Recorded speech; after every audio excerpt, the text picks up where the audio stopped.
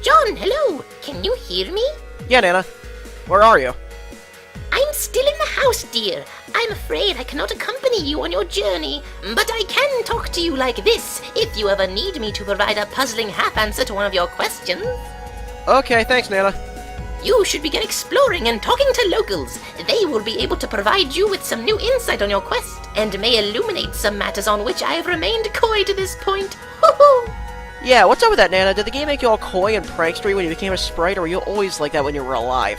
Oh, wouldn't you like to know, dear? Okay. In a future settled askance of the present, collateral desecration mars the sacred / illicit.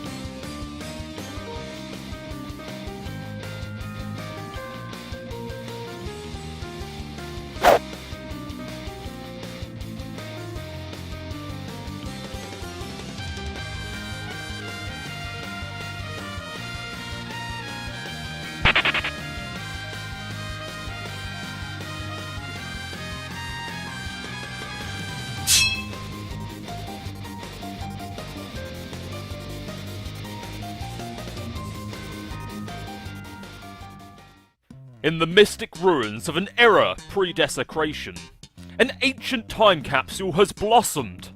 You find nested in its petals a juice-stained spur beta, once belonging to one of your friends. What will you do? You take the discs and capture log the spur beta.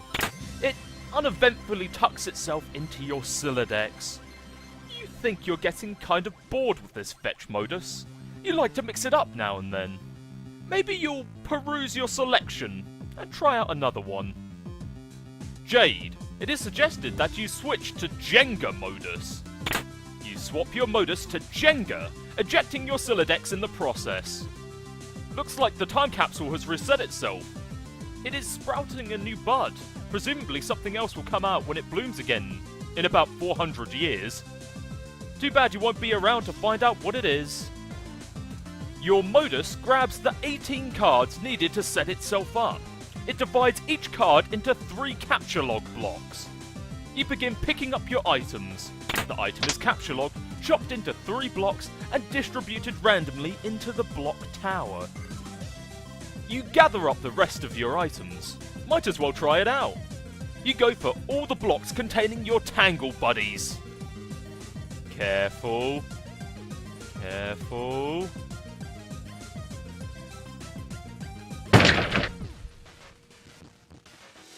Jade, it is suggested you switch to Pictionary modus. Yeah, that one's obviously not going to work. You switch to Pictionary, a choice based on the strong whim from the mysterious ethers of democracy. Jade, it is suggested you try out new Pictionary modus. Okay, you start by trying to grab your lunch top. After you ditch an unwelcome solicitor first, that is. You've got to concentrate here. Jade, draw lunch top. You draw a really nice looking squiddle lunchbox on the capture log scribble pad. The modus recognizes what you are trying to draw and snaps it right up. Nice going. Jade, capture log the beta. Look at these fabulous beta envelopes you just drew. Your Silodex thinks they are fabulous too. Yeah! Jade, now quick, random scribbling. You do a very quick doodle of nothing in particular. The scribble pad appears to be processing the shapes. Is that Charles Dutton? Since you do not actually have a Dutton photo lying around, the pad capture logs a Dutton photo ghost image. It is not a tangible item, and can never be used ever. It seems to be more of an imprint on the card itself, like a watermark. However, the back of the card does seem to contain a viable capture code for a real Dutton photo, for whatever it's worth. Which is very little. Jade, it is suggested that you sketch a pumpkin. You sketch a beautiful, succulent pumpkin, knowing perfectly well that a pumpkin ghost image will be capture logged. Because you are quite sure there is not a pumpkin in this room, and there surely never will be.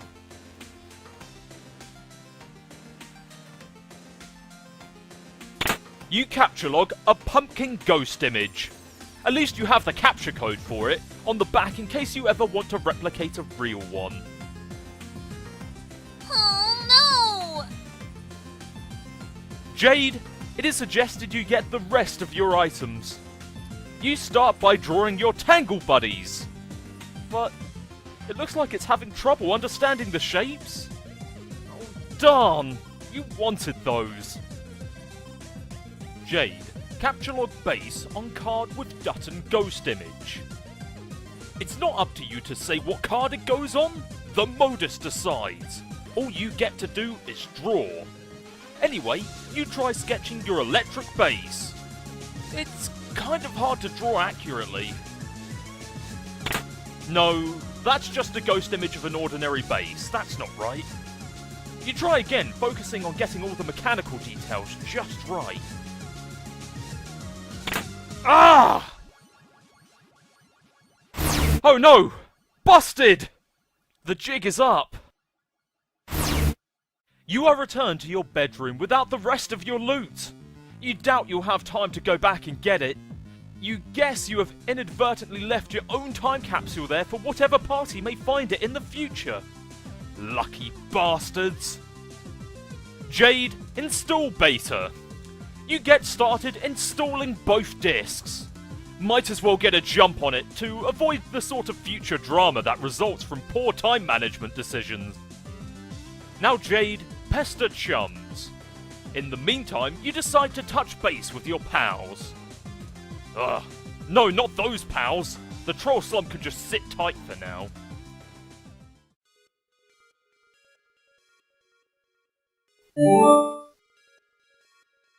Rose, are you there? I went through the gate. Nana said you might be here too.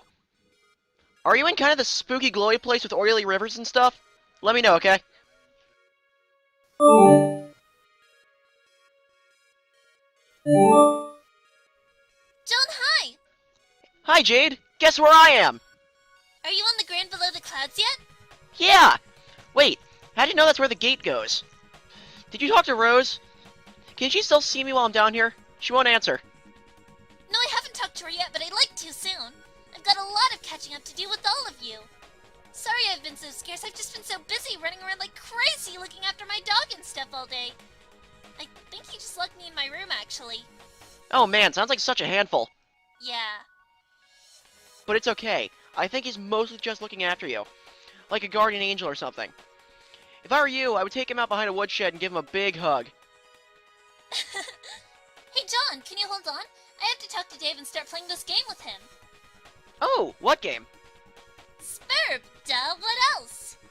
What? I thought you didn't even know what Suburb was. Oh jeez, I was asleep when I said that, silly. Of course I know what it is. Oh, okay. Where'd you even get it? From the ruins. It's Dave's copy. Wow. The thing you just said doesn't even make the slightest bit of sense. I know, right? Oh, that reminds me. Since I'm setting up the game with Dave to be his server, you are going to need to do the same thing for me. Oh, really? This is news to me. Can you see from where you're standing the place your dad's car would have fallen? Oh yeah, I think so. It'll be kind of a long walk, though. This place is huge! You should go there and get your copy of the server and set up with me. Oh, and also get your package. Okay, wait. How do you know my dad's car fell down here? John, will you stop trying to trap me? You told me the car fell, remember? Jeez. Jeez! Jeez! Okay, fine. Well, color me suspicious anyway. Miss Know-It-All, Miss Psychic Pants. John, I'm not any more psychic than you, though. Okay, sure, I'm convinced. You have convinced me. Psychic, psychic, psychic. Also, I told you the package was in the car, but I never mentioned that the game was there, too. So kinda totally busted, I guess. Give me a P! Give me an S!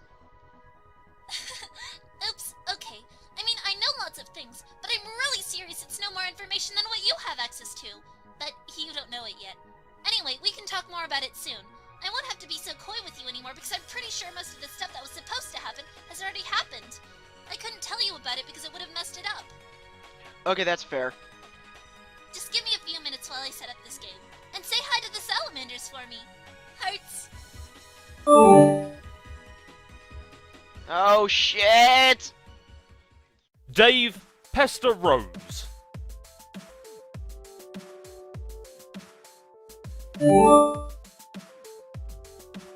Hey, will you open your laptop already? See, this is why you need a phone or something that alerts you to important messages, instead of leaving them trapped under 3 inches of fucking yarn. Laptops don't need cozies. Nothing needs cozies. Cozy is a goddamn adjective. Maybe I'll crochet myself an iPhone snuggly. Where is this place anyway? What are you doing? I can see your whole damn house here. If you want to get filled in or something, I'm sort of the guy with the big picture here. Don't make me bop you on the head with a wizard. I'll do it. Okay, no I won't. Yet. I guess I'll bone up on the fact for a while.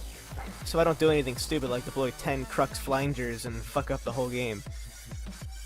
Oh my god, so many words. Do you think like the Pulitizer Committee is secretly scouring the dregs of the GameFAQ archives or something? Damn, I can't read this shit, I'm sorry.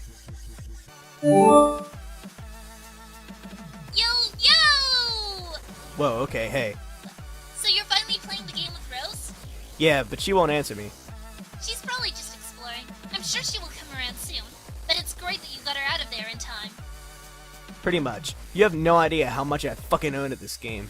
I bested no less than 3 flaming tornadoes and broke a huge wizard. So how does it feel to be a big-time hero, Mr. Bravey Brave McHero Pants? It feels like I'm in sports, all alone, and I am the star. It's me. And then the big man comes. But it turns out to be crazy what kind of basketball this man plays. The hoop is on fire! Okay, I forget how it goes. No, you got it. We're good. Reference secured. Yes! So now it's my turn to be the star. I will be your hero. It's me! Wait, what? I installed the game. I'm connecting to you as the server player. Oh man, this is ridiculous. I just set this shit up with Rose and now I gotta do like some double duty thing. I mean, I own the game and all, but can't I just relax for half a second? Don't worry, you can keep playing with Rose while I just set up a few things. I figured I'd get a good head start to avoid all the drama you guys are always getting into. Such a bunch of drama queens. What? Look, I was getting my ass handed to me by my bro on the roof for like an hour and a half. I got served like a dude on Butler Island. Drama, drama, drama! Wait, does this mean there's a big meteor coming soon? Yes! When you activate the thing, will it start the countdown and summon the meteor? It'll come when it comes, regardless of what we do. The timer really just lets you know when it's coming. Are you totally sure about all this? Yes, look, here it is.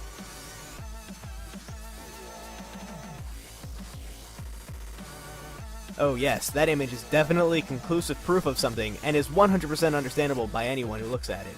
How big is this thing? It is really, really big. Like the size of Rhode Island or Texas or what? I need some context to know how much crap I should be shitting into my pants. Okay, I don't actually know. Well, as if like one the size of a bus wouldn't kill me anyway. Wait, hold on. Rose is finally opening her stupid laptop. So do your thing, I guess. Have fun. Thanks, I will. John, answer troll.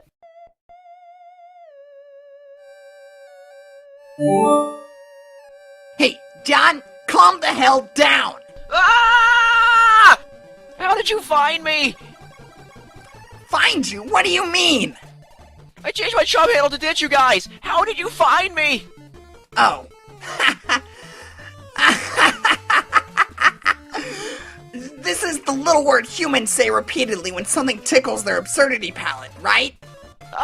Lame? We never lost you. Your ruse didn't fool us.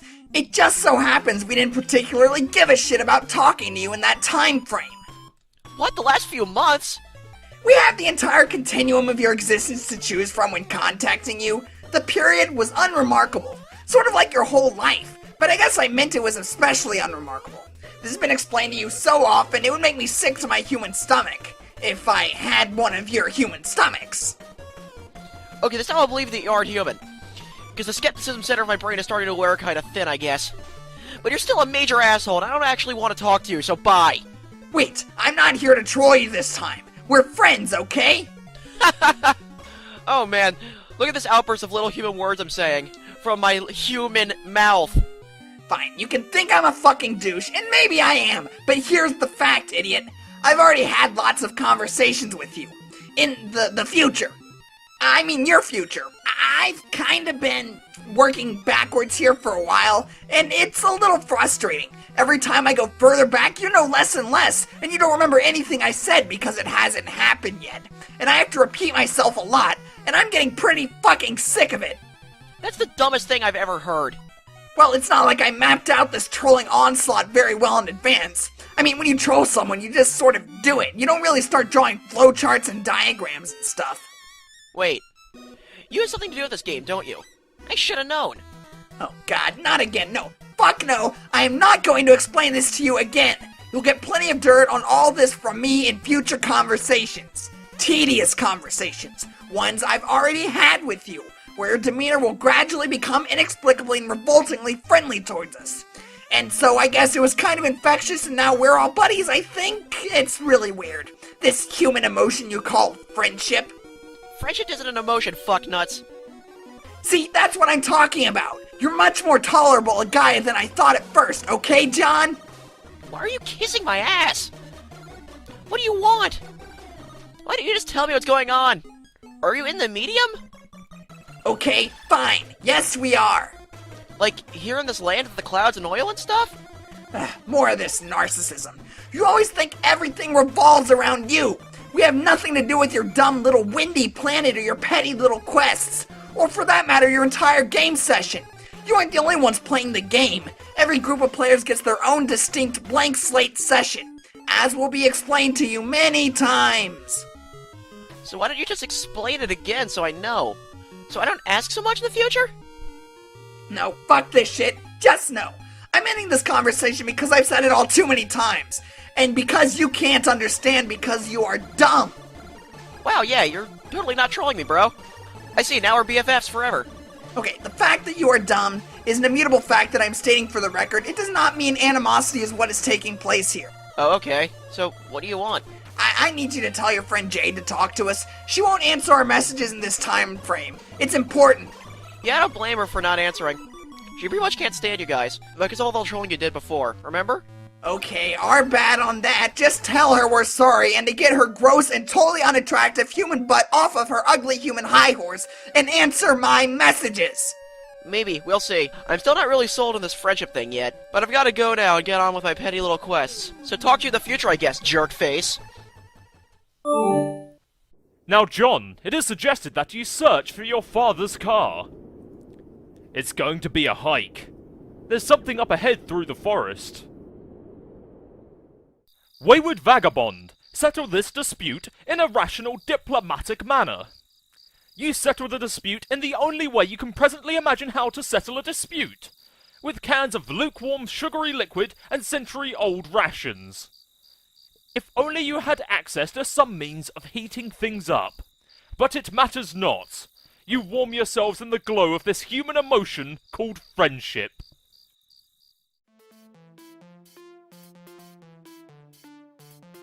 Jade, deploy Alchemitor. It's almost as if this broken air conditioning unit was scaled to be a perfect fit for the Alchemitor all along. Weird! Now deploy Cruxtruder in Dave's room. Do you think, like, the Pulitizer Committee is secretly scouring the dregs of the GameFAQ archives or something? Damn, I can't read this shit, I'm sorry. Hold, please. Hold what? I see you at your computer typing. What are you doing? Dang, hold on. No, seriously, stop talking to me for a second. It looks like Jade is dropping the Doomsday Tube thingy in my room. Be right back. Gotta make sure she doesn't break all my shit. Hey, wait. These darn birds are in the way. What are they doing in your apartment anyway? Also, they are adorable. I always keep birds in here. It's sort of my thing. Oh! Kinda like those silly naked puppets are your bros thing? No, that's irony. This is like sincere, honest-to-God psychosis. I'm training to be a lame, gothy supervillain. Also, I think I can't put it down because of the wires on the floor. Okay, well maybe you should take the opportunity to put it somewhere that isn't stone cold retarded. I wish I played more games. This is hard. No, it's not. Now Jade, move Dave's bed to the roof. Jade is connected with you? Where did she get the discs? I don't know. How does she do any of that loopy batshit nonsense she does? Maybe she pulled them out of the volcano over there on Blood Monkey Mountain. Wait. So you mean to tell me she was able to connect with you in a timely fashion without waiting until you were on the brink of annihilation? We went over this. I was a little bogged down in the epic swaddle of legendary puppet taint. I've done nothing but wait for boys to play this game with me all day. First, John lollygagging with the client, and then you with the server, downright filibustering my existence with unending fraternal melee. And yet, a girl, one who didn't even own the game, was able to connect with you minutes after you connected with me. Whoa, wait, what the hell is she doing? She's taking my bed, what the hell? And there she goes. She has the karma. And now it is suggested that you deploy the Crookstruder in its place. So seriously, what were you doing just now? I was talking to someone. Who? You remember the trolls? Yeah? One of them messaged me, so I indulged him, her, it, for a moment. Oh, I see. You opted to chat up one of those douchebags instead of talk to the guy who saved you from a swirling shitstorm of angry flaming wizards. I was worried your priorities might have been out of whack, but no, I was dead wrong. I also took a moment to check on John. How is he? I can't see him anymore, just his empty house. But I did talk to him briefly. I should probably text him soon, see what's up, because I love him. I know. So, this place you're at now, it's the same place he's at, right? It's hard to say for certain, but I think I like it here. Jade, replace television with totem lathe.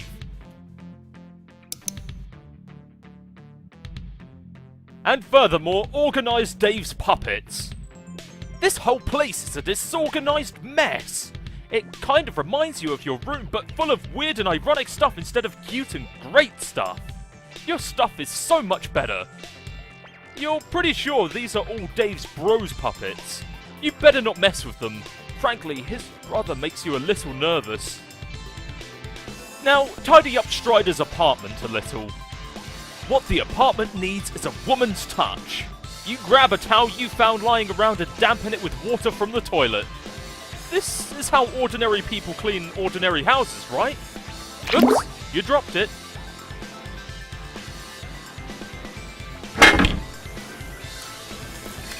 Oh, fuck!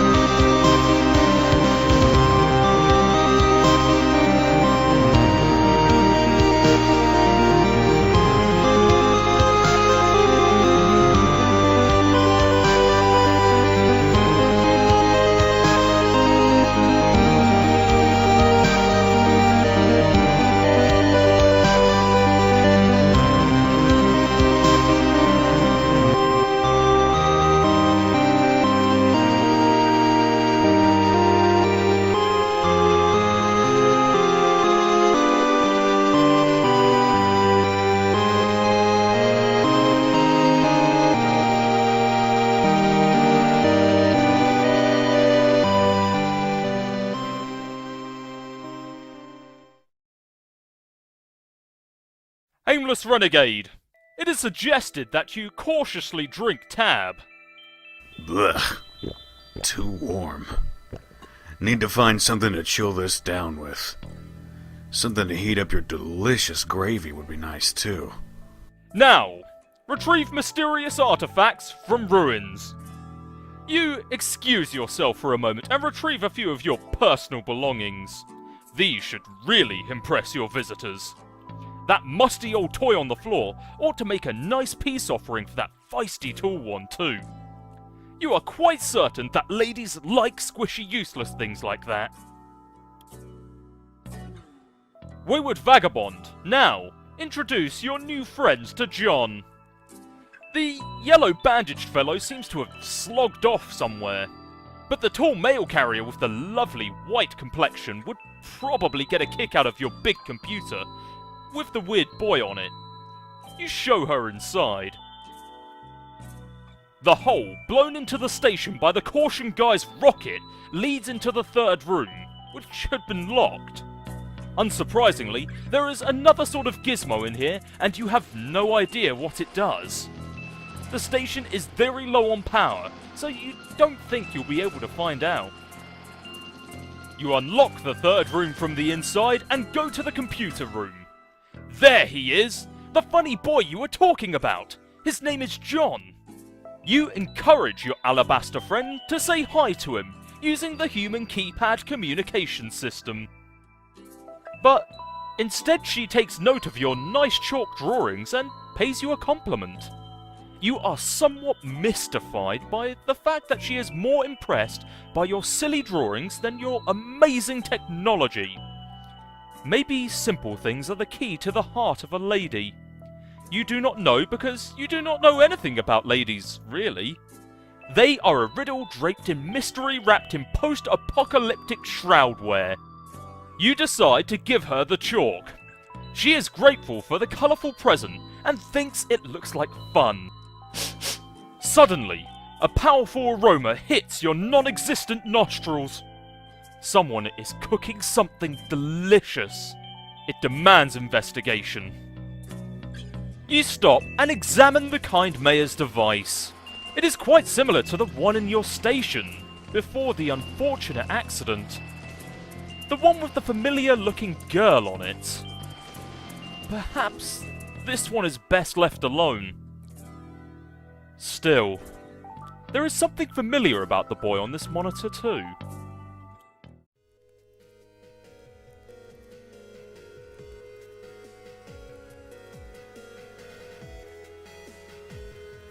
What in blue blazes is this absurd-looking thing? You have deactivated your ghost gauntlets for the time being. It gets pretty distracting flailing them around all the time when all you're trying to do is explore.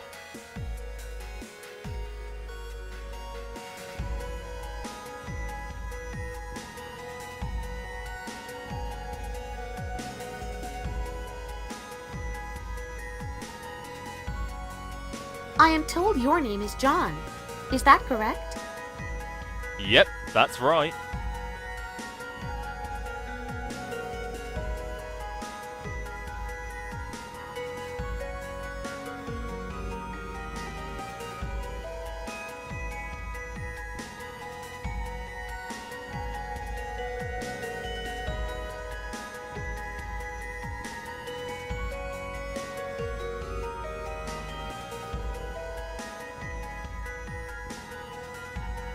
It's nice to meet you, John. John isn't directly cognizant of your greeting, but I'm sure he would feel likewise.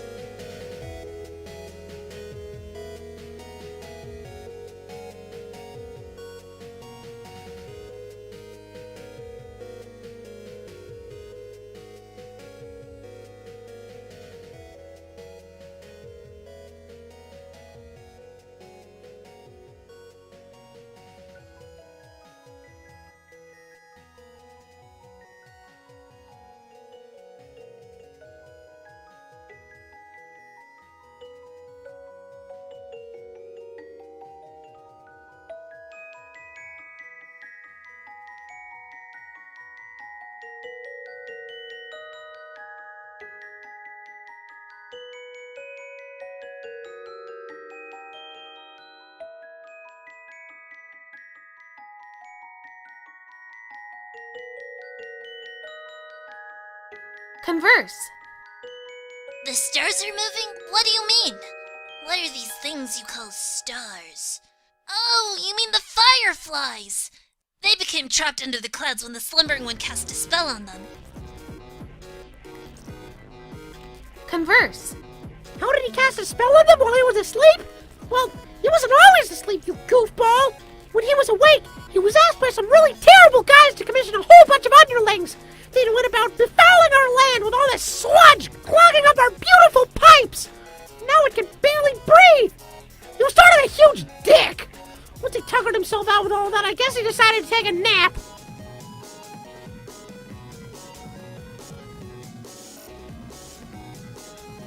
Greet the creature. The terrible guys.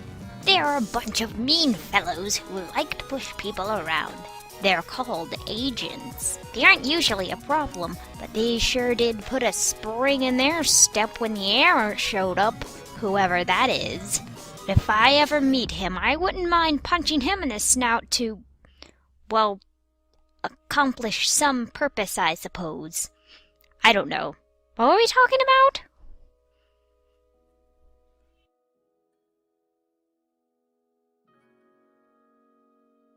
Speak. Yes, the spell! The spell I'm sure you've heard from a reliable source cannot be broken unless the slumbering one is first woken up and then slain.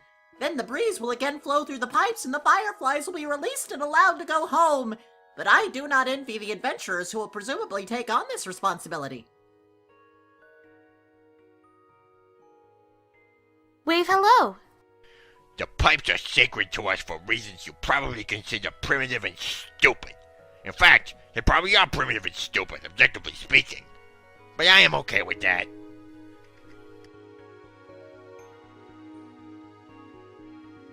Wave hello. As the consorts of this land, we are predictably persecuted by dark forces and require a hero for our salvation. Alas, there is no hero in sight. Wait a minute. It is you! You're the hero, aren't you? Of course you are. I was so foolish to speculate otherwise through dubiously solicited monologue. Duh!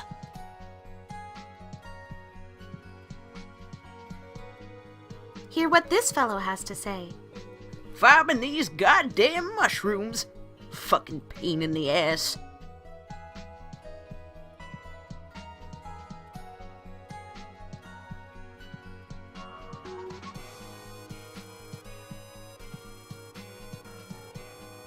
This was sacred and precious. It is very sad to look at now.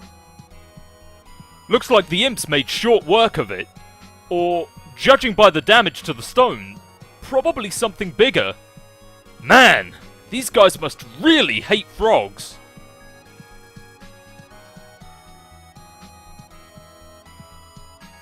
What's this thing? Amphibious and reptilian life forms play a special role in your quest, John. What kind of role? Like frogs and stuff? Especially frogs, John. Huh?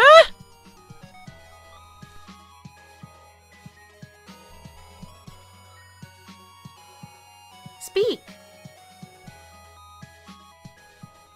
Look at this! Another cherished idol profaned. Such sacrilege has become commonplace with the recent glut of underlings. It would bring a tear to my eye if I were not so clearly fit to be tied with these hyperactive mannerisms and severe attention deficit. Oh my god, look, a bug! Okay, John, let's explore this place. Okay, have at it! If you're at a loss, click the controller button up there.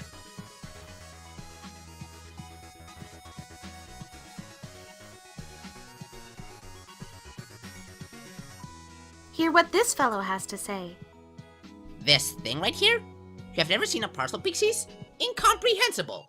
Okay, I'll play a pretend game for a minute. It is a receptacle connected to our network of pipes. We use them to send stuff to different places. They are fully intertwined with our customs and social practices.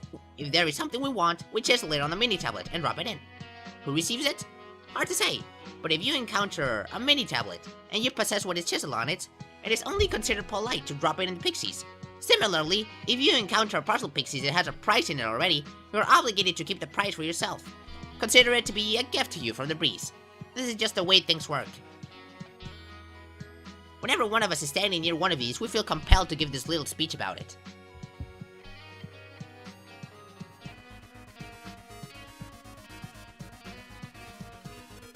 Hooray! This one contains a prize. Another success for the postal system. You got a mini tablet.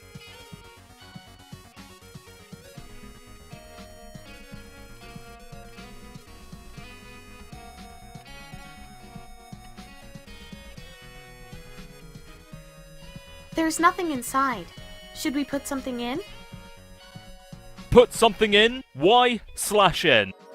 You drop in one of your precious shoes. You hate to see it go, but you have to follow the custom and give it what the tablet asks for.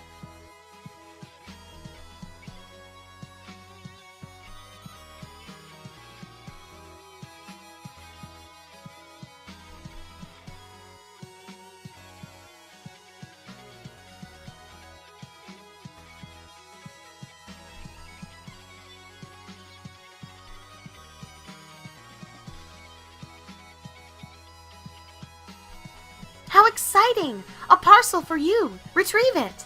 You got a mini tablet. This one's empty. Perhaps a delivery is in order. Same with this one, you guess. At least this hat didn't technically belong to your dad. You made it yourself. Introduce yourself to the local amphibious fauna. I am a secret wizard. Behold my robes. Behold robes? You wonder what the hell a secret wizard is.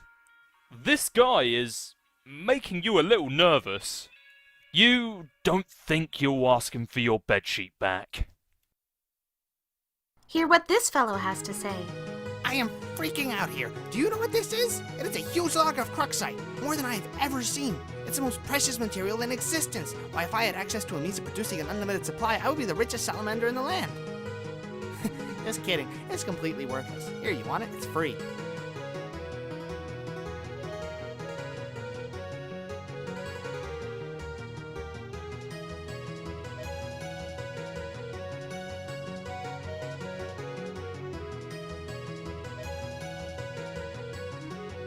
Converse. Hey, nice suit, champ. I will buy it from you for 1 boondollar. I should have known only a shrewd businessman would wear such a garment. I have been chagrined in ways I have never imagined possible.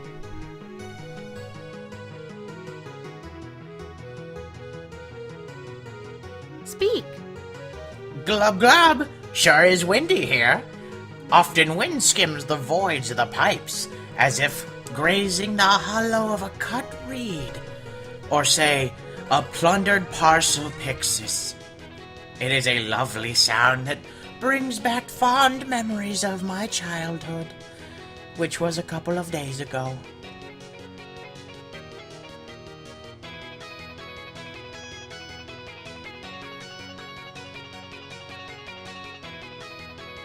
Approach the indigenous kindly. Glub glub glub glub glub glub glub glub.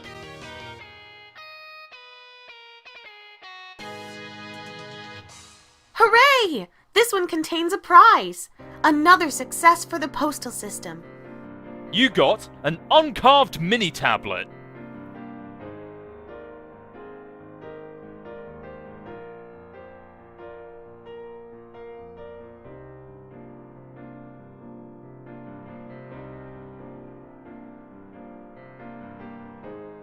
Open it! Open it! You got a chisel.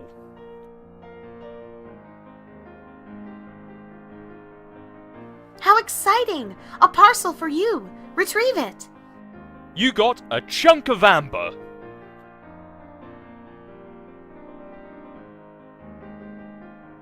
Converse. I have renamed myself Crumple Hat.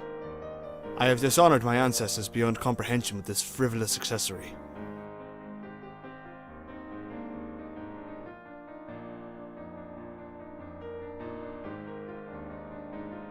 Speak. Not long ago, all these underlings started creeping out of the pipework, and they have been a nuisance to say the least. But just a few moments ago, they began spilling from the land in greater supply. wearing more flamboyantly preposterous outfits than ever. Why, you ask? On account of a series of mysterious and arcane witchcraft magic spells. Just kidding. I have no idea.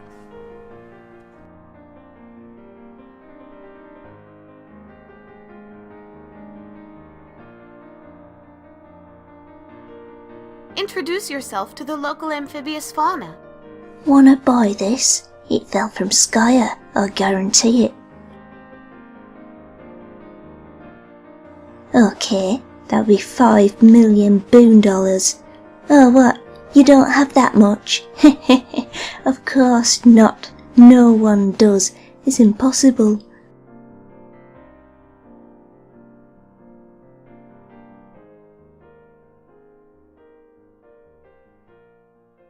Introduce yourself to the local amphibious fauna. Glub! That's my way of saying go over there and check it out. Glub can mean basically anything I want it to mean. It's really cool having a bullshit language.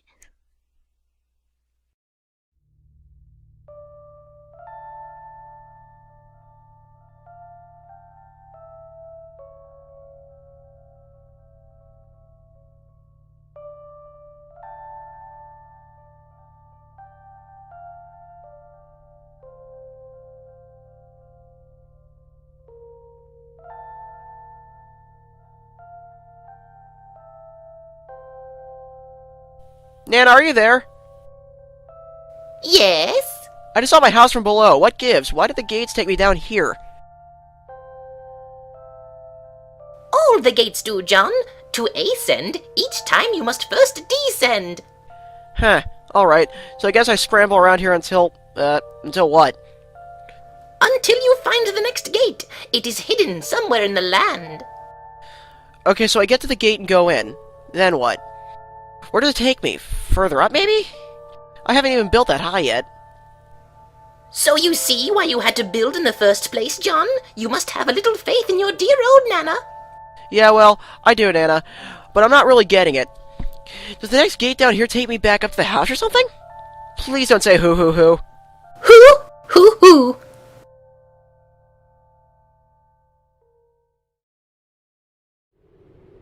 Seer. Seer, can you hear me? Apparently she can. Though, usually, she goes by Rose. Have a look around, Rose. You have much to discover.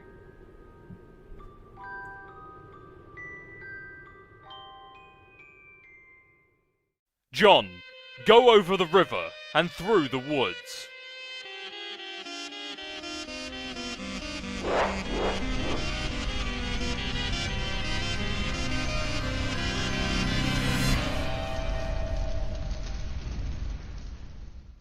Jade, drop the toilet in Dave's room.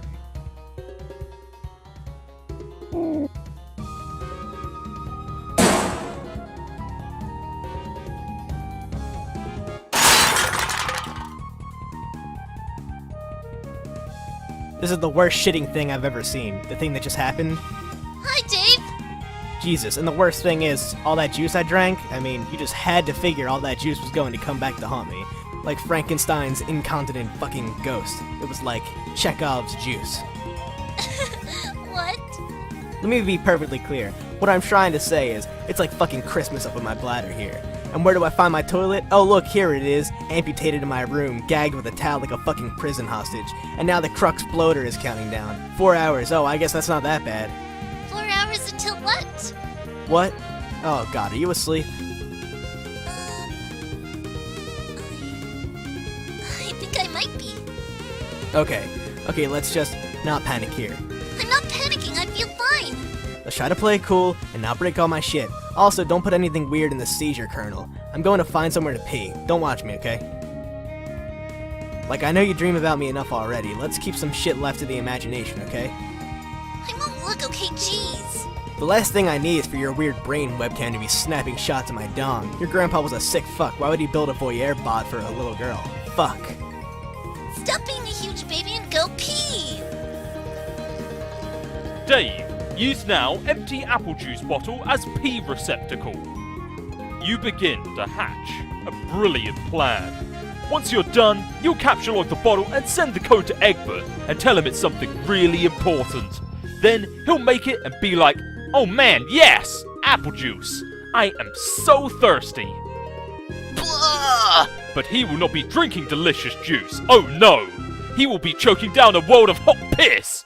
And it will serve him right for liking all those dumbass movies unironically. But all that sounds like a big waste of time, so you just go in the shower. Dave, kick that puppet out of the shower. Oh no! Dave. What? What is it? Dave, this poor bird. What bird? The one with the sword through it. I wouldn't know anything about that. But isn't this your sword? That could be anyone's sword.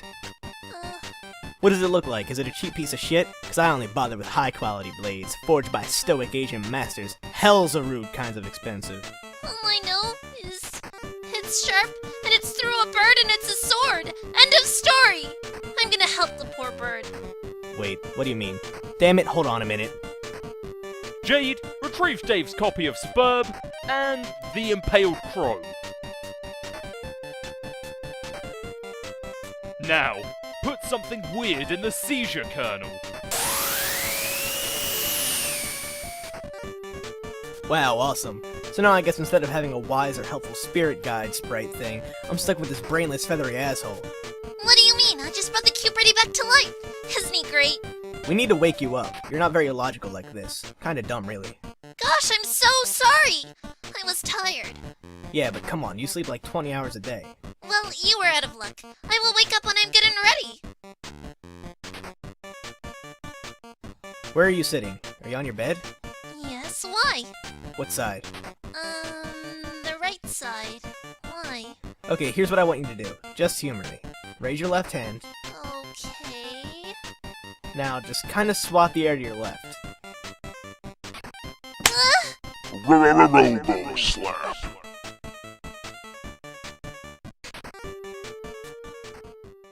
Aimless Renegade, use gunpowder and empty crates to make a campfire.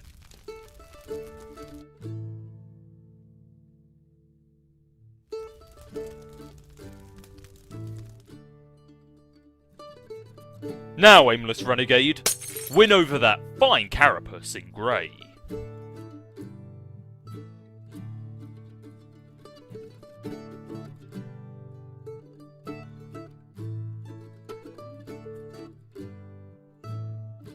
You are vaguely reminded of something.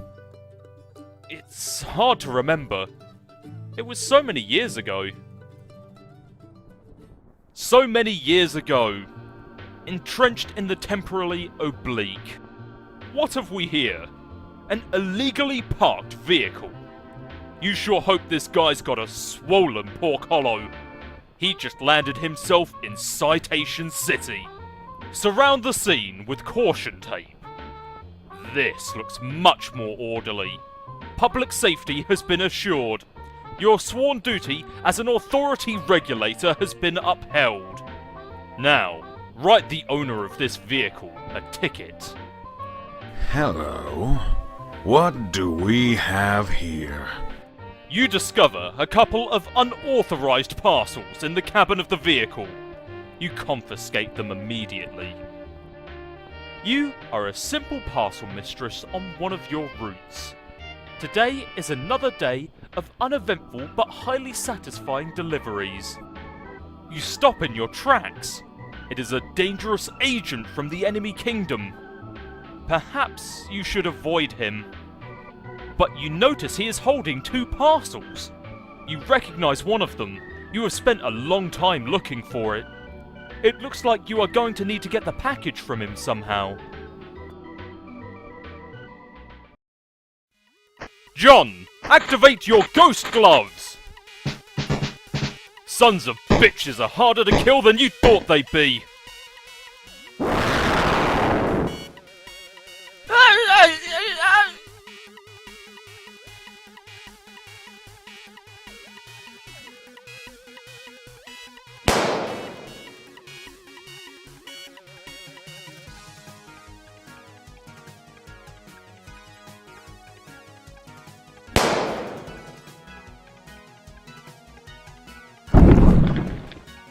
the Gyclops absconds.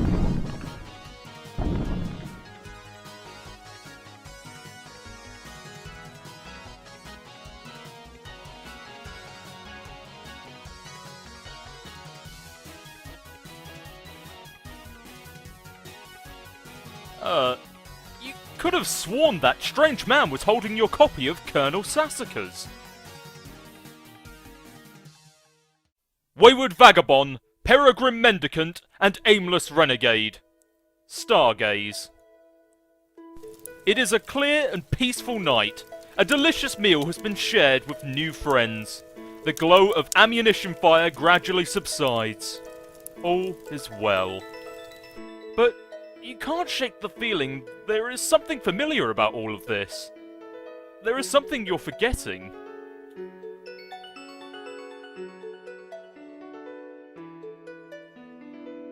Of course! Now you remember! You must deliver a message to John right away. Women. Retrieve package. You conclude you have no choice. You will march right up to him and ask politely for the package. Wait a minute.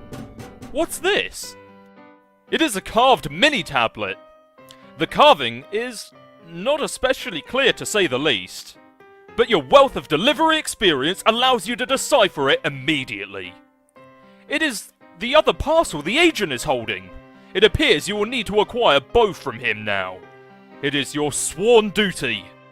Now, ready your sword. You do not have a sword. You are quite sure it would never occur to you to carry a sword or resort to violence under any circumstances. You will have to take a more diplomatic route with this fellow. Aimless Renegade, doff your hat to the attractive female. You doff so furiously you are in danger of starting a hat fire. Probably not the best idea around all this oil, especially without any sort of flame suppressant handy. Peregrine Mendicant, retrieve both parcels. He cannot give them to you. They are illegal contraband, and if you wish to petition for their release, you must consult with his superiors. You show him the carved mini-tablet. As he can plainly see, you have the signed authorization to deliver one of the parcels. He gives you the envelope, but he retains the package. You quickly drop the envelope into the empty Pyxis. It is out of your hands now. The breeze will know where to take it. You follow the agent. You must not lose track of that parcel. John, chase the man! You want your book! You have some questions for that guy, whoever he is. But the village is still burning. You've got to help these salamanders put out this fire. John, it is suggested that you save the lizards. Okay, you just said they were salamanders. Anyway, thank goodness for your Barbasol bomb. The cooling lather should work its magic in no time. Oh god, how can shaving cream be so flammable?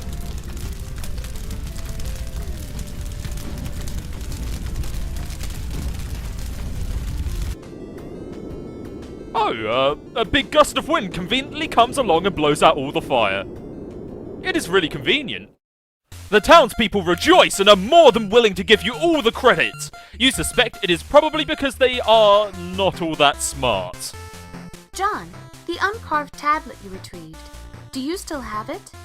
Why, yes. It appears you do. Great! I would like you to carve something on it. You seem amenable to this request. It's a little wobbly on top of all these dancing lizards, though. Not that it matters because you suck at drawing anyway. Rose, find your sprite. Your deceased pet. You wished to speak with him, did you not? Jasper Sprite is nowhere to be found. He always was a little cagey, even when he was alive. Is it not why you are here? Someone is pestering you, but you are oblivious to the message because your laptop is buried under 3 inches of fucking yarn. There are footprints in the white sand. Follow them. It looks like they lead out back to the mausoleum. Examine your pet's tomb. The mausoleum was destroyed by the explosion. The secret passage remains. You have no idea where it leads, but it sure isn't the lab anymore. Enter.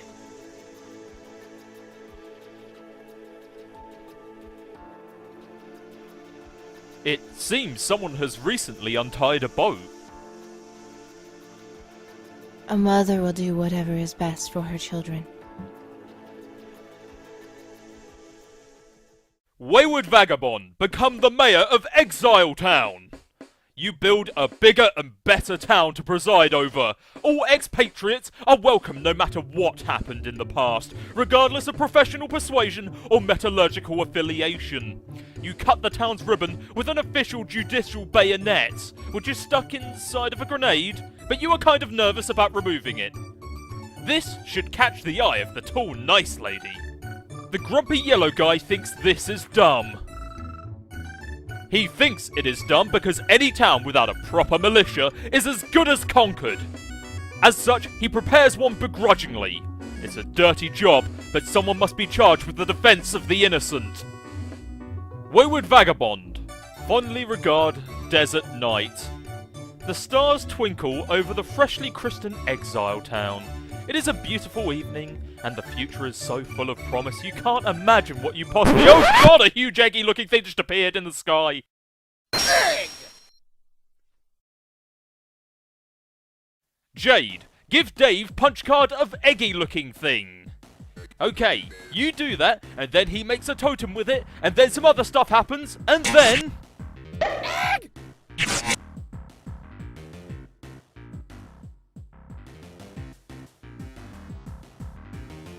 Oh man, awesome. It's awesome where you put that. I was worried we were on the verge of getting some shit done. Durr, Dave, I was gonna build some stairs up there, durr. Well, where are they? You say there will be stairs, and yet I see no stairs. Gosh, I don't know. I guess I didn't find the time to make them because I keep getting punched in the face by robots and stuff. Sorry. Am I supposed to break that thing, or hatch it, or what? I don't know. Also, what happened to all my shit? The stuff scattered all over the roof. Did you put that somewhere? Nope. I mean, not that I care, it was a lot of mostly useless garbage. What was it doing up here? I was going to use it to fight my bro with, but I guess I forgot in the heat of battle. Also, he was too fast. Dave, it is suggested that you make the world's largest omelette. Whoops! Looks like that dumb idea isn't gonna happen. A brainless, feathery asshole swoops down and carries the egg away. Okay, so the egg is now in a nest made of shitty swords and soft puppet ass. Please advise. I think your sprite wants to hatch it. Huh? Do you think that'll take more than 4 hours? I don't know. It looks like it's pretty warm where you are. It's hot as the sizzle side of the steak. Maybe not too long then? I guess we'll find out. Maybe I should try to get it back and put it in the microwave. Aww.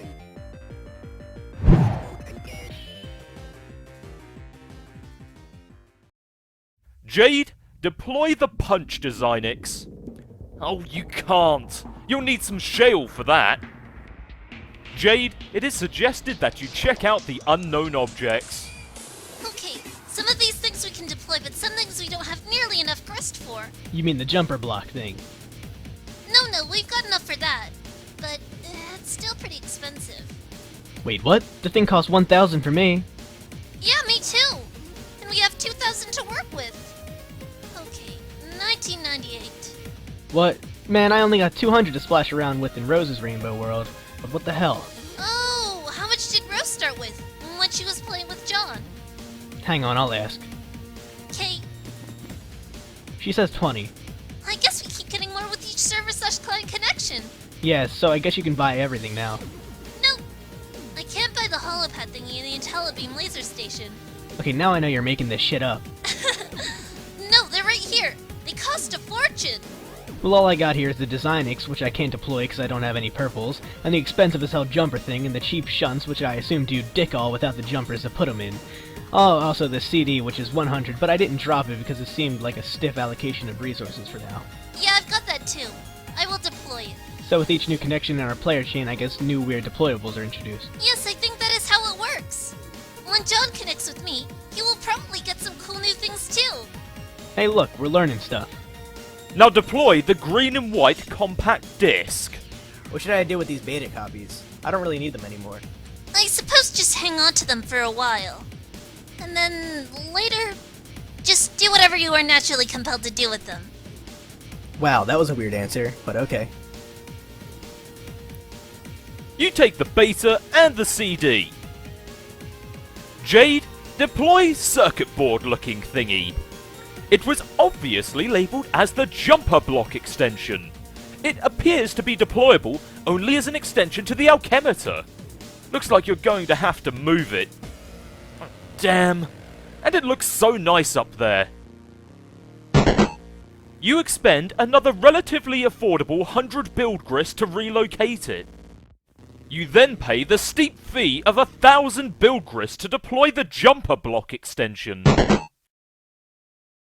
Jade, attempt to deploy Catchalog disk drive. Again! The name of the thing was right there in plain sight. You deployed the punch card shunt for peanuts. Looks like a Capsulog card is supposed to fit in the slot. Dave, insert card with a CD on the slot. You put the card in the slot and stick the shunt on the jumper pins. Nothing happens. You might need to stick a punch card in there, probably allowing the holes in the card to affect the flow of the current through the circuits. And to punch cards you'll need to get a Designix somehow. Now Dave, insert disk into the computer.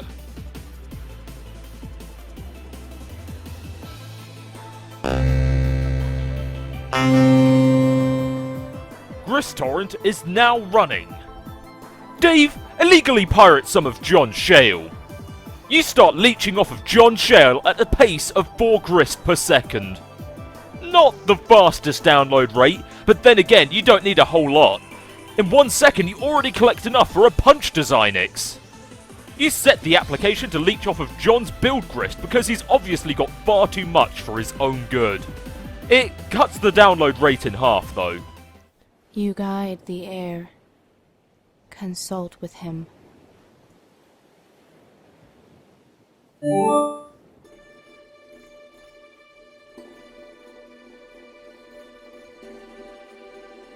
Rose?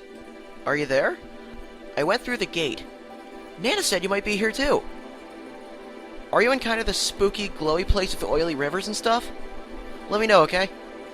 I guess one could use those words to describe it, if armed with a predilection for the inept.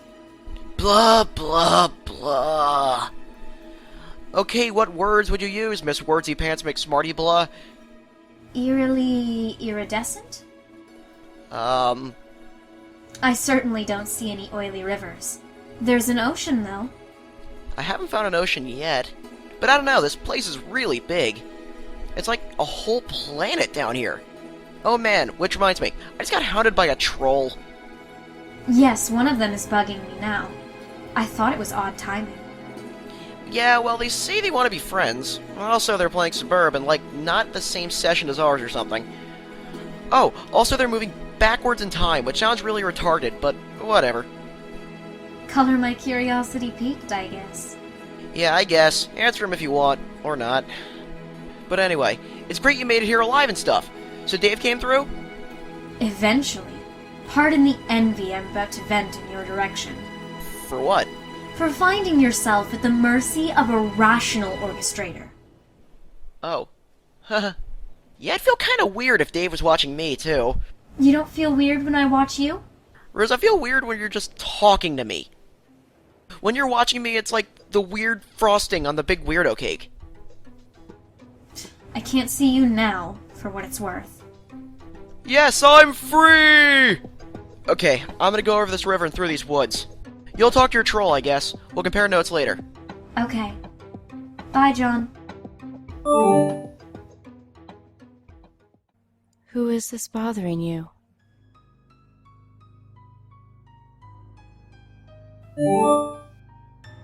Hey, Lalonde, stop crying into your mom's beverage. She hates you and has left you forever. Now I'm confused. On the surface, this appears to be another contrivance for a troll desperate to offend. But John said you wanted to be friends. And if you knew me, I suppose your remark could be construed as a ploy to elicit agreement, and soon report. Not that it would actually work. God! You really do talk too much. So which is it? Oh, your text smells good. Is that lavender? You smell words? You don't? Right. Aliens, I forgot. Yes, it's easy to forget given our rapport and how much we really have in common. I forget that you humans actually communicate with speech instead of releasing clouds of fragrant gases and smelling each other's sentences. Ugh, gross. So gullible. You'll believe anything I tell you. Of course we talk, dummy. Still not sure if I'm being courted or trolled here. I'm gonna go with the latter. I hate you all quite a lot. But I think the others will eventually realize it'll be mutually beneficial for us all to work together. And so they'll probably be all friendly like later on. By later, you mean now? Yeah, that's probably what John was hearing. And maybe they'll even mean it and want to be friendly, but I intend to stay pissed at you forever, even if I seem helpful. Then you're in luck, because you don't. No, but I will be. The fact that I will be helpful is an immutable fact that I am stating for the record. It does not mean friendship is what is taking place here. John was told you were moving backwards through time. Was he gullible to believe this, or is the fact that I'm asking just further indication of my own gullibility? Feel free to continue shifting the definition of the word to suit your convenience. We haven't been talking to you for long, like a few minutes from my perspective. If there's some of us who decided to start talking to you at the end of your adventure right off the bat, instead of the beginning like what's logical, then that's their stupid business. I'm staying linear, cause weird time stuff gives me a headache. Oh, also it's pointless. Alright, let's continue milking my human gullibility and say I believe you. You're the sensible one who's decided to communicate with us in a linear lockstep with our timeline in order to help us out. How can you help me? You just entered your medium, right? Yes. Does it seem like there's a subtle voice in your head urging you to do things? Yes. It's not so subtle, actually. Yes! For me too, it was more loud and clear than for the others. You see, we were meant to be the best hate friends forever. A beautiful soul grudge this cosmic was surely authored by the constellations. They all thought I was crazy. But ha ha ha! It turns out we were all crazy in our own ways. That helped us realize the particular destinies the game put together for us. In the vocabulary of the like, the hyper-flexible mythology it tailors to each player group. You mean, for instance, if a player were to learn she was a seer? Yeah, exactly! Seer of mind, page of breath, knight of blood, maid of time, etc, etc, etc. 12 for us, but obviously 4 for you. Every session is different. And this voice? Oh yeah, it's an exile. Exiled from what? It took us forever to figure this out, because they aren't meant to be an obvious aspect of the game. They are on your dead planet, just like they are on ours, years after its reckoning. Their role is to help you on your quest in some ways. The obvious way is by directly guiding your actions. But maybe the more important ways are these little things they do probably without even realizing it. Actions that complete loops in the timeline. Cogs in paradox space. Paradox space? Oh, hell. Listen. The universe will eat paradoxes for breakfast. And so will this game. Get used to it. By now, you should realize this whole mess was a big, self-fulfilling clusterfuck. A huge, orgiastic modest double reach around. I'm starting to see that. So the exiles are on Earth? Does that mean our goal is to get back there too? To resurrect it somehow? No. See, ironically, they get to do that. After they're done helping you, that is. Your job is of greater consequence, to say the least. But part of their job is to rebuild life and civilization there. And, if they're successful, in thousands or millions of years, the technology is unearthed and the planet is ripe for the seeding all over again. You never answered the question. Where were they exiled from? From the Two Kingdoms, Indian Siposphere, expatriated during the Reckoning, former agents. What are agents? I think this will be more constructive if I contact you again in a little while, when you know more and I don't have to explain so much. When? In a couple of seconds. For me, but not for you, sucker! Meanwhile, the past pulls a mean double reach around. Hey, happy birthday, Jade. Yay, thank you, John. Whew, okay, I got your present in the mail just on time. Plus, I sent Rose and Dave's too. Why do your guys' birthdays gotta be all bunched together like that? You're running me ragged. I know, but it's nice of you to think of us all like that. Can't wait for you to see what I got you. I don't want to spoil it or anything, but hopefully it will solve all those problems you've been having lately. Mysterious wink. I'm sure it is great. I can't wait either. It might take a while to get here from there, but it'll be worth the wait. Oh man. I'm such an idiot. I forgot how long it takes you to get stuff. John, that's really okay. I'm sure it'll get to me exactly when it needs to, and it will be a nice surprise when it does. Okay, well, I hope so. Hold on. Wait, goddammit, don't block me! I mean, not that blocking me would do anything, but just listen. What do you want? I just have to deliver a message and then I'll go. It is a message from you, so you probably ought to listen. This is nonsense. Every time I believe something you say, you laugh at me and call me a gullible human. It's so childish. Okay, fine, I admit it. I'm completely shit the bed here. I get that, and I can't promise I won't keep trolling you, 'cause I will in weeks or months or whatever, and I'll keep giving you a hard time, but see, that won't be present me. That's past me, from like half an hour ago or so, when I was more hot and bothered about all this, okay? I don't know what you're talking about at all. It's another prank. But whatever, fine, think it's a prank, as long as you remember this conversation. See, we're trying to talk to you in the future, and it's important, but you won't answer us. So we talk to you way in the future to ask how to get in touch with not-so-future you. Are you following? No. She said to talk to you, and now to tell you this. You know your robot? You mean the robot you think is stupid? The one you've mocked me for having on a number of occasions? Yeah, well, I still think your robot is stupid, but that's beside the point. Later on, it will blow up for some reason. It doesn't matter why.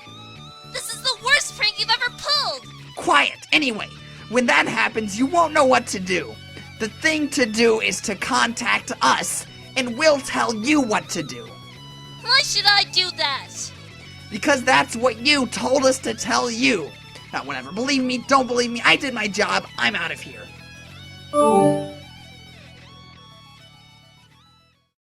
Okay, I'm back. Sorry. I had to tell someone to go away. Oh god. The trolls again? Yep. They've been such a pain in the ass lately. It seems like there's so many. There's either like 50 of these retards or it's one guy with a lot of alternate accounts. I've never had any sort of feeling about them or what they want, which is kind of weird. But it seems to me like they're probably all different people and not one guy. I've counted 12. What do they want with us? Some people just like to needle others for some reason, John. It is like a game, I guess. They're like pranksters. Oh, hell no. Shittiest pranksters ever. But I think they are mostly harmless. Every so often they manage to get through my block filter and hassle me. It's been going on for years. Actually, some of them are kind of funny, I think. Oh wow, what? Years? Oh well, I'm sick of them. I've been thinking of changing my pester chum handle to throw them off, so I guess I'm gonna go do that. The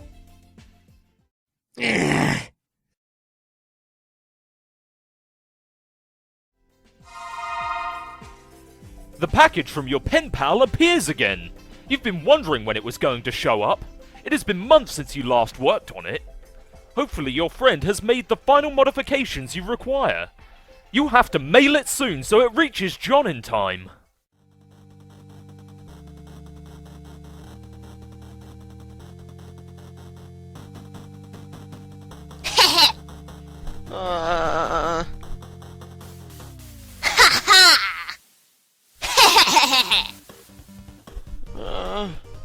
LOL.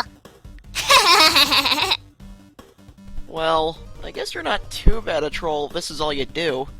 Just laughing and stuff.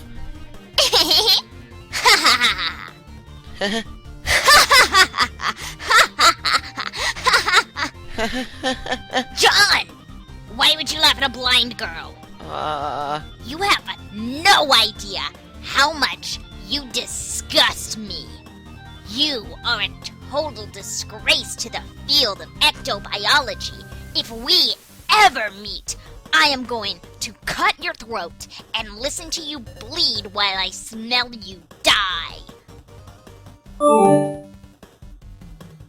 You think it's time to change your chum handle. To what, though? Gotta be something they'll never suspect. What was that thing she said you were a disgrace to? You have kind of had a hard time reading shitty leet speak in spite of your awesome hacker cred.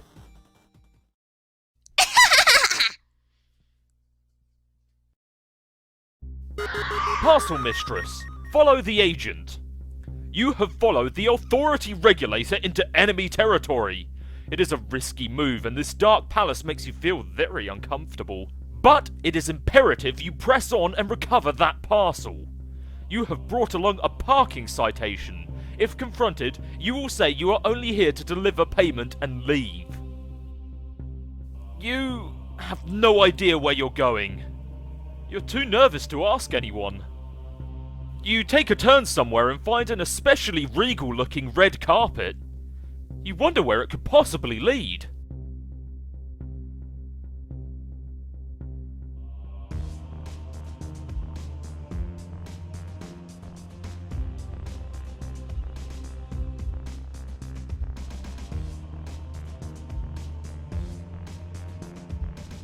The Black Queen directs you to the office of the Archagent. He is in charge of most of the tedious paperwork around here. Rose, I must leave now. This is the last you will hear from me. Find your sprite. Realize your purpose. You return to a more typical mindset. You suddenly feel empowered to make important decisions on your own without supervision, parental or otherwise. Rose, sip martini thoughtfully. Such as this one. Just a tiny sip couldn't hurt. Blah! Fourth exile, suddenly appear. A windswept question suddenly appears.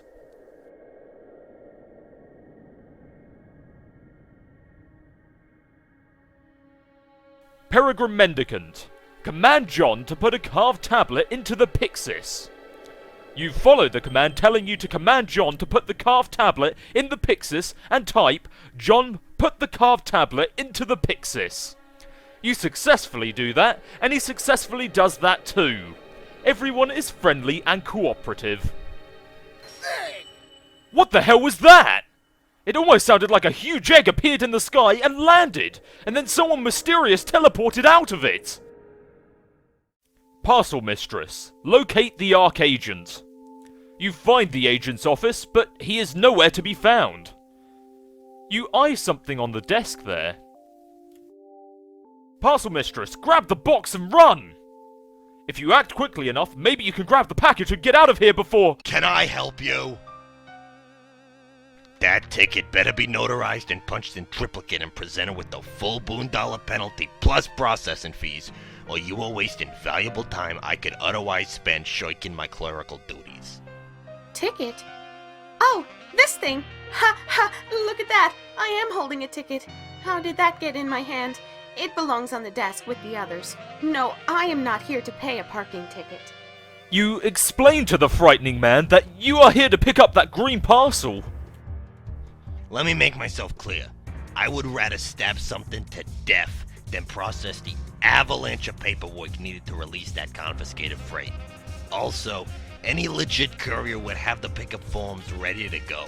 In spite of how I'm supposed to be dressed right now, but I'm not, I ain't nobody's fool. But perhaps an understanding can be reached. He gives you a hit list. You see this hit list? Bring me the crowns. I'll get you the package. Jack, examine package. The parcel mistress departs with her mission of double agency. You wonder if she'll actually be so foolish as to attempt to uphold her end of the lopsided bargain. You make a policy of handing out a regisword and a hit list to just about anyone who enters your office. But you never think anyone's actually going to go through with it. You wish you could watch. She's a dead woman. You wonder why she's so desperate to acquire this package. What could be inside? Jack, open it.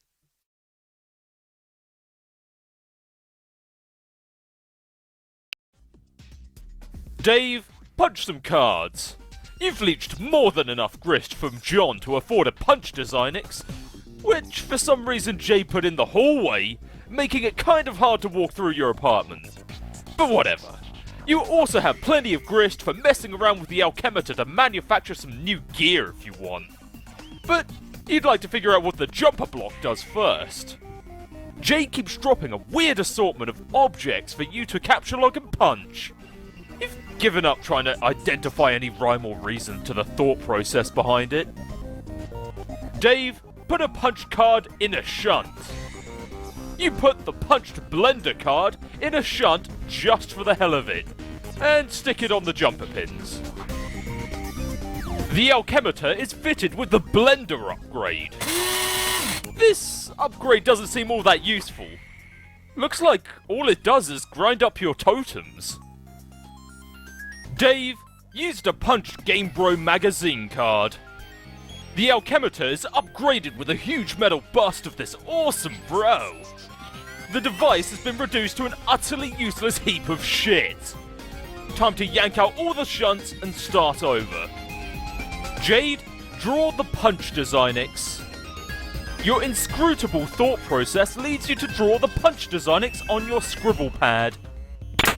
The pad recognizes the drawing, but there is no Designix around, and even if there was, it would obviously be way too big to capture log. Instead, the ghost image of the Designix is captured along with its capture code on the back. Jade, send the code to Dave. Dave, here, punch this code. L229BXOG. And then put it in the jumper shunty thing and see what it does. Okay. Dave, punch code and put it in the jumper shunty thing. So I guess this is just a built-in Designix, which is sorta cool I guess, since I won't have to go downstairs and bang the hallway door into the thing and squeeze through every time I want to punch a card. Because of course you couldn't have just put it next to the alchemitor in the first place, but then I have to go downstairs anyway to make totems and get Cruxite and stuff. So really, who cares? Well, I think this is only one way to consolidate all the gizmo features. Hang on, I'll give you more codes. Jade, draw the holopad. You don't have nearly enough grist to deploy the holopad, whatever it does. But maybe you can get it as a freebie upgrade to the alchemitor. Ah, looks like it worked. You love your scribble pad. Dave, upgrade the alchemitor with the holopad. The totem pedestal is converted into a holographic projector. It projects an image of the item the punch code represents. This seems useful for previewing an item a code will produce without spending the grist on it. You test it out with the blender card. But it still renders the alchemitor unusable, at least without further upgrades. Jade, draw the totem lathe. You capture the lathe ghost image and apply the upgrade. Now, the holopad projects a hologram of the totem that the punch card will create. This appears to turn the alchemitor into a one-stop shopping hub. You just punch a card, stick it in, and get your item. Nice!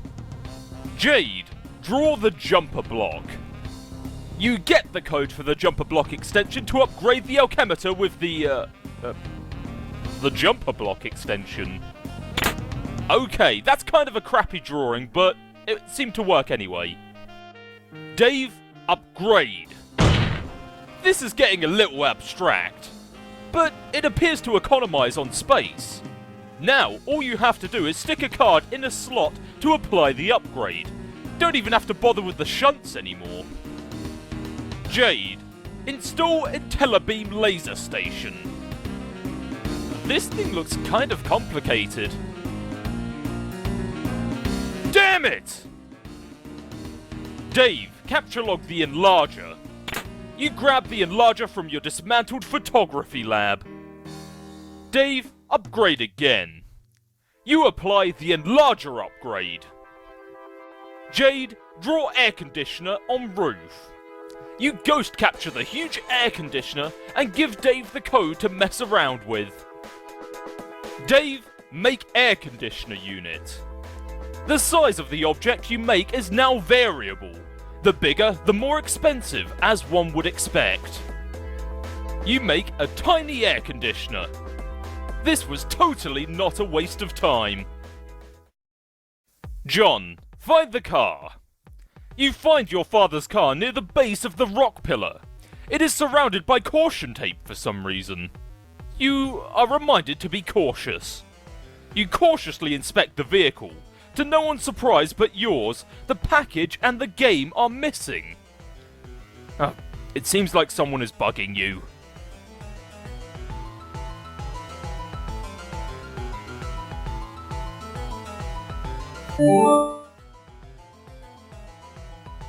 John, it's me again.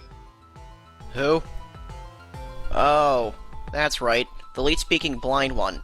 Go away! John, don't make fun of my handicap. Which one? The blindness of the lead speak?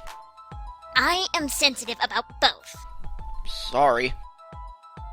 You can make it up to me by letting me help you. Wow, you drive a hard bargain, but no! Before you keep on typing more stupid O's into that word, just listen and do what I say. You know you're going to eventually anyway, because you're a nice guy and kind of a total weenie pushover. Yeah, well, you're huge. Oh man, whatever. What do you even want? I'm motivated by self-interest to help you advance more quickly, because I've got your whole adventure right here in front of me. Do you have like a braille screen or something? Shh. Anyway, the point is, it's long and boring, and you could stand to skip some steps. I don't really understand. So you can, like, see my whole future there, right? By just, like, scrolling around in some computer thing that lets you pick what time to talk to me? How can you be bored by my long, boring future? Why don't you just scroll around to wherever you like the other weirdos are doing? Okay, I can do that, and I am. I guess what I really mean is, I just want to mess with you. Oh, okay. That sounds really great and helpful. I mean with the timeline. My friends think that you can't really change anything, that your timeline where chat hopping around is set in stone, no matter what we say or when we say it. And they're probably right, but I don't care. I want to mess with it and taste what happens. Sounds dumb. But if it means you're gonna help me, then go ahead and help me, I guess. Let's get you to the gate first. It's not far. I sniffed out a map of your planet. Whoa, you got a map? Where'd you get it? John, we are so much better than you in every respect. It's ridiculous. Can I have it? It's huge and mostly irrelevant. Here, let me draw you a small section of it, showing you where to go. Okay. This is the worst crap I have ever seen. What am I looking at here? It's the best I can do. Ugh. Okay, sorry, but it's useless. What's with these colors? I picked the ones that smell nice. Couldn't you just, like, crop the world map? I thought you guys were the best. Shut up, my map is fine. Look, it's not even that far away. I'll lead you to it. It's a big pipe. You jump in, the wind will take you to the gate. It's a shortcut. You mean the breeze? Yeah, whatever. Let's get moving, John. Are you ready to fuck up the timeline? Sure. Rose, strike!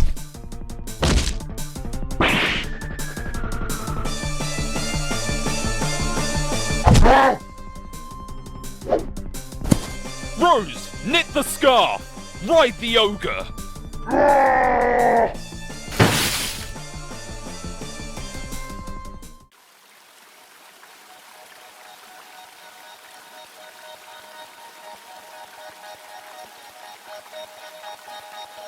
Now, Rose, answer Dave.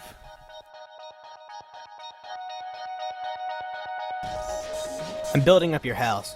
By the way, why do you live in this weird compound?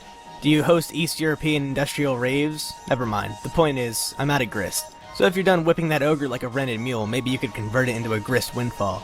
Right now? The spoils would sink. I don't know, beach the thing first, I guess, unless you were planning on sailing that ogre down the Mississippi with a runaway slave. And then what? What do you mean? You just kill it, release a shitload of grist, maybe take one of your needles and puncture the base of its skull. Does it even have a skull? Or a brainstem? Can you find out? That sounds malicious. What? But you just rigged the thing with an edible harness and rode its torso like a log flume ride down a magical rainbow. That was self-defense. Murdering a wounded behemoth in its sleep strikes me as unseemly. This is bullshit. It's an unfeeling monster. Who gives a fuck? Maybe you could replicate a pillow I could use to smother it, make it a clean hit. I could use one of mine, but they've all mysteriously gone missing. Wow, fuck, okay. You can either kill it for the loot or wait a couple hours for Gristarn to steal more of John's. But then again, I'll be pretty busy in a couple hours, so make up your mind. Does John know we've been sapping his grist yet? No, but he's still got a ton, so screw him. Hold on, someone's messaging me. Yeah, me too.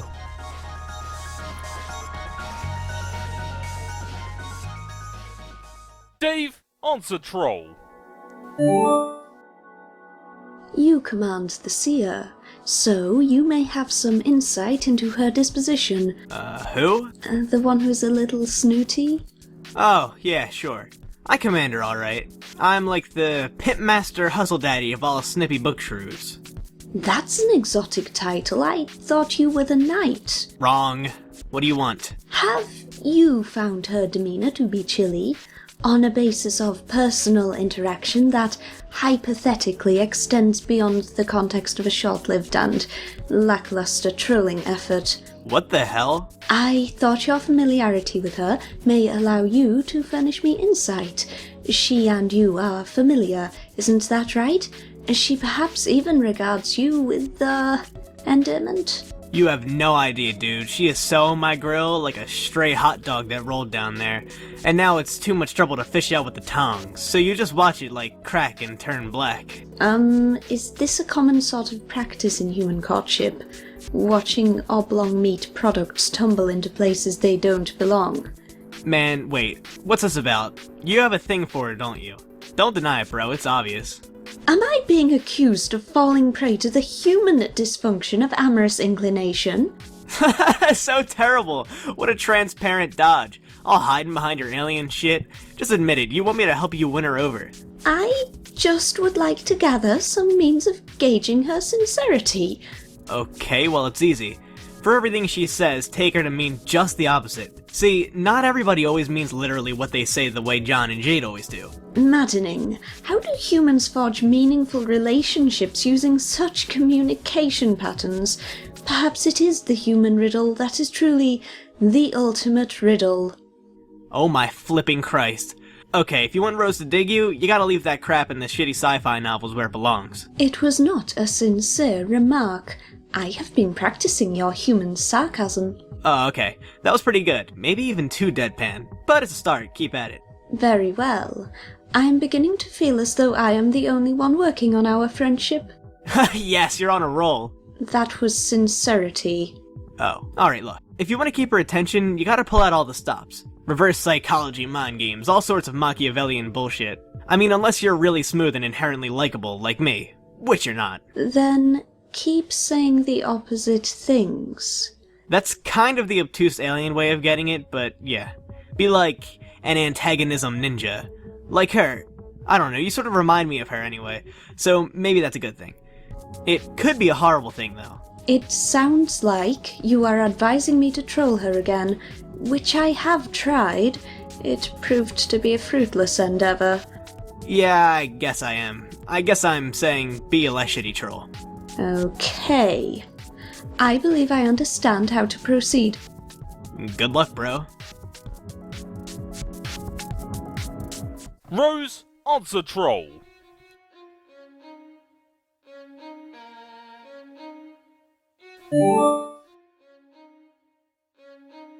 Hi, so you get bossed around by the night. Okay, given that, I have a question. Who? Oh, the one who's supposed to be cool, I think. The sunglasses guy.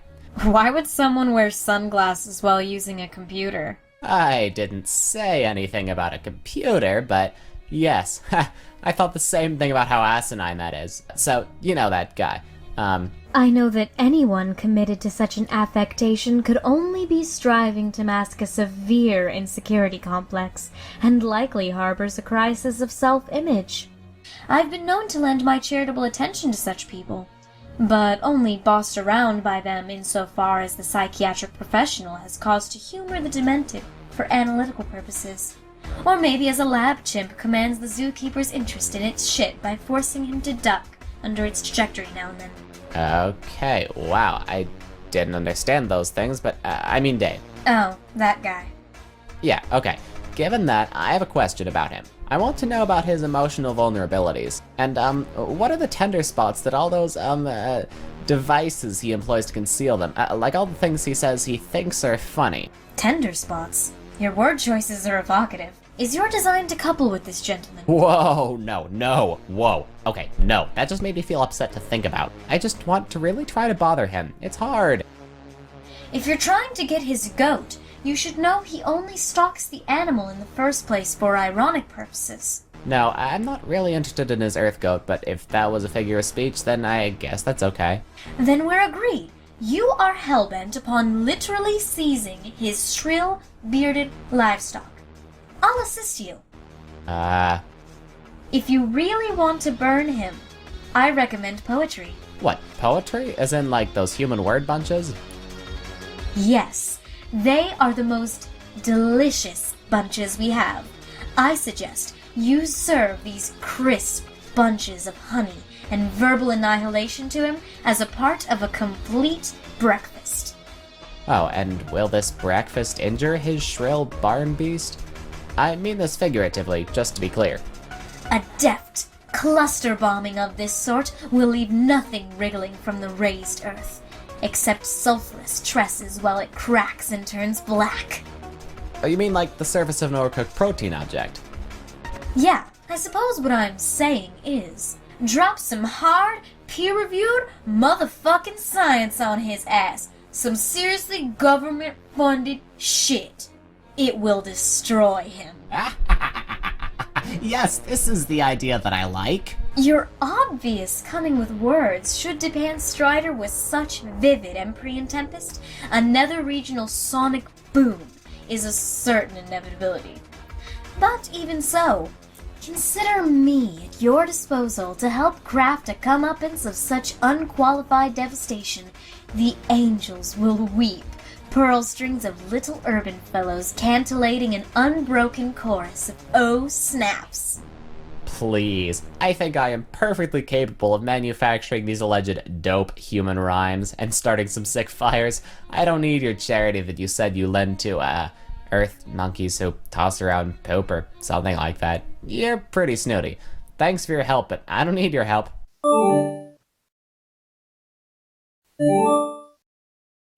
Oops, sorry. Didn't mean to block you.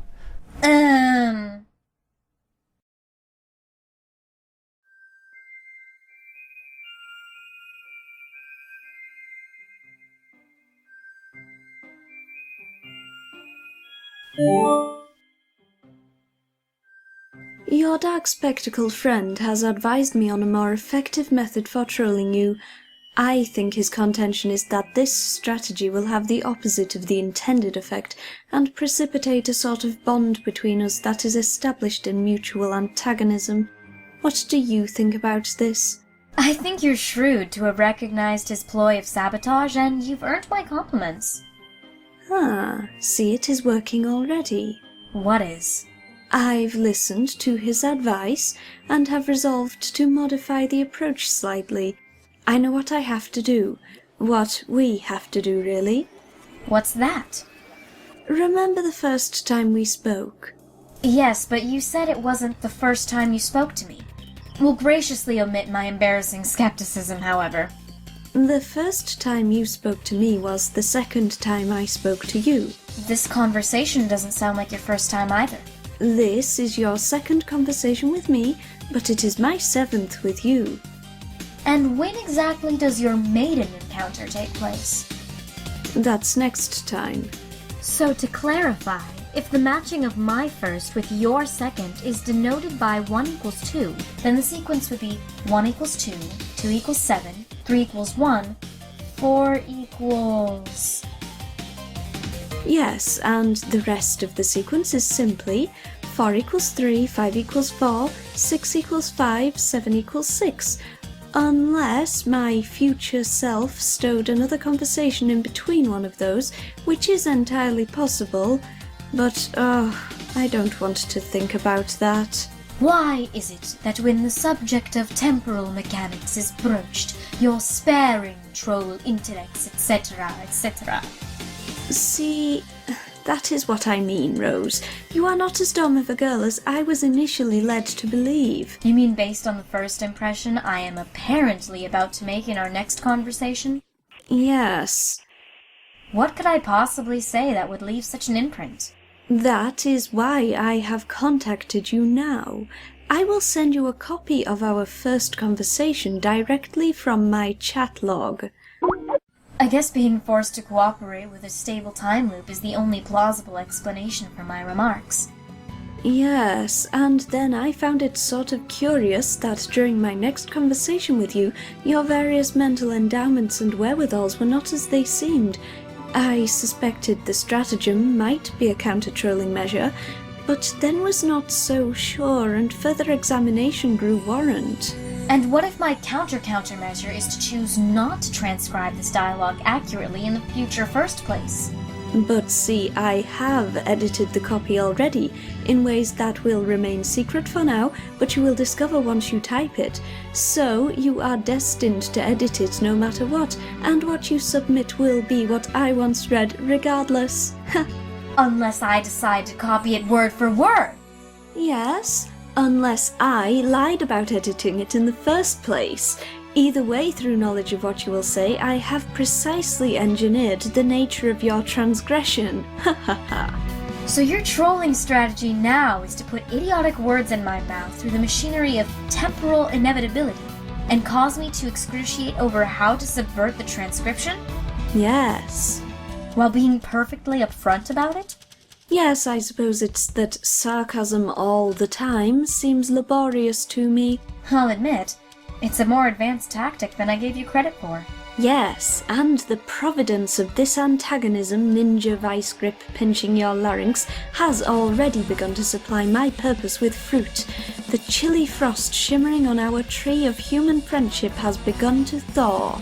Mixed metaphor aside, usually ninjas don't announce what they're doing while they're doing it. Like when stalking an emperor to assassinate him. Or befriend him. But that's fine. I guess the only pointless question we haven't exhausted is, why? Why the convoluted artifice? Dave raised insight into the human psychology of friendship development. By allotting you your side of the conversation, I have you at a disadvantage in your view, and you will seek to reclaim higher ground. In successive conversations, 4 equals 3 and 5 equals 4 and such, your demeanor will be terse, if not saturated with disdain, and it will cause me to be confused and question your motivation. But now, I know your motivation, because I am supplying it here and now. They will be simple acts of friendly human retaliation. So you're not only rigging the first impression I make on you, but orchestrating my revenge for the rigging as well? Yes, it seems friendship for some humans is a basic aggregation of shallow and insincere hostilities. That's an interesting take on it. But now I know for sure Dave isn't behind this plan. It's too complicated. I don't understand. Who better to coordinate such events than the Knight of Time? You're awfully quick to his defense. Are you sure you don't have a thing for him? It's okay, bro. You can admit it. I'm hopping to 8 equals 8. Ideally, you will have long since discarded this train of thought. Okay, I'm gonna talk to my dead cat.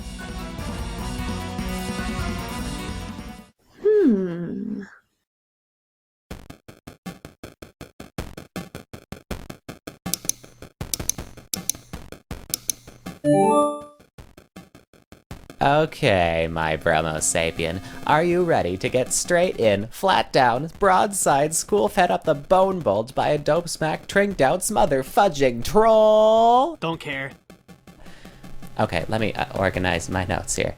Okay, turn on some strict beats maybe. It'll help to listen to them while I destroy you.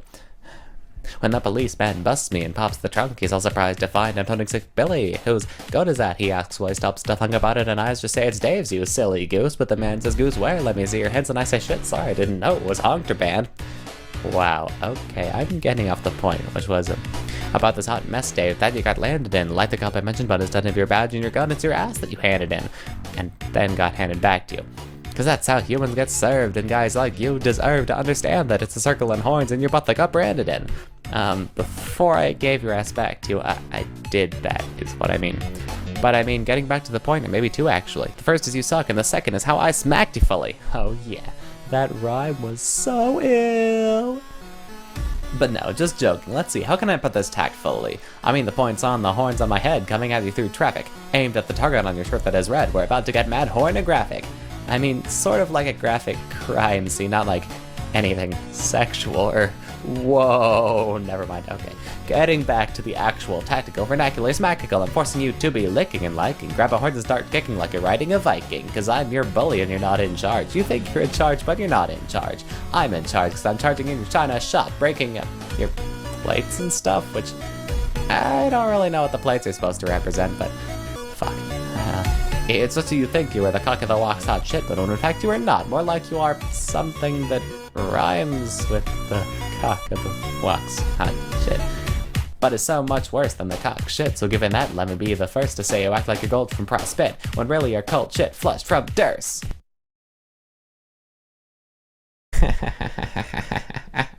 You just started some sick fires, bro. Now, John, take a shortcut.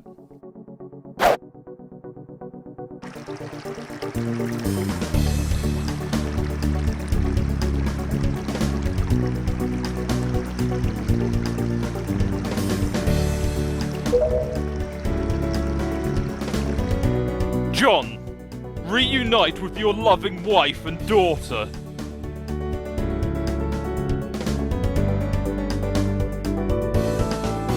I got a present for you, Casey. It's a little dirty. A little rough around the edges. Just like your dear old ex-con dad. With a heart of gold.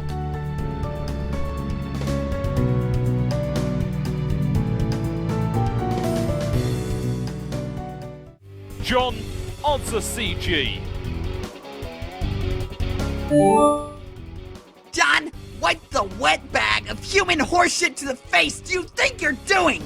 Oh my lord, no wonder you losers fuck up this game so bad. What? I'm just acting out a scene from an awesome movie and having some fun. What's wrong with that? Oh, what kind of crappy Earth movie is this? Stupid rabbit asshole screws the pooch? No, it's about these criminals on a runaway plane, and they've got to be stopped by Nick Cage and John Cusack together as a team.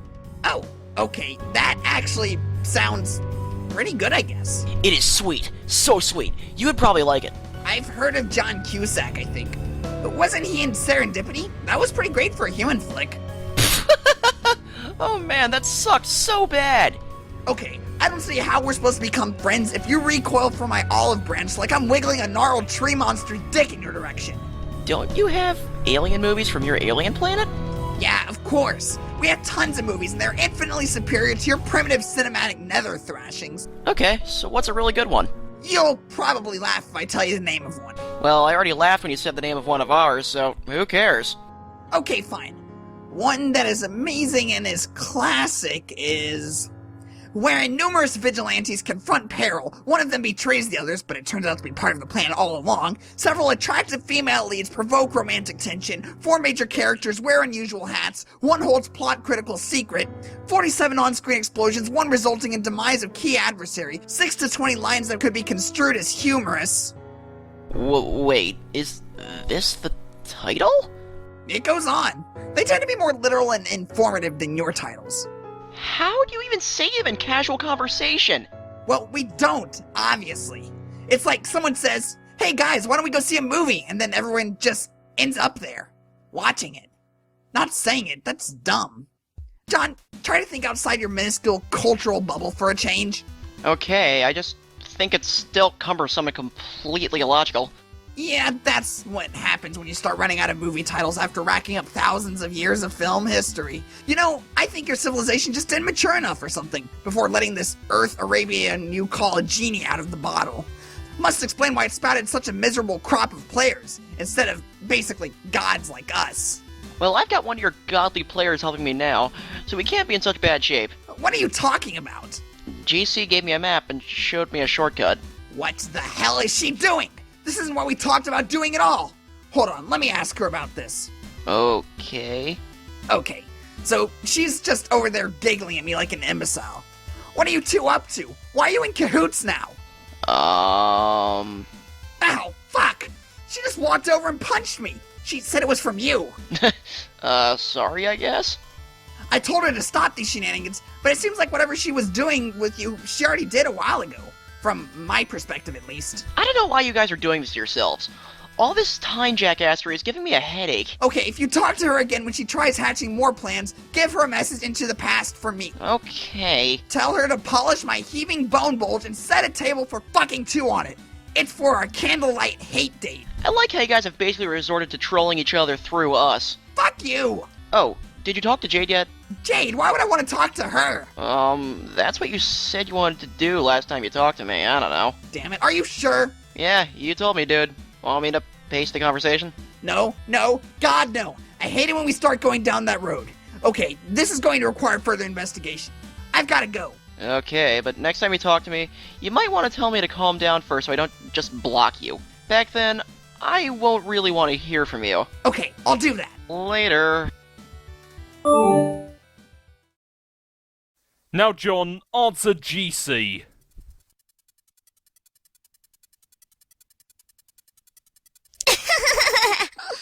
John, stop hugging those salamanders and being so stupidly adorable. We're on a strict cheating timetable here. Wait, who are you talking to now? Is it one of us? Is it me? It was Carcino. I bet he is confused and grumpy. Yeah, sorta. He has no idea what you're doing. I hear him over there banging on those keys.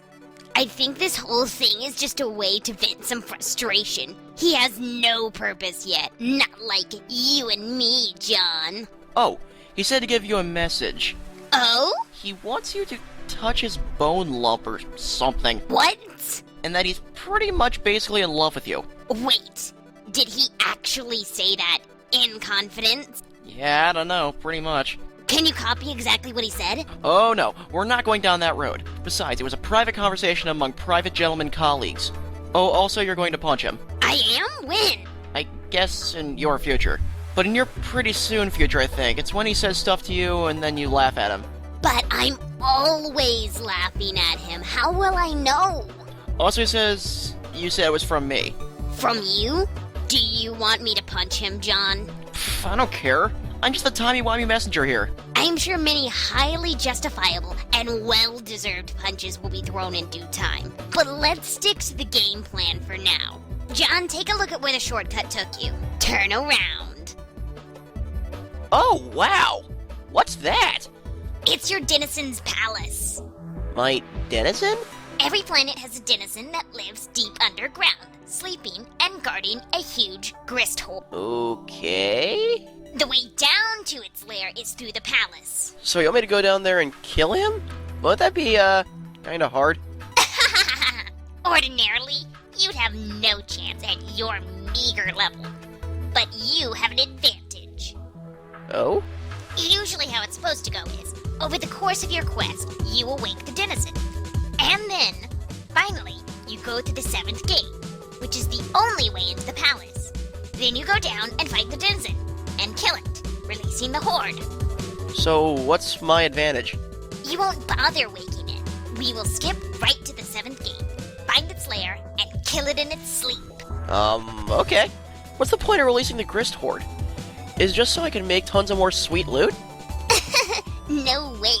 The horde contains so much more grist than you could ever use in an alchemiter.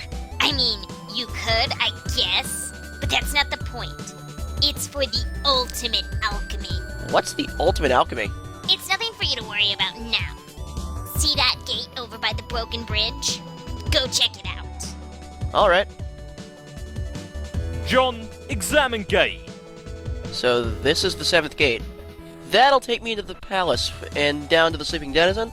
Nope. This is just a simple return node. There are lots of these around. Just hop in. Don't worry, I'll get you to the gate soon after that.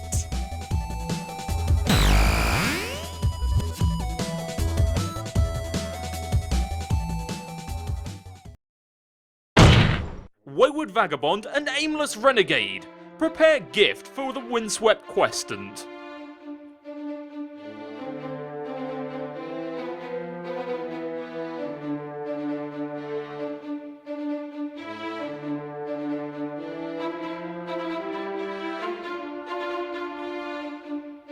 Meanwhile, in a long discarded memory, a parcel mistress seeks audience with royalty.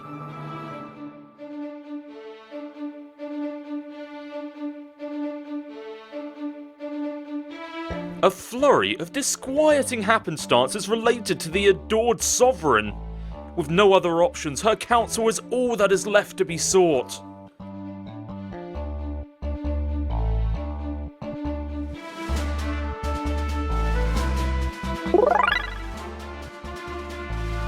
Abdication is never ideal, but in the face of inevitable conquest, conceding ground can supply the only remaining advantage. The final hope for victory lies in patience and planning.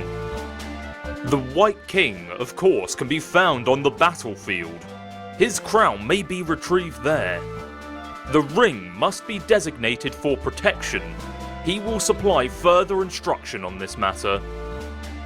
The royal duty has been accepted, and, in time, fulfilled.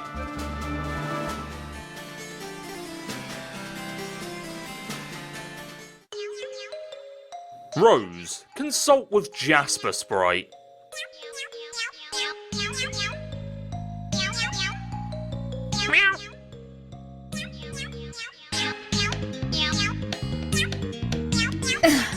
Is that all you have to say? I thought you were supposed to be more helpful after your resurrection. Like a ghostly spirit guide, wise, if frustratingly cryptic. Actually, cryptic behavior would be welcome at this point. This is just a name. Should I report to the others that my Colonel Sprite is a lolcat? Maybe Dave can get some screen captures and overlay some poorly spelled captions. Assuming he hasn't already. What are you doing here, by the way? I'm fishing. Oh, so you can talk. But sadly there are no fish, I think. They were all eaten by the denizen. Who? It ate everything in the ocean and got so full that it took a long nap. No, there is surely not a single living thing left. Which is too bad because I'm pretty hungry. I think there might be some tuna in the cabinets. Oh, good idea. I will look there. Jaspers, The message you gave me years ago before you disappeared. What did you mean? Meow. I don't understand. Is there some meaning to these responses, or are you just being obstinate? You will understand when you wake up. Am I asleep? Yes. Rose, I'm just a cat and I don't know much, but I know that you're important and you're also what some people around here call the seer of light. And you don't know what that means, but you will see it's all tied together. All the life in the ocean and all the shiny rain and the songs in your head and the letters they make. A beam of light, I think, is like a drop of rain or a long piece of yarn that dances around when you play with it and makes it look enticing. And the way it shakes is the same as what makes notes in a song. And a song, I think, can be written down as letters. So if you play the right song and make all the right letters, then those letters could be all the letters that make life possible. So all you have to do is wake up and learn to play the rain. Does that make sense, Rose? I'm sorry I disappeared for so long. Sort of. It sounds like you aren't exactly in complete command of this information yourself, so I won't press you on it for now. You're a pretty good cat, Jaspers. I missed you.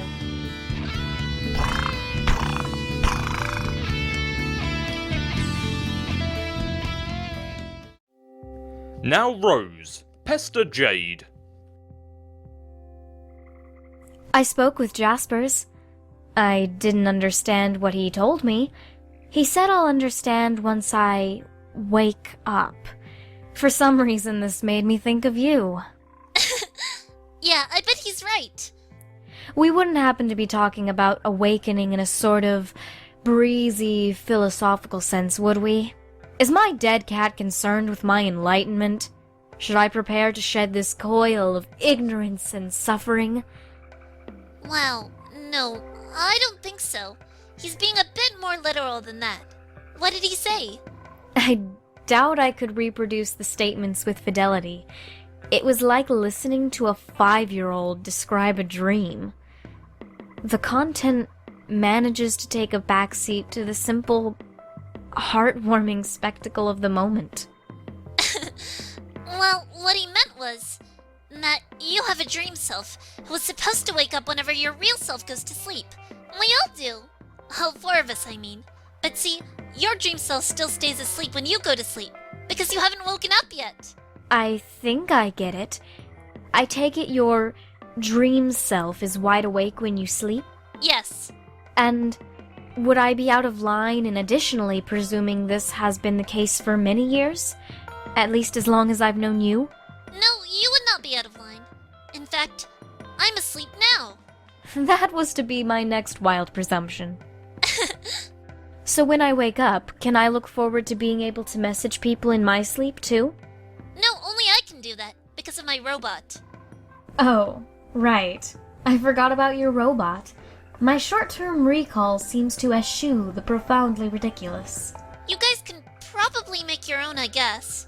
But you need to wake up first for it to matter, and maybe by that time, you might not even need them. I'm not sure if necessity is a concept I'd associate with such a contraption, even under some of the more obscure scenarios imaginable. But good to know, I guess. Here's another question, which I'm sure will look stupid once I've finished typing it.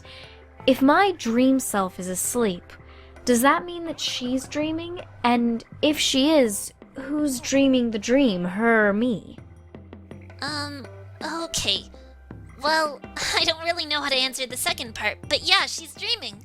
She's most likely lying in your bed troubled and restless about things burdening her, which is to say you. Things about who you really are and what your purpose is. But you can't start figuring those things out yet because you're not awake, because you're not ready. And that's why you have such terrible dreams all the time, Rose. Okay. How do I wake up? I'm sure it would help to start piecing together the clues that nudge your subconscious.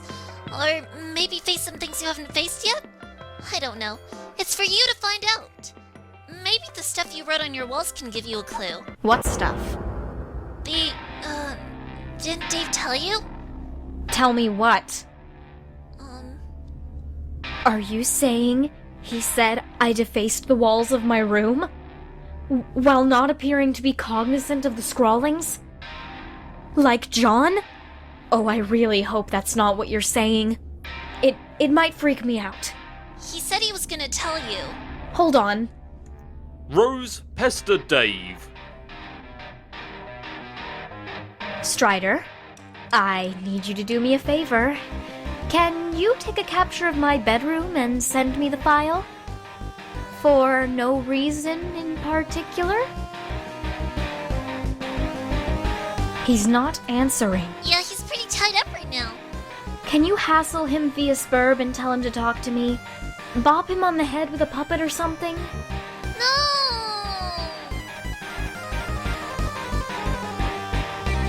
He made me promise not to bug him while I'm asleep. Can you do it anyway? But he will find a way to be clever and make me punch myself in the face again. Ugh. Did he tell you what I wrote on the walls? Wait. What?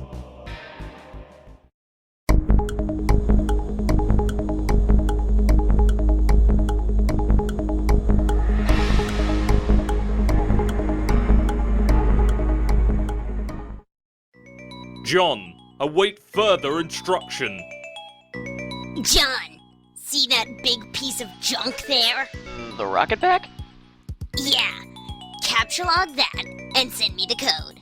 I got the codes for all the other Earth crap stuck inside it from your friends. From different times. When they were feeling cooperative. I can make it work for you. Okay, but you can't just subtract object codes from other codes. It's like mathematically, ambiguous.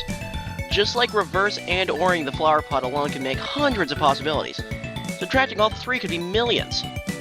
Yeah, I'm not saying I'm anywhere near as huge of a dork as you, or that I understand any of that. Computer codes taste to me like lots of tiny needles and batteries. Wow. What? I'm giving all these codes to our hacker guy. Oh man, you have a hacker? I bet he's the best. Hackers are always the best. Well, he sure thinks he is. Who is it? Have I talked to him?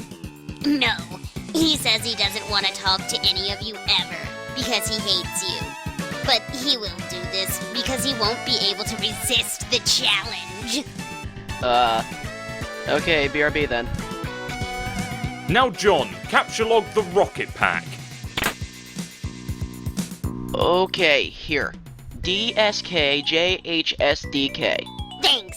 Wait, those kinda seem like random key mashings. Are you messing with me, John? No? They sort of are random, but it's the right code, I promise. Oh, okay.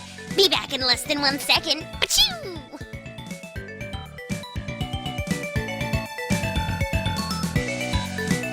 Hello? What? I thought you said you'd be back in less than a second. I was. I gave you the code. It was achoo! It took a while for him to figure out, but I gave it to you instantly from your perspective. Why would I make you wait? That would be so inconsiderate. Oh, I just thought that was you going off to get the code and making this rockety noise or something, I don't know, because you're kind of goofy. Well, you're kind of welcome, you ungrateful Earth horse's noisy butthole. Oh gosh, I'm so sorry. This is just a stupid code, I'm sorry. Are you sure it's right? It's kind of obvious. He was convinced this was the right code and had some unflattering things to say about the intelligence of your species for not being able to figure it out. Which I will keep to myself because unlike you, I actually have some fucking manners. Blah, oh man, I got served. Blah. I am unfazed by your human blahs. Anyway, if it was so obvious, why didn't you guess the code? Well, I see the explanation is perfectly simple and scientific. It was because shut up. Shut up is why. Ha!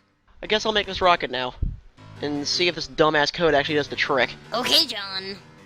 Once you make it, I'm sure even you and your undeveloped bone nook will be able to figure out what to do. Talk to you on the other side.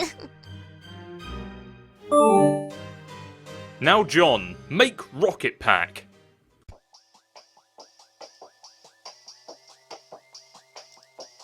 Now John, answer Dave.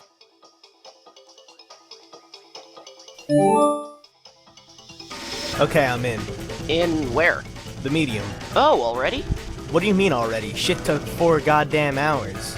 I guess time flew by while I was doing other stuff. How'd it go? With you and Jade, I guess.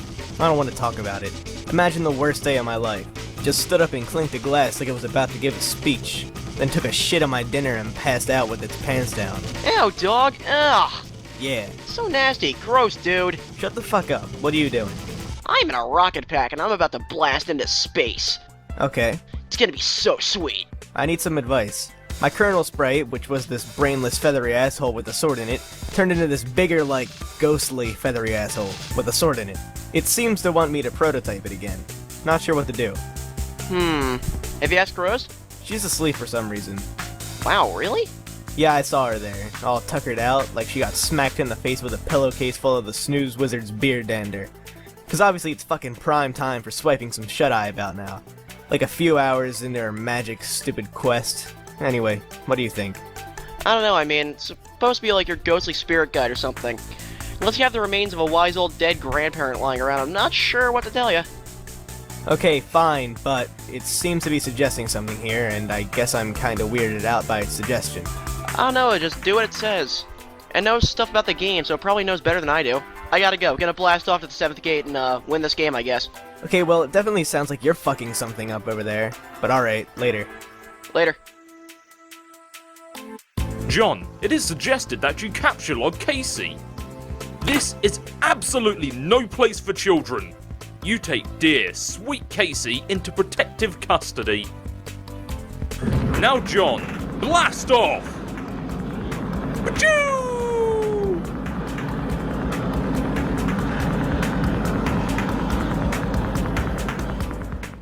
Dave, accelerate.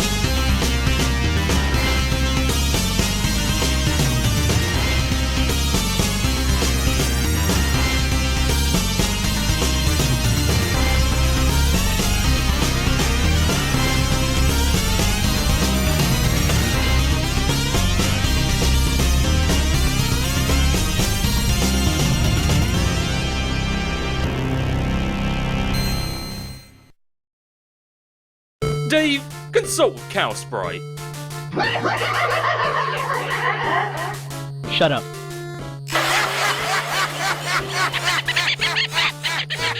No, just... God damn it. Please. Just once. Shut the hell up.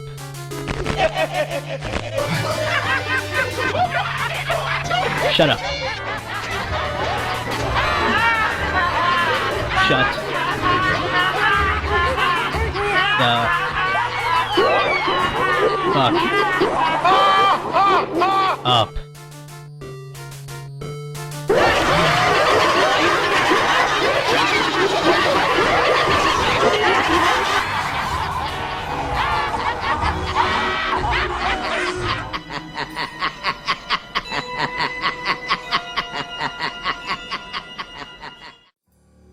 Now, Dave, pester Rose.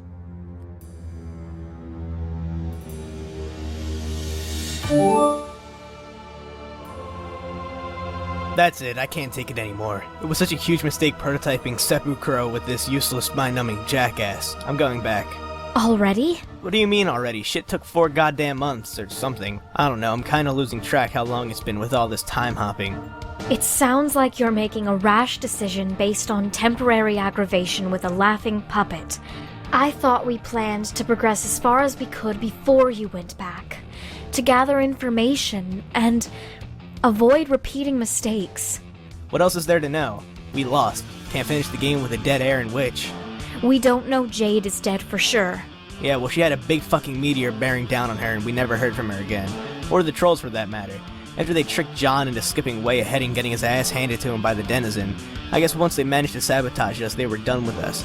And since John died, he couldn't get Jade in on time, so whether she's alive or not, she's as good as dead from our perspective. Only thing left to do is change all that. Are you sure you're ready? You'll remember the plan we discussed. There's not much to remember. I'd go back and tell John not to be an idiot and get trolled like such a gullible stooge. I don't know what he was thinking. Even we couldn't kill one of those things yet, with our higher levels and all our sick gear. It still seems hasty to me. Maybe I'm just not as comfortable with time travel as you. Nah, it'll be fine, don't worry. After you go, what do you think will happen to me? Will I just cease to exist? I don't know. I mean, your whole timeline will. Maybe. Maybe. Is there a chance it'll continue to exist, and I'll just be here, alone forever? I'm not sure which outcome is more unsettling. The thing with time travel is you can't overthink it. Just roll with it and see what happens. And above all, try not to do anything retarded. What do you think I should do? Try going to sleep. Our dream cells kind of operate outside the normal time continuum, I think. So if part of you from this timeline's going to persist, that's probably the way to make it happen. Okay. And hey, you might even be able to help your past dream self wake up sooner without all that fuss you went through. I think the true purpose of this game is to see how many qualifiers we can get to precede the word self and still understand what we're talking about. The true purpose is to make a sprite that doesn't make me want to flog myself raw with my own brainstem. Anything else is gravy. If my past self can wake up sooner, maybe I'll be the one to visit you first this time. I'll fly by and remind you you're already awake and don't know it. Yeah, that'd be cool, I guess. I'm gonna go now. Good luck. Dave, reverse.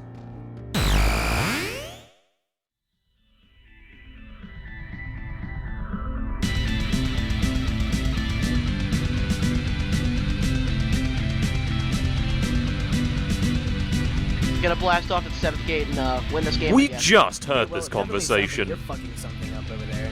But alright, later. Later. Wait! What? Don't go yet. Something's up.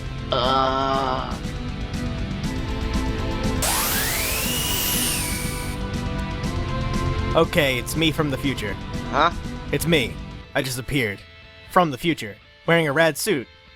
He says don't go, or you're gonna die. Lame. What kind of gullible stooge do you think I am?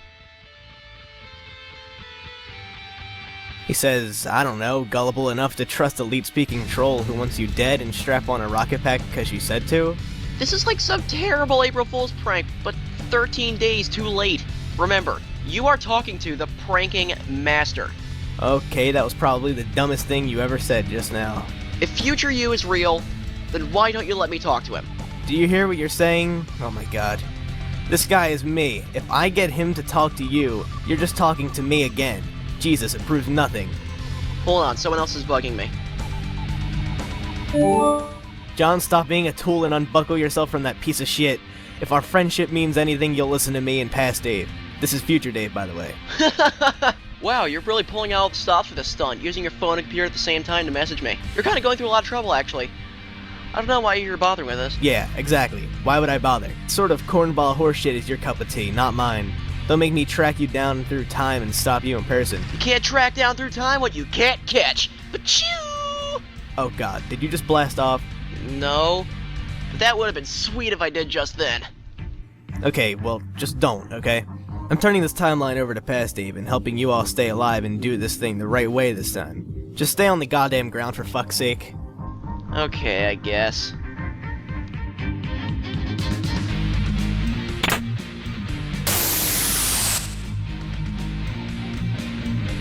Hey.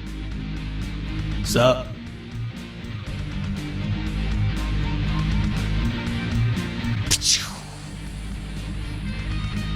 This is stupid!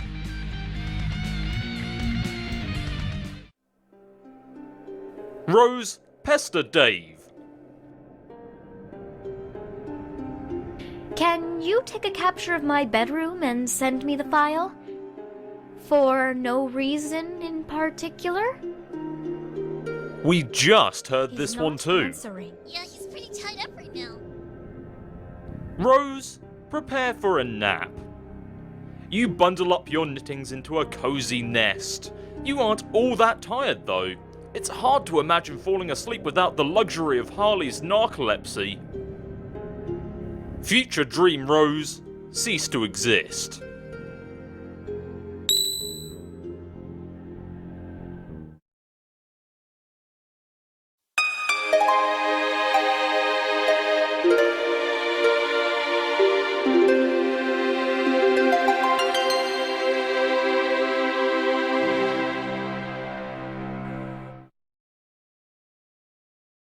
Dave Sprite, Troll GC. Don't talk to John anymore. He's an impressionable doofus. Your plan didn't work. I mean, it did, but then suddenly it didn't, so you might as well quit trying. You smell like orange creamsicles. What? You're aliens. Do you even have orange creamsicles? Of course. What kind of awful civilization wouldn't invent orange creamsicles? Not one I'd want anything to do with. Okay, pretty far-fetched, but whatever. No more hijinks from you, because I'll make sure they won't work. Well, obviously I knew it wasn't gonna work. My friends have been talking to John from the future, your future, where he's not dead. So there was no way what I did was gonna kill him. I just wanted to mess with him and stuff. I don't think you're following. You did kill him. Sort of. Then I went back in time to stop it. Yeah, I guess there was a chance something like that might happen. Alright, but did you guess that by trolling John to his grave and making me splinter us off into an alt timeline, that you were basically complicit in making our timeline go the way it was supposed to go all along? Where future me is now helping Dave and we just keep playing. And our actions ultimately lead to the trouble you're all in now, thus leading you all to troll us incompetently. Oh, no. I didn't think of that. Yeah, see, none of you ever thinks anything through. Who's in charge of timeline management there? I gotta give him the business. She doesn't want to talk to any of you and has misgivings about this whole thing. Not all of us are that enthusiastic about trolling you guys. And the ones who are sort of suck at it. Well, at least you got John to off himself, so I guess you're not totally incompetent like the others. Like that awful rapper. So John actually did what I said. Yeah, I'm telling you, huge pushover. He will do what you say unless it happens to be for his own good. Then all of a sudden he's a tough nut to crack. Go figure. Now I feel kind of bad. Are you sure I can't talk to him, even if it's to apologize? Would that be okay with you, Sir Brave Knight? Yeah, that's fine, I guess. No more coy bullshit antics, though. Not even like an idiotic, angry, winking emote. Or what? You're gonna hunt me down through time? Oh no! Yeah. You do realize I'm way higher on the ladder than you, even if you are from the future. Are you sure you want to get your clock cleaned by a blind chick? Okay, even if that's true. I just merged with an impaled orange goddamn bird, and now I got all these crazy powers. Ugh, self-prototyping is so dumb. This is why you all screw up so bad. Always bending the rules like that. Oh well, can't stop you now, so might as well drop it. Hey, Dave. What? I've been researching some of your Earth soap operas. Is this you? Ah, Gigas, fuck no. Why would that breathtaking douche remind you of me at all? But he has a fiery personality, sort of brash and impetuous. And in your face, like fire itself.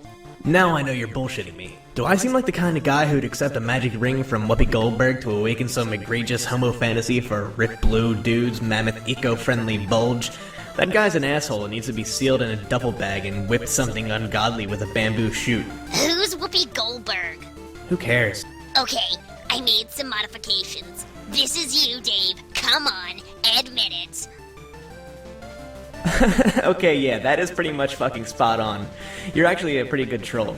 As long as you don't bug John, I guess. That's all there is to say on the matter. Thanks, Dave. To be fair, I'm sure every one of us wishes we thought of future self-prototyping first, so you're not really all that terrible. Dave Sprite, chill with Dave. Who were you talking to? Just telling a troll to step off. Okay, cool. So now that you're a sprite, do you know everything about the game? Well, I knew a lot anyway, because I'm from the future. But yeah, I know more stuff now. Like, things meant specifically for sprites to clue players in on. But packaged in these, like, I guess riddles. I'm supposed to be cagey about it, but I don't really feel like it. Ask me anything. Go ahead. I'll give you a straight answer. Alright, here goes. Why are we so fucking awesome? And that's the best fucking question anybody ever asked. Yeah. So is everything cool with this John business? Is he gonna be okay? That's up to him, if he decides to wise up and listen to us. If not, then we just bail everyone out again. Okay. All that gear you picked up should let you breeze through the first couple gates, even at a low level. Later you'll unlock the ability to bring your sprite down with you, and we'll take care of shit together. Till then I guess just mess around and let Jade build up or whatever. I'll go kill some time, maybe draw some comics. Like what? No, I don't know. What's the last one you did? I was in the middle of the Nacho Party arc. Oh yeah. Gave up on that halfway through. Yeah, that was sort of the plan. Making a 10-part story about nachos was always a bullshit idea. Let's do some brainstorming later, blow everyone's minds. Yeah, sure.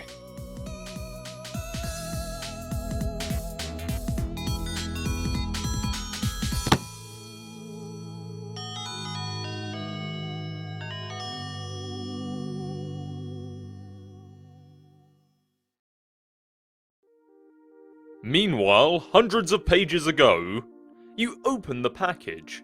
There is something suspicious inside.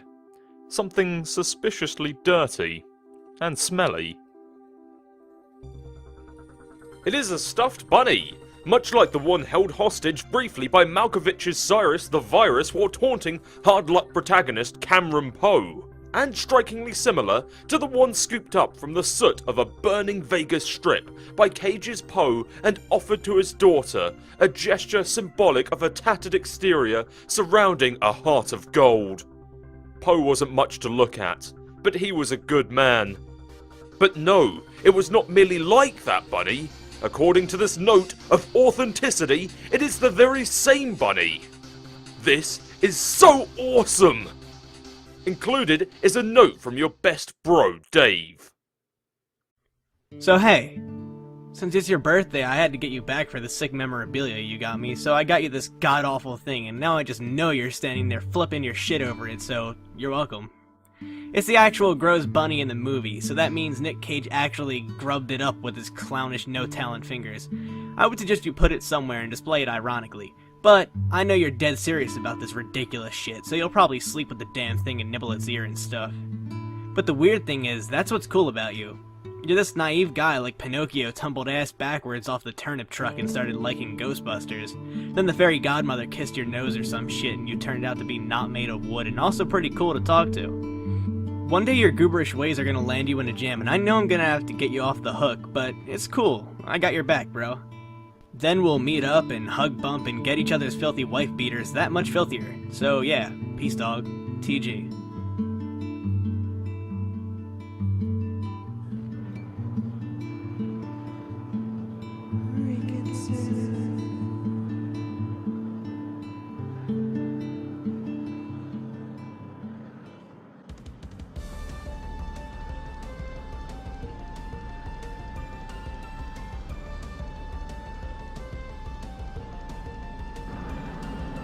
John, get pestered by Dave. Did you blast off like a spazzy douche yet, or what? Yeah, of course. There was no way I wasn't gonna try out this sweet ride. God damn it, what do I have to do to make you believe me? Fist bump my future self till I get bloody knuckles and write you an even sappier birthday note in my own blood? On a Back to the Future poster? Relax, I'm not going through the gate. I'm just flying around having a good time in the sky. Oh, okay. So you'll believe me then, about future me, and like, him turning into a floating sword bird. Okay, I don't know anything about that, but it doesn't matter. You're my best bro, and if you say not to go, then I won't go. Hey, can you hold on? I'm getting trolled again. Oh man, and if we just concluded anything, it's that talking to those douchebags should be priority number one, so yeah, go right ahead. Okay, be right back. John, get trolled by CG. I keep scrolling backwards through your adventure, trying to piece together how you botched this up so badly. and I keep finding these striking pockets of foolishness. Like what you're doing right now. Riding your little red rocket like you're a freshly hatched human larva, and this is just all a big school hive rumpus respite. Humans aren't hatched as larvae, dummy. We don't hatch at all. We're born as these little pink monkeys called babies. Bullshit. That's not what you just told me. What did I say? I'll paste what you said. I thought you didn't like going down this road, copy-pasting future past conversations. Why would I have a problem with that? I don't know, that's what you just told me. Whatever. Look. This is really weird. What's so weird about it? Well, normally humans hatch from these little slimy pods, and then we wriggle out as little pink larvae. Oh, really? Huh. Maybe we have more in common than I thought. I was punking you, dude. Or at least I will be in our next conversation. Thanks for the great prank idea. Why would you trick me about that? What is even the point? I don't know, it was just a friendly prank. Don't you ever play pranks? I mean, of course you do. Why don't you just try to prank me good? What? Who? You'll find out. Well, fine. I guess you got me back, sort of. For my trolling. Even though you haven't even read my worst trolling efforts yet, because they happen in your future. And even then, you didn't even mind much. Almost like you were delighted to hear. Kind of perverse, really. What's wrong with you? Well, we're friends by then, aren't we? Or sort of like, reverse anti-mutual friends? What the hell does that even mean? Look, you're gonna have to face it at some point. That you're learning the meaning of this human emotion called friendship. Is friendship really an emotion? Yes, absolutely. I guess it's hard to see how we become friends. This is so frustrating. Every time I go further back into your past and talk to you, you say stuff that pertains to my immediate future, and then you won't explain to me what's going on because it's already old news for you. Dude, you've been doing the same exact thing! I've done no such thing! I've been exceptionally informative and helpful, if justifiably acrimonious. You never answer my questions, though. How am I supposed to know what's going on? Or what you're alluding to? This game is a kind of game with a million guides. Everywhere you turn, there's another way to figure out what's going on. So please, go secrete me in Earth River through your strange human tear ducts.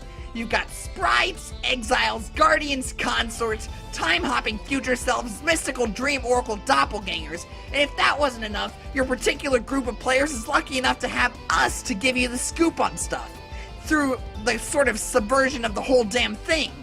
Even though we hate you, even though the fact that we hate you is an immutable fact as unalterable as this writhing, knotted hell of a timeline choking us all to death, it does not mean we have any reason to withhold any information from you, or dish it out through crypto-baffling mind-fuddlery. So go ahead, ask me anything. Okay, what's the point of the game? Ask something else, I already told you that, it was this whole big conversation we had. Fine. Where are you now? In the medium, a separate session from yours. No, I know that. You already told me. I did? Yes, in your future. Damn it. What I mean is, are you in your house right now, or in one of your magical lands, or what? I'm just curious, because you can see me, but I can't see you, or know anything about you. We're hiding in the Veil. What's left of it? What's that? It's a huge belt of meteors, orbiting way outside Skya, beyond the orbit of the planets, dividing the medium from the furthest ring, where Durs orbits. Durs? The dark planet, prospects the light one near Skya. Well, geez, how am I supposed to know any of this? You'd probably find out sooner or later from your dumb grandma, but by fusing with the sprite, she has to withhold stuff and be mysterious and all, to make your adventures seem more magical. It's infuriating. Okay, so the Veil is a bunch of meteors. What do you mean, what's left of it? Okay, there comes a time when black inevitably beats white. On the battlefield in the center of Skya, the White King is captured or killed or something. That's when the reckoning starts. Okay. The rulers of Durs, the Black King and Queen, get the power to send the Veil towards Skya and destroy it. That kind of starts a big countdown when shit gets serious. So then it's up to us to save it? Yeah. You have that long to kill the Black Queen and King, and Skya itself sort of buys you some time by activating its defense portals. To catch some of the meteors, the threat gets bigger the longer you take them. Smaller meteors come first and they get progressively bigger and bigger, and there's only so much Skya can absorb for you. Okay, but it sounds like we've got plenty of time before that happens, right? That's just it. You don't. Ordinarily you would, but your reckoning starts much sooner, because of some dumb things you've done. You completely blew it already and you have no chance of winning anymore, which ordinarily would be fine, just another bunch of losers to fail at this game. It's what you do later that causes so much more trouble than that, and now we have to deal with it too. Oh no, what is it? Already told you, it's inevitable and completely pointless to talk about anyway. Yeah, well, maybe you're wrong. Maybe there's something we could still do to stop it. If you'll just help us. I'm not wrong, it's all right here in front of me. You fuck up royally, end of story. Okay, we'll see about that, Mr. Sour Bulge. Hey, are you kind of uncomfortable sitting on a meteor? Are you like huddled in a crater or something? No, there's all kinds of crazy shit in the Vale. A lot of these meteors are kind of like big seeds. Seeds? What kind of crazy shit is in there? Stuff like buildings, facilities, like labs and stuff. Weird. Yeah, the Vale is kind of like neutral ground for the kingdoms, like our planets. Some places are used to genetically engineer soldiers and agents for the two sides, using genetic material from the exotic menagerie of chess pieces on the battlefield to help fuel the war and keep raising the stakes. Wow, I don't think I'm following this. Yeah, no shit! But you'll find out when you get there, since you were in the Vale when we last talked. Anyway, that's more than enough information for you to think about, and be less stupid in time for conversations we've already had. I'm out of here. Okay, but wait, can you give a message to GC for me? Tell her, nice try. What? Why would I give her a message for you? Do it yourself, I'm not a relay service. Oh well, I thought you'd be cool with it since you asked me to give her a message for you the last time, but whatever. I find that highly implausible. I'm not falling for any more of your human pranks. Nice try, John. Ah.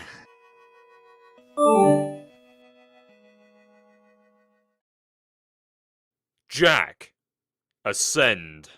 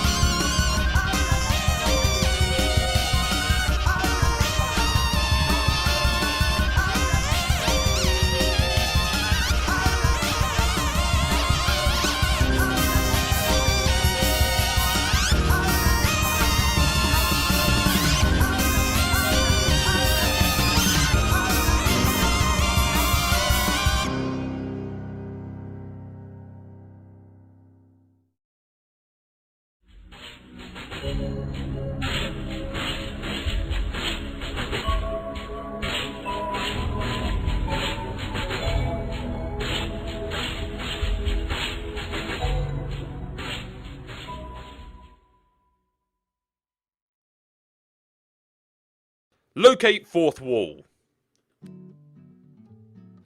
Activate. Andrew Hussey, Engage in highly indulgent self-insertion into story. What? Oh, hell no, this is always such a terrible idea. Leave me alone. Andrew Hussey, examine wall. You really wish your side of the wall had an off switch. Which is to say, I really wish my side of the wall had an off switch. Oh, forget it. Go back to work.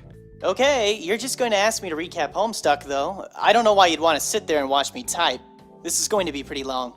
Andrew Hussey, it is suggested that you recap first year of Homestuck.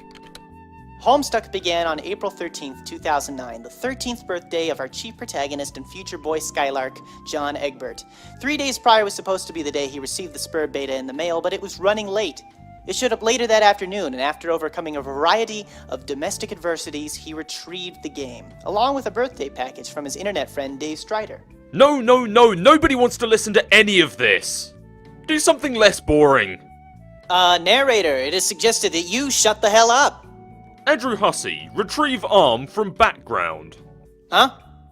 Oh, Cal, please, not now. Why don't you keep drawing Homestuck or something? Oh, but I don't merely draw Homestuck. Say forward arrow, I'm about to make a joke. Okay. Forward arrow. I conjure this intrepid fantasy-scape with tears bled from the wisdom-weary eyes of 50,000 imaginary magicians. I pull heavy drags from the brooms of inspiration, with enchanted bellows marauded from a guild of churlish mythical dwarves. Vast bulbous riddle spiders push the silken strands of pure whimsy through hideous abdominal spinnerets, and it is that with which I weave the sedacious cocoon of exquisite lies. And when it hatches, a great moth of titillation will awaken and roar and beat its wings, and the powder settling down will arrest the humors of an enormous, terrible old beggar, relaxing the vulture's leathery vice grip he's fixed around your captive mind. Ah ha ha ha! Ah ha! Oh yeah. This is stupid. Stop being a wise ass and get drawing. Alright. It won't be that exciting to watch, though. Here's the file I was using for the fourth wall. What do you want me to draw? Can you show us what's going on with John again? Sure.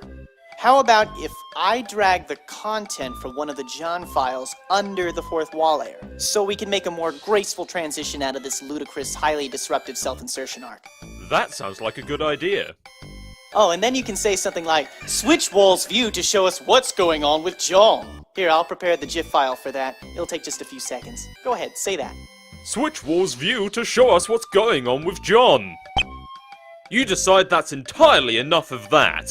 If this website becomes any more self-aware in a playfully self-deprecating, yet weirdly self-aggrandizing manner, you're gonna go drown a bag of puppies in a sewer. John, answer GC.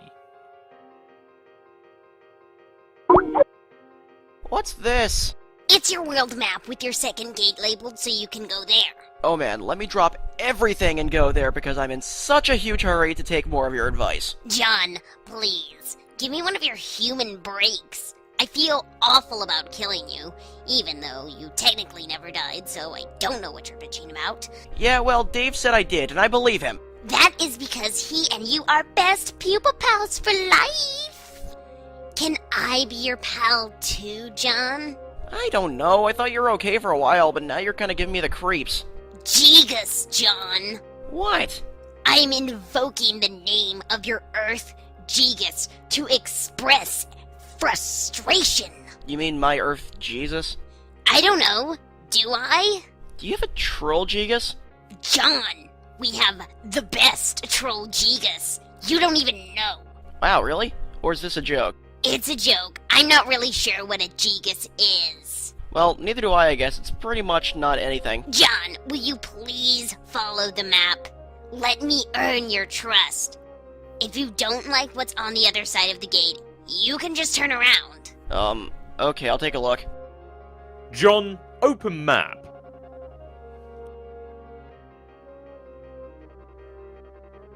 John, here is your house. I cropped this world map for you so you can find where to go easily.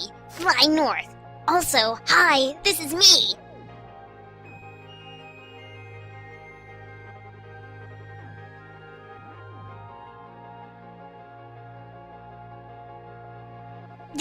second gate. Go in here. I promise you won't die this time. Unless you screw up all by yourself.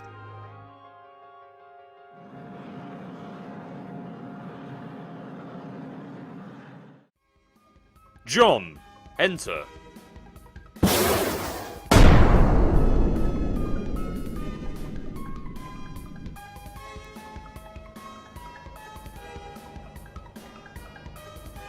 John, get up! Despite the pandemonium of your entrance, Rose is still sound asleep. She must be really tuckered out.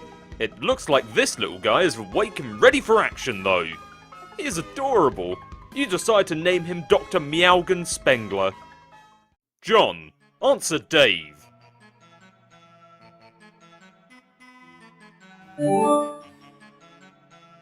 Well, okay, you're a little early, but that's fine, I guess. Also, you suck at rockets.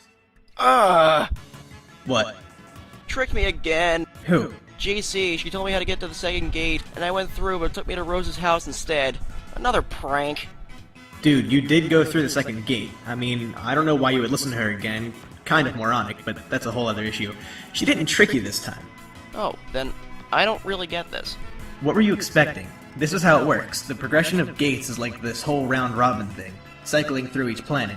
Gate 2 on your planet leads to Gate 2 on Rose's, then you build up Gate 3 above her house, which leads to somewhere else on her planet. You look for Gate 4 somewhere there, which leads to Gate 4 above my house, and so on. Wow, okay. Ordinarily, Rose would have already gone through her Gate 1, but she's sleeping pretty hard, obviously. And ordinarily, you wouldn't have gone through Gate 2 until her house was built up, so you wouldn't fall to your death. But you got your cheat rockets, that's fine. See, we all gotta coordinate on this thing. Okay, how do you know all this? Fuck, come on, dude. Oh yeah, you're the Orange Dave. Hey, no offense, do you think I could talk to the real Dave for a sec?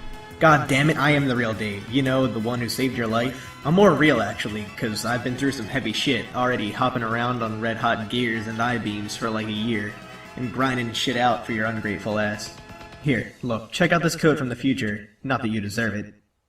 You're fucking welcome. Wow, calm down. I'm sorry, that's not really what I meant. I mean, of course you're a real Dave, but what I mean is, the Dave from my time is also my friend, and I guess he's in the same boat I'm in, and not knowing stuff and all. And I'd feel bad keeping him out of the loop. Yo. Oh hey! I think I pissed off your future self. What did you do? I said he wasn't the real Dave. I think I might have really hurt his feelings, though. Don't worry about it. Why not? Because I wouldn't give a shit, and he's me. Okay, I'm in Rose's room, by the way. What? Really? Yeah, but she's asleep. Okay, don't go anywhere. I'm coming down to the computer. Okay. Dave is here. He wants to use the computer, probably to help you scope out Rose's room and snoop and stuff. I mean, that's what I would have done, if you were alive. So I'm gonna go use these flappy ghost wings and tear shit up in space or something. Sure! Hey, Dave. What? In case I forgot this episode before, thanks for saving my life. Yeah. John, Snoop. Okay, I don't know what you're doing here, but I think we can both agree that you've got to rummage through as much of her shit as possible before she wakes up. Man, I don't know how I feel about that. I don't really like the idea of capering her around her room while she's asleep. Feels weird. I'm gonna wake her up. Dude, no. Come on. She's out like a light anyway. It was some, like, weird future thing that happened to her that made her sleep. Future thing? Yeah, shit doesn't get more clear than that. Well, yeah, she won't wake up, so I guess so. But I'm not snooping. Fine, don't. But, here. Just do this one thing. See those two notebooks on the floor behind you?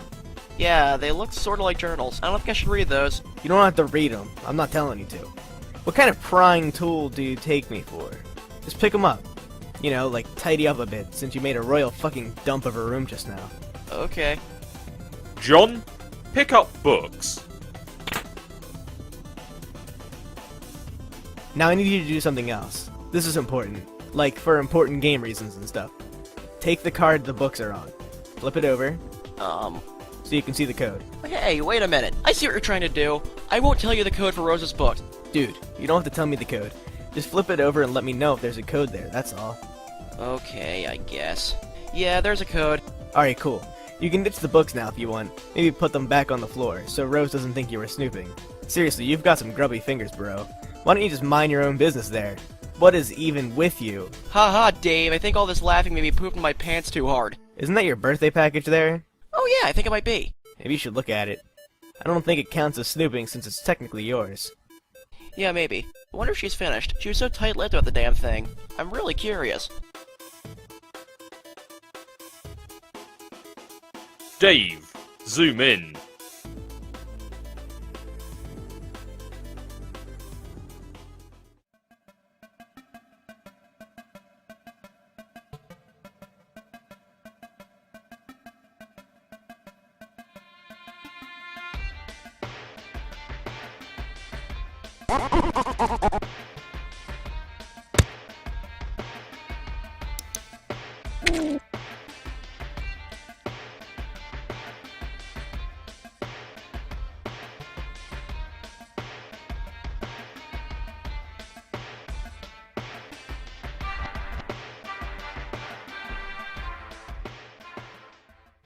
John, check Rose's bookshelf. You eye your birthday package again curiously. It's awfully tempting to peek inside, but you feel guilty about it for some reason, even though it's yours anyway. You suppose a pursuer of her bookshelf would be harmless enough. Just a bunch of books. The knowledge within is meant for everybody. Dave pesters you with the message. Which you decide not to bother dignifying with a whole pestalog ordeal, because it's probably just him being a truculent jackass again. So screw him. John, look at book. You find a book full of beautiful poetry and groundbreaking philosophical thinking by American sports legend Charles Barkley. These are words to cherish. This is a man to treasure. John, take book. You capture log Rose's autographed copy of This Ocean Charles. Jewels of wisdom like this don't just fall into your lap every day, and shouldn't be parted with lightly. You'll doubt she'll mind if you borrow her book. She's always trying to get you to read her weird books anyway. Oh, John, just open the package already. You can't take it anymore. You're gonna see what's inside. John, I never got to thank you properly for your gift. Yes, the words were there. Language comprising the familiar veneer of gratitude rubbing off with each tired favor traded for. A God bless to a sneeze or a few pennies cradled in a receipt. Perhaps it's the deplorable romantic in me, but I thought your present and your friendship demanded reciprocation surpassing by some degree the utterly meaningless. The proper thanks, I thought, would be a demonstration that your offering was not in vain. Yes, some would take your suggested alternative to my gloomy preoccupations as a passive-aggressive jab, but I know you didn't mean it that way. In fact, I'm sure reading about it now is the first time the notion has occurred to you. John, please stop rolling your eyes. The letter is down here. The gift in this box is a resurrection. I used your present to thread life anew into a tattered heirloom. As long as I can remember, its black, greasy appendages have been tethered limply to its ratty, porous carriage. Too delicate to wash. Too dear to discard. I used to love this rabbit. Now he's yours.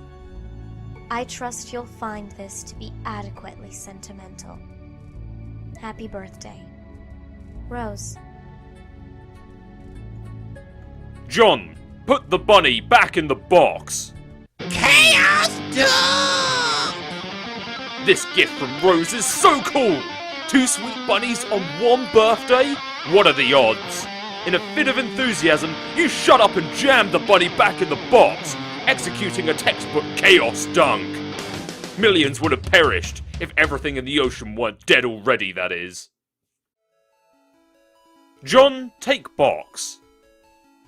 You gently chaos dunk the fragile bunny back in the box and capture log it. It is such a nice present. You will have to write Rose a thank you note and tuck it under a hairband or something. Wait, no, that would probably be creepy. This bunny reminds you that you still have a salamander in your Silodex. She is holding onto the bunny Dave got you. It's sort of uncanny how similar they are. aside from the knitted enhancements. Seriously, what are the odds? So weird. John, deploy beloved daughter. You release dear precious Casey. She was probably getting antsy in that card. You think you'll leave her here with Rose? A dangerous quest is nothing to embark on with a sweet innocent little girl stashed in your inventory. You aren't actually sure if this is a girl though. You don't know if salamanders can be girls. Aren't they hermaphrodites or something? You don't know anything about biology, unless it's a biology that has to do with ghosts and slime. But even then, you don't actually know anything. You just sort of like to pretend you do. Looks like a troll is bugging Rose.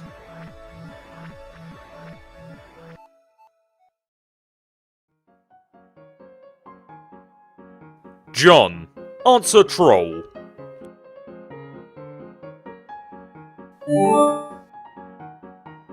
I'm supposed to antagonize a few members of your trivial species.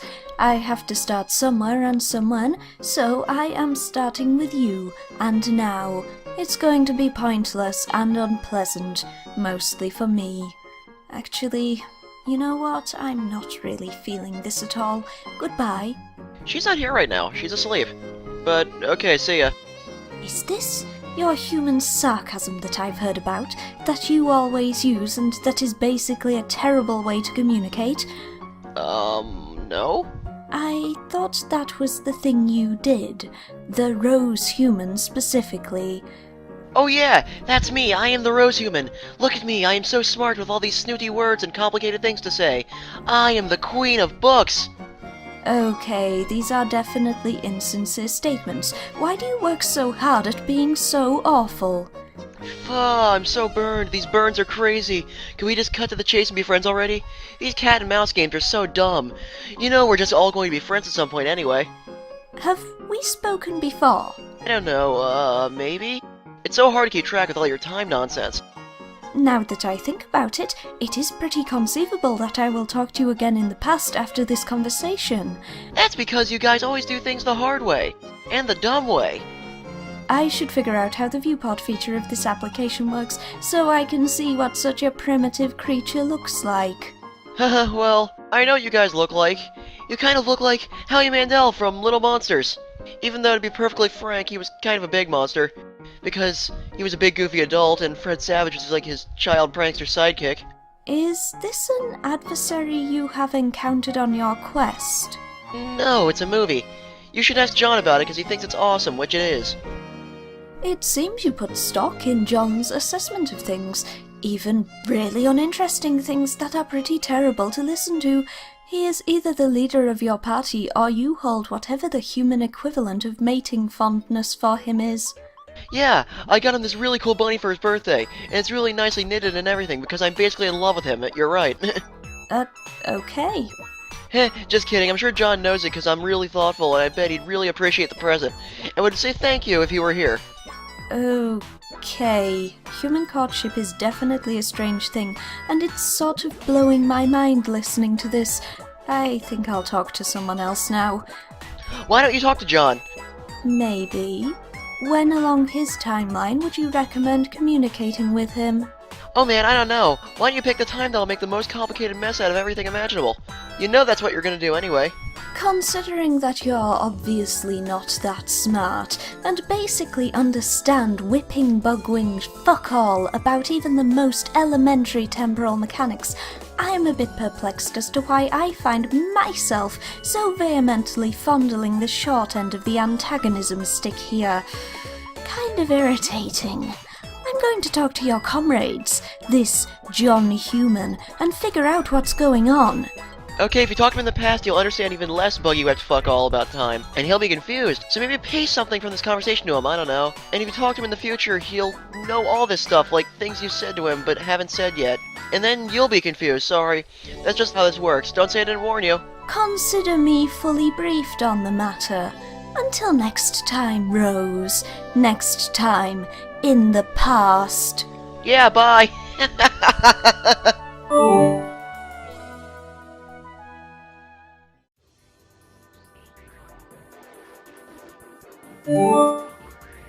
If you're you're not too busy still setting up the network, perhaps you could come show me how to activate the viewport. I am in fact too busy still setting it up. Whoa, here's an idea. Press F1. My keyboard is missing the F1 key. Lies. Don't bother me, I'm not in the mood. If I see one more snarl of wires kind of jutting out and being tangled or whatever, I'm gonna perform some sort of athletic fucking somersault off the deep end and get a call from the president or some shit. So go away. You used to like to talk more.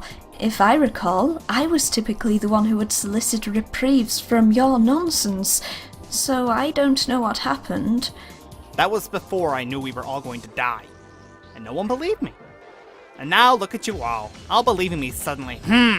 Uncanny. Then, why are you doing this? Setting up these stations for us? To get you all off my bulge about it. But I won't troll any of them personally. No way. Kinda juvenile. But you guys go knock yourselves out, okay? See the menu up top? Fiddle around with that until you open the viewport. I did fiddle with it, to no avail. If you can't figure shit out by fucking around, you don't belong near computers. Kinda like with registered sex offenders in schools. If you move to a new town, you have to go up to your neighbor's door and warn them about how stupid you are, and give them a chance to hide all their innocent technology. And vandalize your house.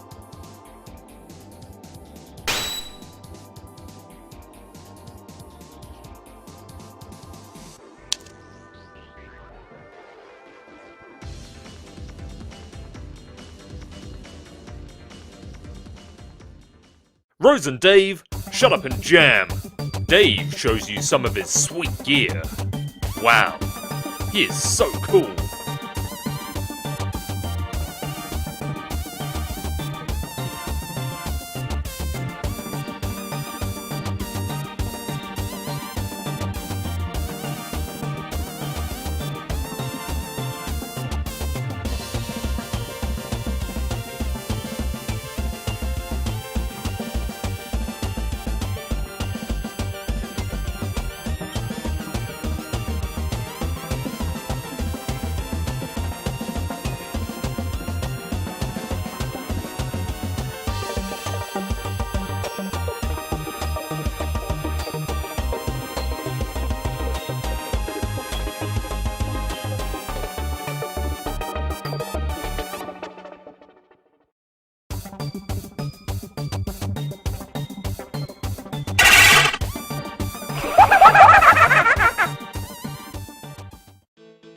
Rose.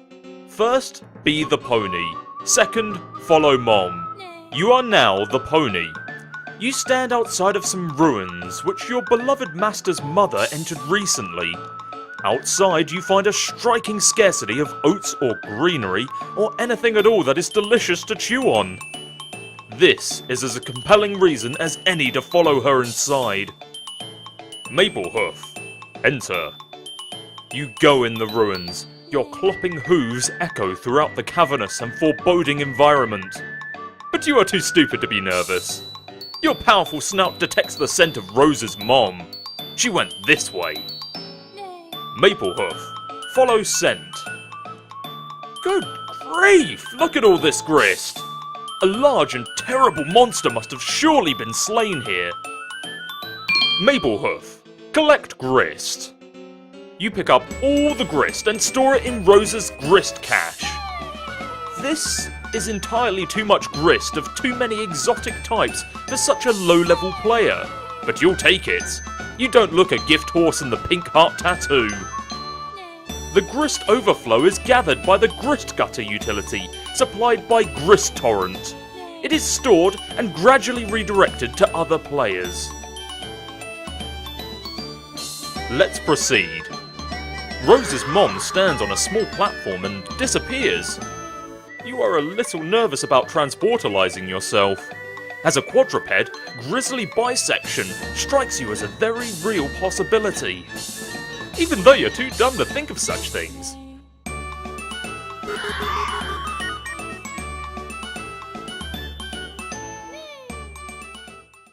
John. First, be the hat. Second, find Dad. Rose stops being the pony just in time for John to start being the hat. The breeze carries you to where you need to go. You settle down in front of a man in sore need of a fresh hat. He gathers the clean hat, along with a shoe he found through similarly serendipitous means to replace the one he lost.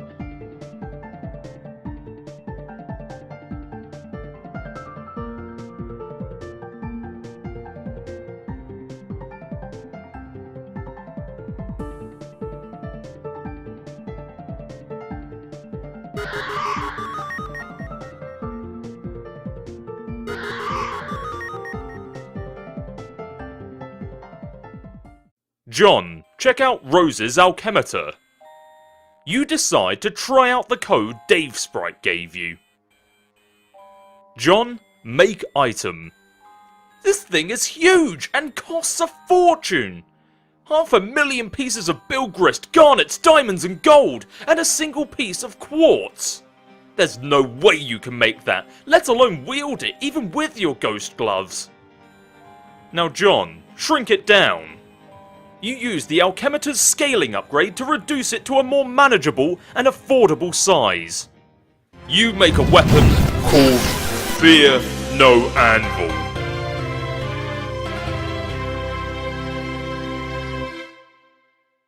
John, pester Dave Sprite.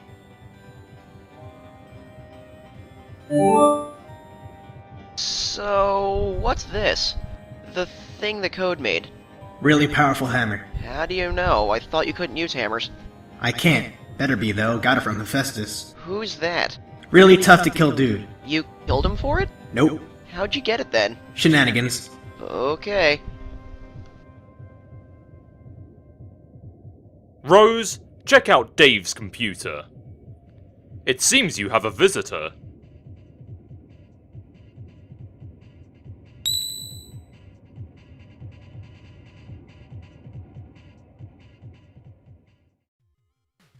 TA, fix GA's computer. There's nothing to fix. Just got to open up the viewport. It's easy.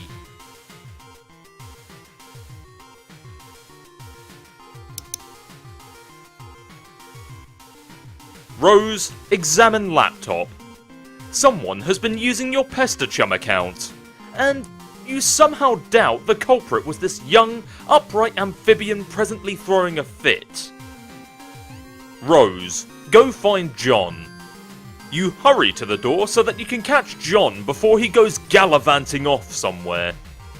But it seems your door is ajar.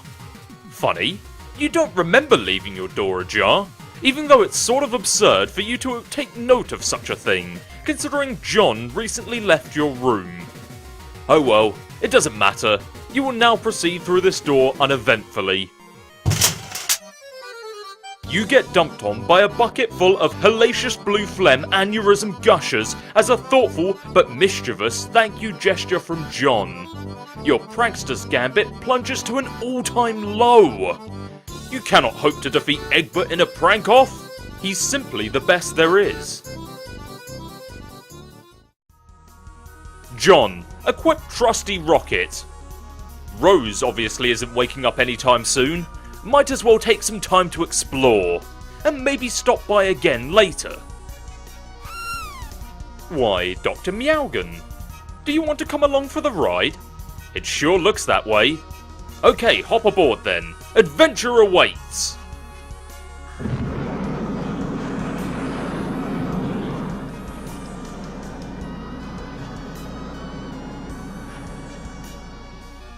Where is he off to now?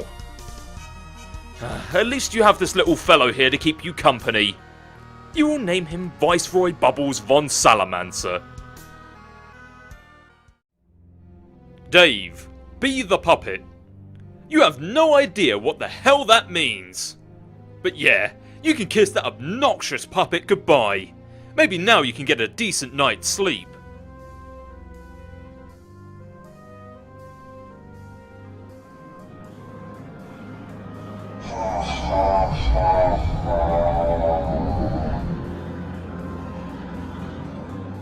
Okay, this is the most ridiculous thing you have ever seen. What is taking place here is almost certainly illegal. You're not sure which laws are being broken, but it's probably a lot. Authority Regulator. Follow.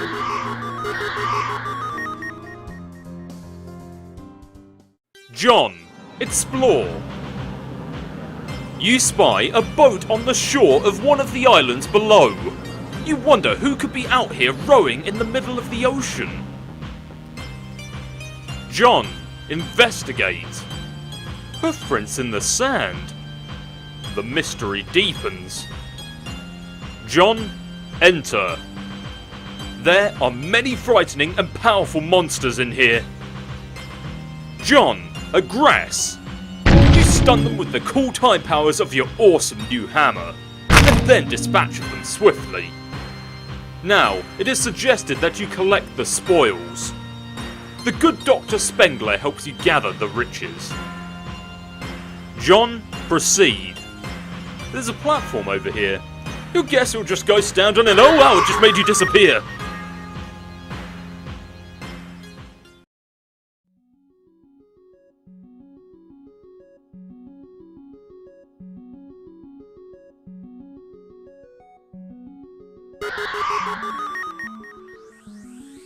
John, explore lab. Now, what in the hell is going on in here? John, explore the lab further. Now what in the hell is going on in here? Oh, John, who cares? Just ride the pony already! Yes! Fuck yes! Hell fucking yes! But seriously, what in the hell is going on in here? John, seriously, just keep exploring. You find a sweet getup. It's almost as if it was tailor-made for you. How weird would that be? John, put it on. You equip the Junior Ectobiologist's lab suit. Now examine the nearby station. Now what in the hell is going on in here? Of course it's obvious what's going on in here. It's another one of those 4-monitored house-shaped terminal thingies. Authority Regulator. Resist urge to ride bro's rocket board. You fail to resist the urge. You start thrashing up stunts something uncanny brutal on your quest for mad justice, yo, and get this way rude municipality under control. Shit is basically flying off the hook. It's like shit wants nothing to do with that hook. The hook filed for divorce from that shit and is now seeking custody of the hook and that shit's 2 kids. Authority Regulator. Pop a fucking wheelie. These hops are unreal. Shit, this flagrant should be illegal. It probably is. But you don't care.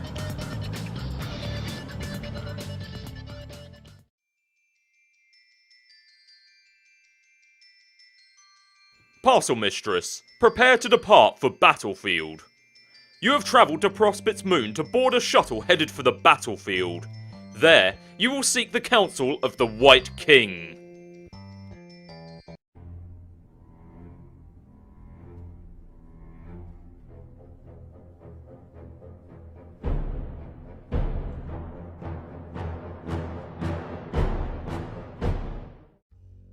You have unwittingly been tailed by a nefarious courtyard droll from Durst. Courtyard droll, pick Parcel Mistress's pocket. You pilfer the White Queen's ring. Parcel Mistress, depart. None the wiser, you board the shuttle. Next stop, Skya. You receive an incoming message from the Draconian dignitary. I got the ring! Good. Bring it to me while I wait for an update from the hegemonic brute. He's been tracing the king's movements on the battlefield. Are you still wearing that ridiculous outfit? You don't have to anymore, by orders of the Sovereign Slayer. I'd still rather wear the outfit. He's got nothing to say about that. Hiya! What? Clubber! What? Additional pummeling! Dad Grandpa Smackdown! Sweet catch.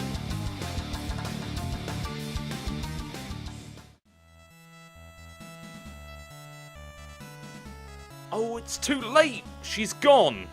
You have to remember to deliver it later somehow. The best way to remind yourself that you're carrying a ring is to put it on your finger.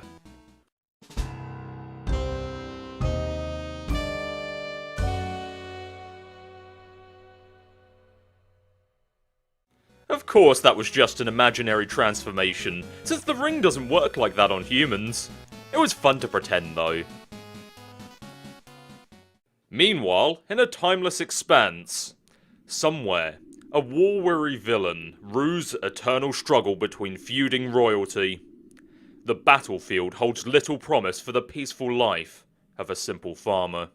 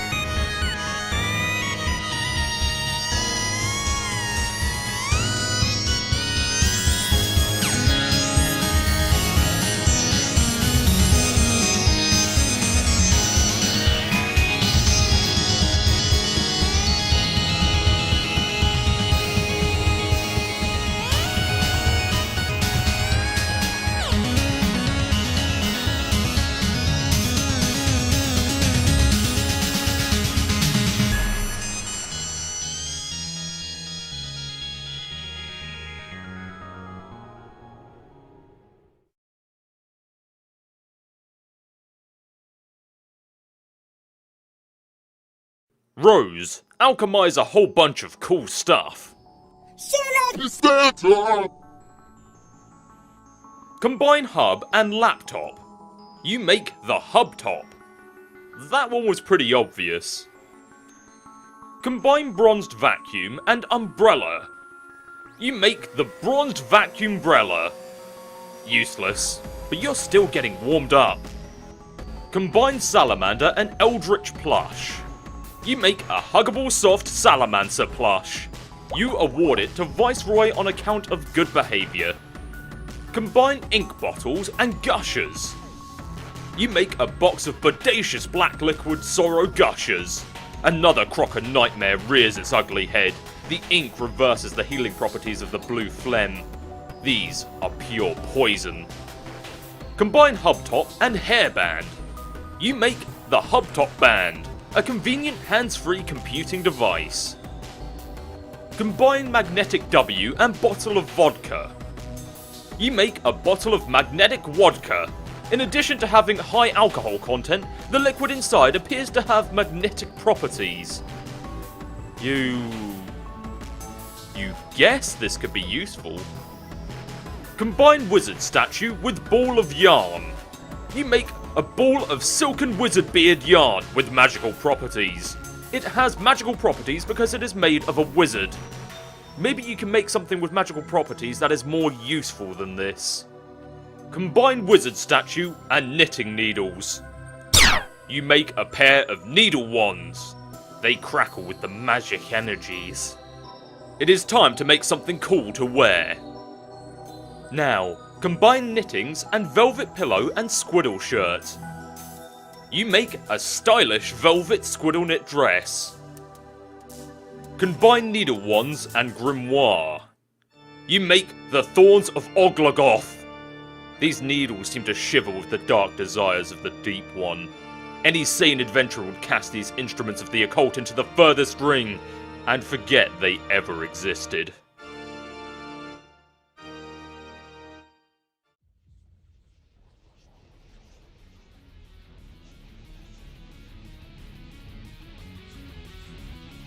Now Rose, a grieve encroaching malefactors.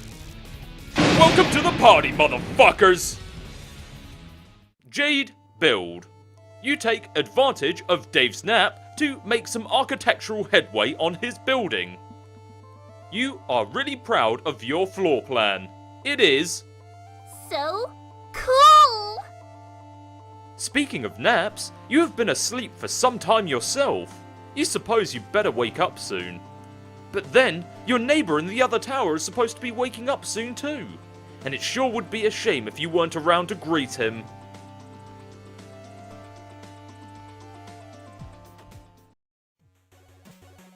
Dave, wake up and jam. And by jam, you mean alchemize, of course. Whoa. Your house is huge suddenly. Anyway, let's just get this party started. Dave, combine sunglasses and iPhone. You make a pair of eye shades. This one was really obvious because future Dave had a pair, but he took them with him when he prototyped himself. But now you have a pair too, so that's cool. Dave, combine timetables and computer. You make the turn top. Convenient computing on the go, sort of like you have with your eye shades, but with all your important files and apps on there, not to mention Superb. Plus, maybe it has some weird time powers? You have no idea. You have to mess with it later. Combine Puppet Tux with Smuppet. You upgrade the Puppet Tux future Dave made. He probably made it by combining one of your bro's badass marionette suits with your shirt and scaling it up to fit. That's how you would have done it anyway. You add a Smuppet to the mix to make a softer, more stylish red plush Puppet Tux. It's like walking around in snuggly pajamas. Action pajamas. Dave, combine Broken Khaled Scratch and Ruby Contraband. You combine a couple more items you got from future Dave's loot stash. The broken form of Khaled Scratch and some Ruby Contraband. Whatever the hell that is. The resulting item costs a fortune. You have no idea what it is. Dave, preview item with Holopad. You momentarily reconfigure your Alchemita upgrades to make use of the Holopad extension. You pop the card in the slot and check it out. The combination will produce the Broken Scarlet Ribbitar. Now combine Whole Khaled Scratch and Ruby Contraband. Out of curiosity, you try it again with the whole sword. You dial back Khaled Scratch's little turntable, rewinding the sword to a point in its history before it was broken. You then combine it with the red frog thingy and show the complete Scarlet Ribbitar. But there's no way you can afford to make that yet. It costs even more now. Maybe you'll stick to combining items around your house for now, rather than stuff from your future Sylladex. It'll be less confusing that way. And probably less expensive. Dave, combine Shitty Sword and Hella Jeff drawing. You use one of your bro's really shitty swords from the fridge and a printout of Hella Jeff to make a sword. This thing is so unspeakably shitty, you are having a hard time even holding it. Now, combine Snoop Dogg photo and mini air conditioner and Khaled Scratch. You make the Snoop Dogg Snow Cone Machete. When foes drop it like it's hot, just turn up the Blizz Nizzle Nozzle so they chislax for Rizzle. Dave, combine skateboard and Hella Jeff drawing. You make Unreal Air. And there it goes. It's ridiculous what kind of air this thing is getting. Dude, come get a ruler, check this out. Yeah, it's not coming back. Dave, make another one. You just make another one, and quickly stash it in a card so it can't escape from above. Dave, combine GameBro magazine and timetables. You turn back the clock and make a vintage GameBro. You think you remember this one from your bro's stash. It's a classic. Now combine Batarang and Midnight Crew poster. You make a whole pile of Suitarangs because they are really cool and pretty cheap. Dave, combine Plush Puppet Tux and Midnight Crew poster. You make 4 aces suited. You aren't really sure which one you like better. The red one is softer, while the black one is sort of stiff and starchy. Anyone wearing this suit is all business. Maybe you'll switch it up as your mood dictates. Now, combine Plush Puppet Tux and Felt poster. This would make some felt duds, if you had whatever that green grist is. Dave, combine Smuppet and Felt poster. You make a jutting out and impudent felt plush. You do an acrobatic fucking pirouette off the handle and into his heart. And he into yours. Now combine Dead Things in Amber, conditional and style with Smuppet.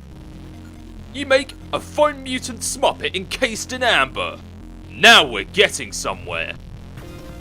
Now Dave, combine Dead Things in Amber, conditional or style with Smuppet. For the sake of science, you conditional or combine them instead of conditional and combine. You make an Amber Mutant Smuppet abomination. So cool. Now this is how you make shit work. Egbert and Lalonde should be taking notes. Now Dave, combine Fetus in a jar and Mr. T puppet. You make the Foam Fetal Mr. T in a jar. Another back-breaking victory for science. You're looking pretty chill with your new freak show entourage. The underlings all look kind of put off by it though.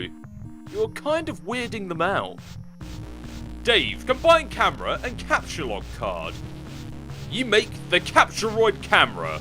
You can use it to snap a ghost image of any object without capture logging it. Spits it out on a brand new capture log card every time. Could be a useful way to take a large inventory of anything you encounter without cluttering up your Sylladex. Also for grabbing codes for stuff you can't ordinarily pick up. Dave, take photo of self. You take one of your patented ironic cool guy self-portraits. Man, so cool. That's really all there is to say on the matter. Dave, combine Fetus in a jar with self-portrait photo. That would apparently make Dave's brain in a jar. Gross.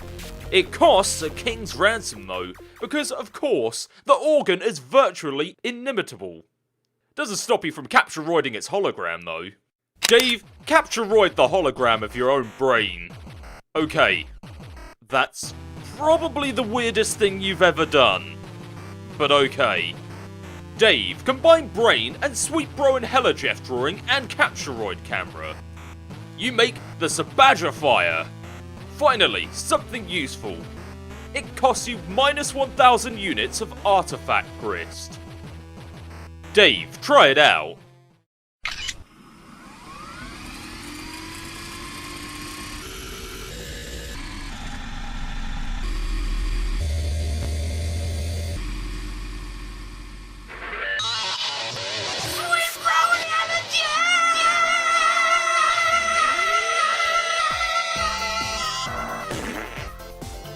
Where'd you go? I was going to show you my chops.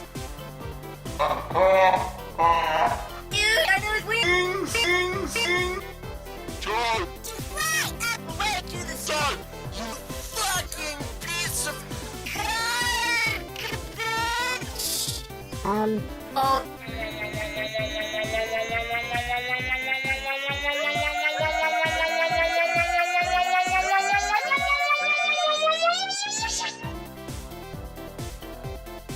The only thing that's What she really do? it's watch that Asshole fall. Looks like it automatically prints out a Sweet Bro and Hella Jeff comic in some way related to whatever you take a picture of. This should save you a lot of time. Specifically the 5 minutes it takes you to draw a comic. You're a busy guy.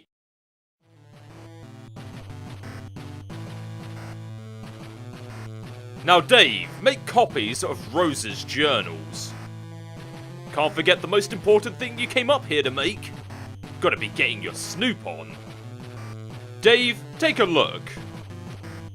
One book is titled Meow. The other is titled Complacency of the Learned. Gee, you wonder what could be in Meow. Dave, read it. To no surprise at all, this book is full of more meow letters. Looks like Rose is totally nuts. What else is new? You'll guess you'll try out the other book. Looks like it's just some sort of creative writing project. Now Dave, read Complacency of the Learned. Friglish bothered his beard as if unkinking a hitch in a long silk windsock. A more pedestrian audience would parse the exhibit as nervous compulsion, behavior to petition contempt among the reasonable. He was, however, not surrounded by the reasonable, but the wise, a distinction in men that would forever be the difference in history's garland of treasured follies. As a matter of fact, his cadre of fellow wizards were all putting similar moves on their beards as well. The practice would evince thoughtfulness, sagacity even, if they didn't do it all the time. Standing in line at the bank, shooing squirrels from bird feeders. Few occasions were safe.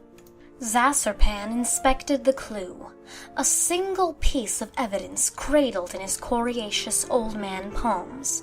It was a human bone, not striking in the tale it told alone so much as that told by the thousands like it festooning the marshy soil of the mass grave.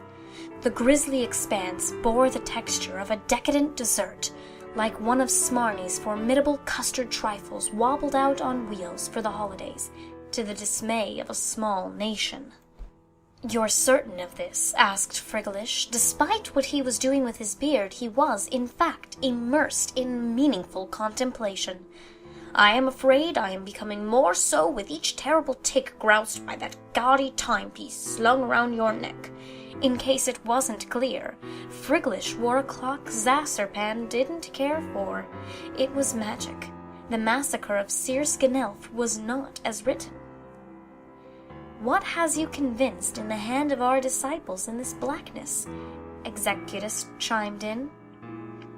"I believe a fat face stammered, his eyes darting with the guilt of a thief in the throes of an unraveling alibi. "I can summon a more pressing line of inquiry." "No, Smarnie, nobody was in the mood for a sticky buntloaf just now." Zasarpan's ears fell insubstantial to any line of inquiry, pastry-oriented or otherwise. His abstruse contour carved a pondering shape in the fog, carpeting centuries dead. His 11 contemporaries, too, embraced the muted consternation of their great predicant scholar. Few wizards kept sharper adumbratives or read them with such lucidity. When Zasarpan treated men with silence, it was seldom unrepaid by the wise and reasonable alike. It was harrowing to entertain. Zasarpan, the learned, storied complacency of wizards, was marked for grander descendants. Disciples hand-picked, vetted by Ockite the Bonafide and tested by Gastro the Munificent. The 12 sweetest, most studious children a pair of elderly eyes could give their sparkle. Not the ragged gutter-snipes so oft harvested by the common obscenity, those vituperative little beggars with hearts to corrupt as dropped bananas brown. That these chosen youngsters would turn was not merely unthinkable, but something of a roundhouse to the temporal bones of the upper indifference's high chamber of soft-skulled prophets. His wisdom-savaged brow pruned further with recount of his many lessons to would-be successors, lessons to advance humanity's elucidation and prosperity, an outcome this bleak trail now painfully obviated. There were few puzzles the learned could not suspend and dissect in the recondite manifold beneath his extremely expensive pointy hat. daring to pitch his cherished pupils in with the foul melange of history's rogues. The heretofore abstract scourge that built up civilizations with ungodly magic and tore them down with joyful malice would prove an intellectual trespass to make his calcium-deficient bones quake. And more daring yet was the only question that now mattered. Could a bunch of bearded, scraggly old men in preposterous outfits hunt them down? He didn't have an answer, only a simple observation so blunt and uncharacteristically jejune. For the lauded stage, it was breathtaking in its self-evidency. We're going to need more wands. Wow. Think of something better. This wizard story seems really involved and kind of confusing. You'll have to save your place and dig into it later, and then maybe ask Rose what the hell the deal with it is. Dave, go get a bookmark. You return to your room in search of a bookmark. Oh, hey! Finally a use for that pointless juice-stained beta that will never serve any purpose, past or future. You drop it on the John in case you're looking for some reading material later. Dave, check on Rose. Now Dave, Pester. Whoa, why are you burning your wizard fanfiction? I'm not. This book contains a genetic code. Oh, okay. Then why are you burning that? The gods from the furthest ring asked me to. That's some dumb wizard thing you just made up, or something to do with tentacle monsters? I can't keep track of what you like anymore. How did you know I wrote a story about wizards anyway? John told me. He was all snooping around your room while you were asleep, and I was like, no man, don't. So not cool. Then he was like, haha, dude, check it out. This book is full of wizard slash. And I was like, I don't even want to know. This is such a crazy violation of privacy. This story sounds suspicious. Do you want me to chew him out about it? I will, because that was so outrageous. I don't know where he got off being like that. No, I don't actually mind. Too bad I missed him. I thought you hated wizards. What's the deal with that? Oh, I like wizards. What I don't like is my mother's obsession with feigning interest in them to antagonize me. Oh man, that's so messed up that you think that. She probably digs wizards for real, just like you, and you're blowing shit out of proportion like pretty much always. You and she could probably have been chatting up how awesome wizards were this whole time, but no. You're probably burning your nutjob meow book to spite her too, aren't you? No, I told you. It's one of the gene sequences locked in my subconscious. The gods say it's critical to destroy it. Oh yeah, I thought that was a joke. When did they say that? When I was asleep. You mean when we were dancing and stuff in our dreams? Yes. When I flew to your tower, I heard them. They're far above, in the dark sky. I've never seen or heard these things in my dreams. Aren't you often distracted by music and puppets? Yeah. Have you ever looked into the sky without your shades? No, what a ridiculous question. Maybe you should try it sometime. You're the Prince of the Moon. I'm sure they've been meaning to seek a royal audience. What do all these dots mean? Dunno. Anyway, yeah, I guess I'll do that. Get some sky monsters to boss me around sounds cool. Dave Sprite, also Pester. So, really, why are you burning that? I just explained this to other Dave. Do I have to explain everything to you twice now? No, I know. I'm using Dave's spare computer. I saw the whole conversation through his Pesterchon account. Oh, I see. So instead of having to double explain, I merely have to put up with being double spied upon. What a relief! I just mean, you didn't burn that book in the future. That book was completely pointless. I know, but now it's not. You appeared to make it relevant by traveling to the past. So, does that mean the sleeping thing worked? You remember the future? I remember some things. Okay, cool. So why is the cat code so terrible now? I don't know, but the gods were pretty emphatic about it. Well, okay, I guess it's done, but why are you so sure they're right? Have you ever known them to be wrong? I guess not, but they sort of freak me out. I mean, listening to gross space mutants all day isn't my idea of an awesome time, especially the ones that sing. Oh god. Is that why you always kept the music turned up? No, I flip out the ill jams because they kick ass, obviously. I guess we'll chalk another riddle up in the solved column. Yeah, case the fuck closed. Are you talking to Future May? Yes. Okay, I'm out of the loop again. Between you taking orders from Dream Beasts and birdwing me with, like, future secrets, I'm doing some sort of spectacular fucking jackknife up the loop and getting a wink and a nod from Barack Obama. I'm coming upstairs. Okay.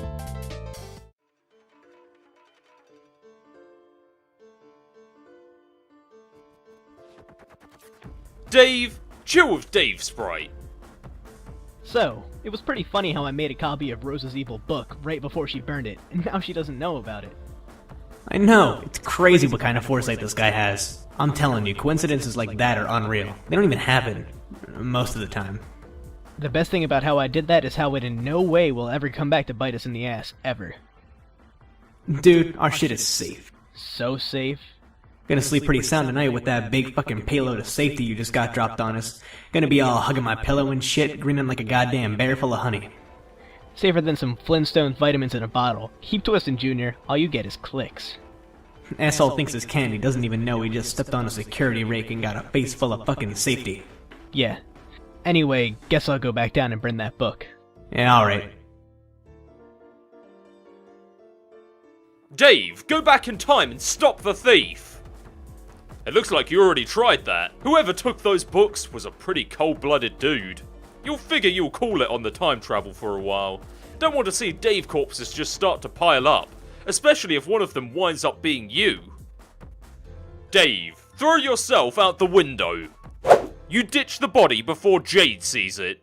That would probably freak her out. Now John, press a button on the control panel. You push one of the nearby buttons. It activates the upper right monitor. The view is locked on to a particular location on Earth at a particular date and time. Whoever was in the lab appears to have recently calibrated this device. John, examine monitor. The monitor displays a town on the west coast of the United States. It appears to be your old neighborhood. But there is a factory there you do not recognize. The date is December 1st, 1995. A few months before you were born. John, zoom in. An old woman is escorted by her son on a lovely day. A target has been locked over the gentleman's mother. A meteor overhead looms unnoticed. They witness the destruction of the facility. Collateral damage to a corporation owned by a renowned billionaire explorer. A mystery begins. John, press blue button. You create a paradox ghost imprint of the woman you recognize to be your grandmother. The ghost sludge is sucked into a glass tube. John, activate switch 4. You switch to a monitor displaying a view of a remote island in the Pacific on December 3rd, 1995. John, zoom in. A renowned billionaire explorer approaches on his yacht. An old factory lost 2 days prior, but a new shipmate gained. Together they settle the island and plunder its secrets. A meteor overhead streaks unnoticed, headed towards an unseasonably warm city in the central United States. Now John, press the blue button. You create a paradox ghost imprint of the man you spotted in the woods with your book. The ghost sludge is collected. John, activate switch 3. You switch to a view of an unseasonably warm city in the central United States on December 4th, 1995. John, zoom in. An outrageously awesome dude stands before a crater where his favourite record shop stood 1 day prior. He is prepared for the occasion with a small pair of outrageously awesome shades. A meteor overhead races unnoticed, headed to a lake near a laboratory on the east coast of the United States. No aquatic life would survive. John, Press blue button. You create a Paradox Ghost imprint of the outrageously awesome dude.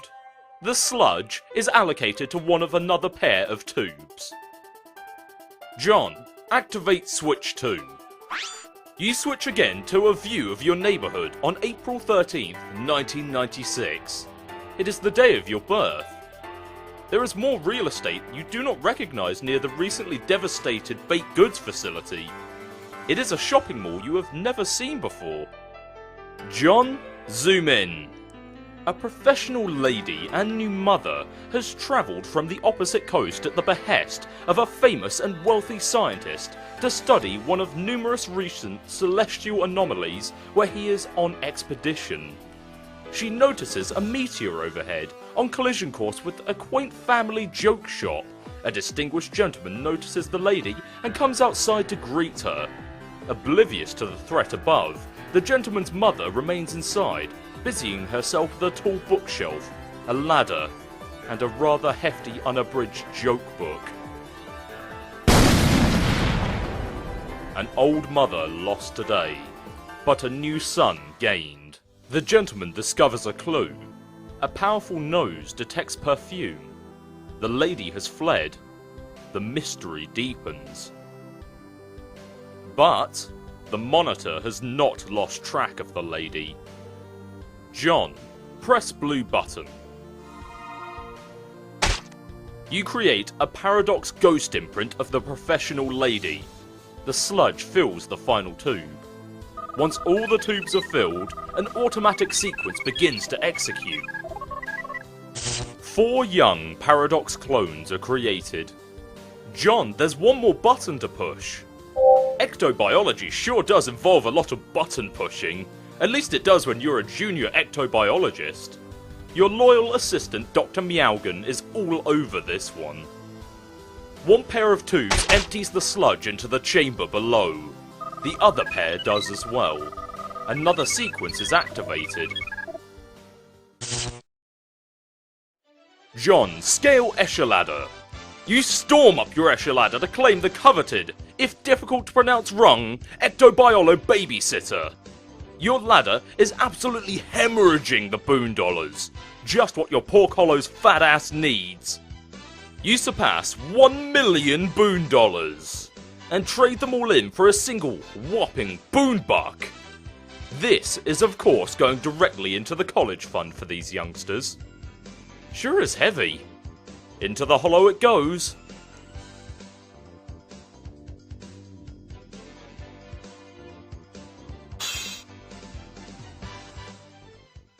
Navigating the Vale nearby. An old man has much to do before he returns to Earth, dies, gets stuffed by his adoptive yet biological daughter/granddaughter, and stuck in front of a fireplace. Taking priority at the moment is shipping 2 passengers long overdue for a reunion.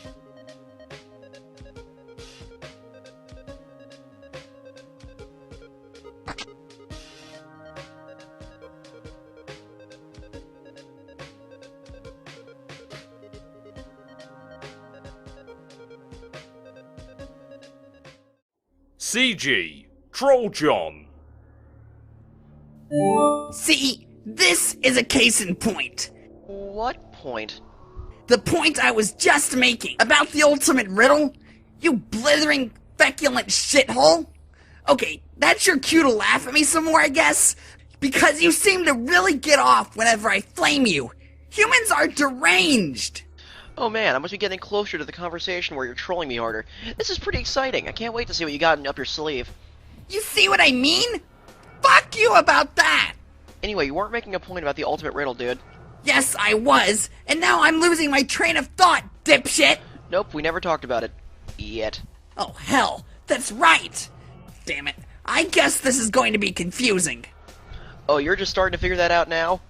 See, I kinda painted myself into a corner. I started trolling you at the end, just before the rift, and then jumped back a little, and now I guess I've become railroaded into working backwards here. Unless I want to do this sort of dumb schizophrenic hopping around like the others. Oh my god, I know, you've already told me like 1,000,000 times. I have? Wow. I I can't wait for all those amazing conversations to take place. It's going to be like that human vacation with the giant red chimney asshole up in here. You know, the one where a bunch of moaning nook suckers sing at a little pine tree, I think? Man, I've got to say, I'm a little disappointed by this masterful trolling you're bragging about. I was bragging? Why would I bother with that pedantic human horseshit? Maybe you should consider that I was bragging to get your hopes up in the future, only to let you down, and thus troll you masterfully in that respect. Maybe, but that would be pretty weak too. Your brittle human calcium-based skull is what is weak, and if you and I were in the proximity of a blunt instrument, I wouldn't have much trouble proving it. Whatever. So what was this case in point you were talking about anyway? I was scrolling back and noticed you were in the Veil. Whoa, I am? Yeah, dum-dum, you're tumbling around on a big goddamn meteor, and you just created younger versions of yourselves and your guardians, probably by mucking around with that thing like a doofus. Wait, these are baby versions of us? So clueless. What did you think you were doing there anyway? Well, I saw footage of my Nana and some other people who I'm pretty sure were like Jade's grandpa and Rose's mom and stuff from a long time ago. And then there were all these little guys scurrying around. So they're like cloned copies of us? No, they're literally you and your guardians. Paradox clones. Huh? What do you mean they're literally us? Do they go back in time? Yeah, obviously. Great guess, brain hero. But technically, they aren't even sent back in time, because with respect to the medium, your universe's timeline is meaningless. Seriously, why would it give a crap about Earth's past or future or whatever? From its perspective, it's just a bunch of points to choose from. Just like your chronology is from our perspective. But I guess that's a bunch of semantics. With respect to your personal chronology, yeah, they go back in time. A paradox clone is by definition a correctly cloned duplicate that will inevitably go back in time and become the original target that was cloned. If it's a malformed clone, it's just a meaningless mutant that has no bearing on the stable loop continuum. I don't see any tentacles or extra eyeballs or warped bone bulges, so those gross little things are all you guys waiting to go to Earth and grow up to become the insipid bunch of grub-fisted douchebags that you are now. And this is the point I was trying to make about the ultimate riddle. What is the riddle anyway? Maybe I can guess. I'm good at riddles. Think again, Ignoramus. It's not even that great, or even much of a riddle at all. In the course of your adventure, you would have encountered all these fragments and like weird poems and shit. You find them along your quests, with clues and stuff buried in them to help you solve puzzles and move huge stone columns and make staircases appear and lots of nonsense like that.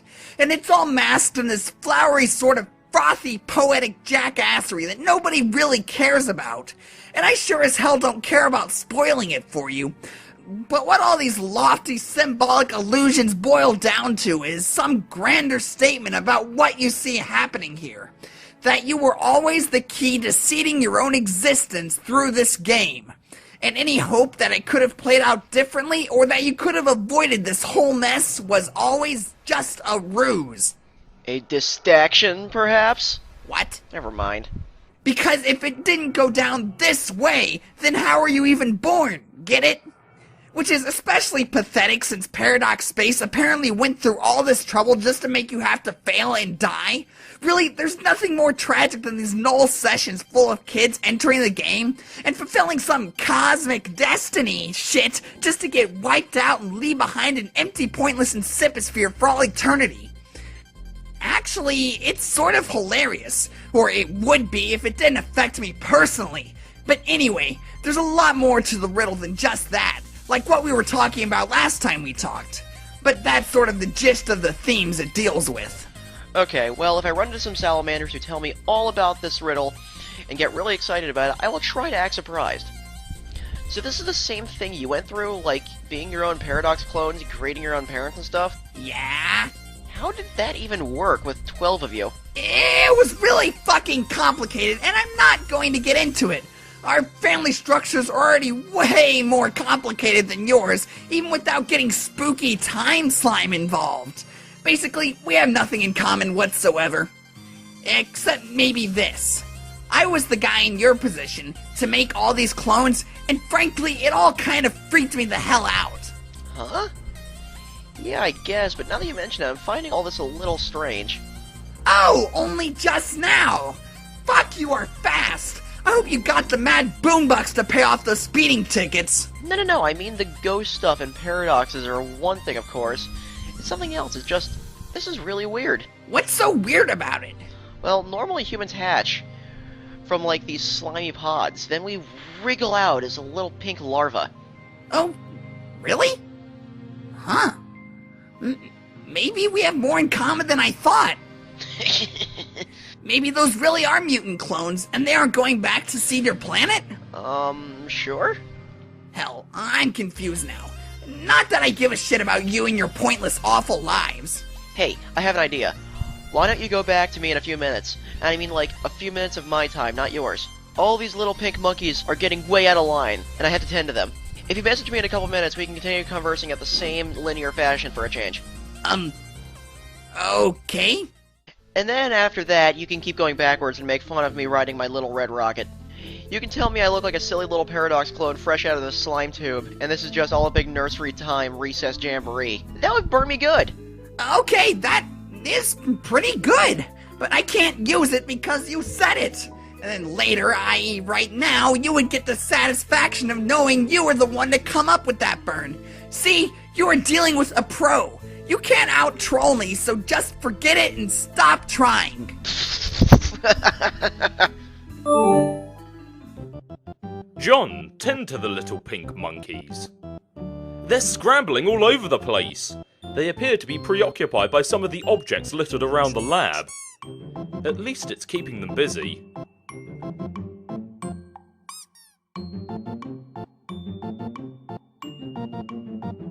John, get trolled by CG. Again. Okay, it's a few minutes later. Look how sane and linear we are being. Yeah! Okay, awesome. Now fuck you and goodbye. Wait! What? I was just looking at these rascals and I was wondering, how they go back in time and stuff and become us? Does it have something to do with the Reckoning? How do you know about that? You told me. We had this great dare going to see who could be the least helpful and informative, and you totally lost, dude. You were hella helpful. I was obviously just spiting your stupid, pointless human dare. What is a dare, anyway? It's nothing. Someone says do something and then, oh, laugh, laugh, you lose if you don't do it. That isn't anything that deserves a word. We don't even have a word for dare in our language. The closest approximation would be worthless fucking bullshit waste of time for silly little children. Oh wow, is that the title of a movie too? Yes, it's the title of every dumb movie you ever liked. That isn't even true and doesn't make sense. Anyway, how could we make a dare if I'm moving backwards on your timeline? You would dare me to do something, then I would do it next time, but then you wouldn't even remember the dare because we didn't make it yet. That's what isn't true. It doesn't make sense, you damn bag of puke. Well, yeah, the dare never happened. I was joking around and made that up to give you a hard time. You have sounding stupid down to a science. Where's your lab coat and test tubes, Dr. Brain Professor? I'm wearing a lab coat, sort of.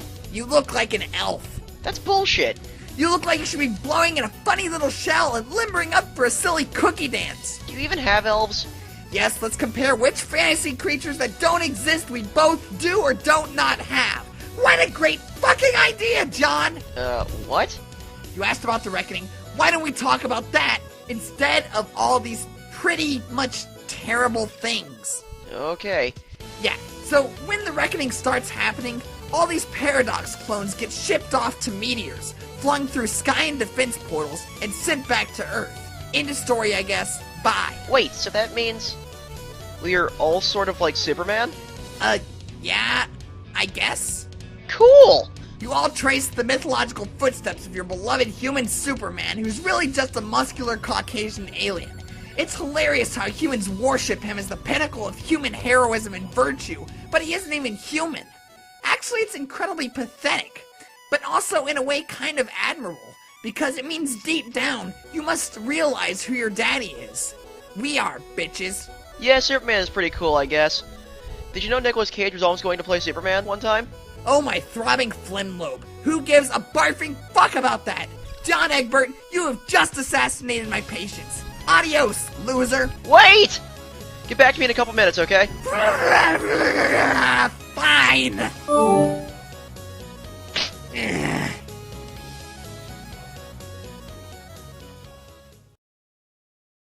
AR, shred. You are ripping up so many hellacious shreds. This fierce shitty biz nasty is getting so deliriously root brazen it... Okay, you lost the handle on that sentence. Oh my god. Is that what you think it is? This thing is so completely illegal. How could this atrocity be floating out here unnoticed all this time? You are gonna throw whoever is responsible into the slammer. You always call the jail the slammer when you are extra angry at crimes. AR, go in. There is a large elevator platform ahead. Now, go down. Below there is a dark, cavernous room. Near the platform is a time capsule. It has deployed a seed and waits for something to be deposited and for the clock to be set. It is all harmless though. Still no sign of any perpetrators. AR, search premises. Deeper into the darkness of the room there is some complicated lab equipment. Again, nothing particularly unusual for this jurisdiction. Examine the equipment. There is a large monitor. Displayed on it is a small human girl in a fancy house. The date is April 21st, 1910. 8 days prior, the orphan girl was taken in by an aristocratic southern colonel and legendary humorist. He recovered the young lady from a crater where a bakery once stood, operated by the man's wife, a notable baked goods baroness. There is an explosion in the colonel's backyard! Land sakes alive, we are cooking with petrol now! The colonel and his new granddaughter investigate. The impact site is where a doghouse stood moments ago. It was the magnificent abode of the man's beloved pet, Haley. He takes a belt from the old julep flask. He'd sooner perish himself than lose that dear animal. People would think reports of the man's death were greatly exaggerated, but they weren't. This is exactly the reason why babies should not be allowed to dual-wield flintlock pistols. An old colonel lost, but a new brother gained. Aha! There's Haley. The youngsters adore their new guardian. Good dog, best friend. The young boy has difficulty pronouncing the name though. Sounds more like Harley when he says it. AR, fast forward. 13 years later, the boy develops a taste for adventure. He and his guardian bid farewell. His sister is sad. She will be left all alone with the wicked pastry baroness. She can handle it, he tells her. He believes in her. This all seems pointless to you, and immaterial to the crime that has been committed. Though, you do find it odd that the Purifier target has been fixed over that especially stupid-looking animal. You hear the elevator platform. Someone is coming. It is a high-ranking agent from your kingdom. Could he be the man behind this crime? Could his intent be mutinous? You know the agent to be far too dangerous to take into custody. You hide behind some equipment and observe. He appears to be holding some notebooks. Also what appears to be a pair of juice-stained envelopes. Only one of the books is useful to him. The envelopes are useless, and he couldn't make it through more than a paragraph of the other book. Some weird thing about wizards. He discards them. The spare notebook lands on the floor. The envelope lands in the seed.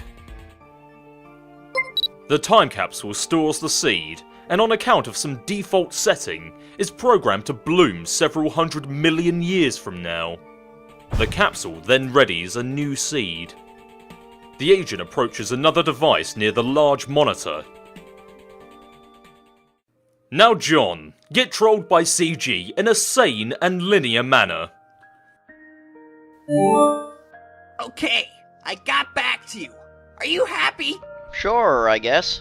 You don't even know it yet, but you're about to start passing out bunnies like they're cheap cigars. It's going to be an embarrassing display. What are you talking about? Yeah, exactly, numbskull. Let's just have our chat, then it can naturally occur to you to be an idiot in the due course of time. Okay, I was sort of mulling over it while looking at these babies with guns and sitting on ponies and things, and how the reckoning takes them back, and how you said the reckoning starts sooner. Yeah? Are you sure it has to start so soon? Can't we delay it? It starts in a few minutes, stupid. See that countdown clock over there? You aren't delaying anything. Oh, dang. I guess I better get off this meteor then. Well, I mean, it doesn't happen all at once. First some smaller meteors go, then bigger ones, spread out over like 24 hours or so. It's supposed to be like, go time, when it starts.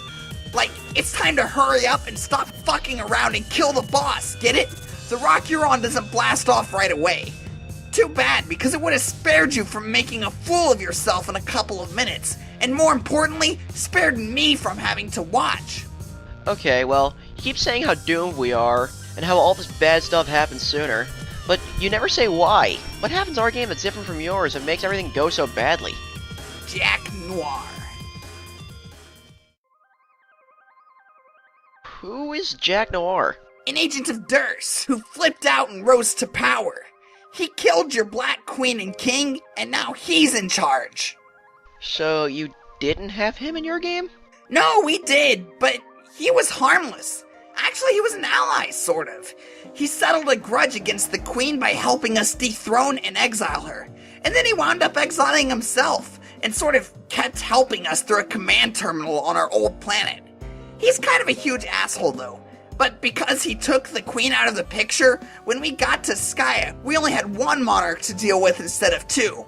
Of course, it was a nasty, giant, 12 times prototyped Black King that took forever to kill, just barely in time before the biggest meteors came.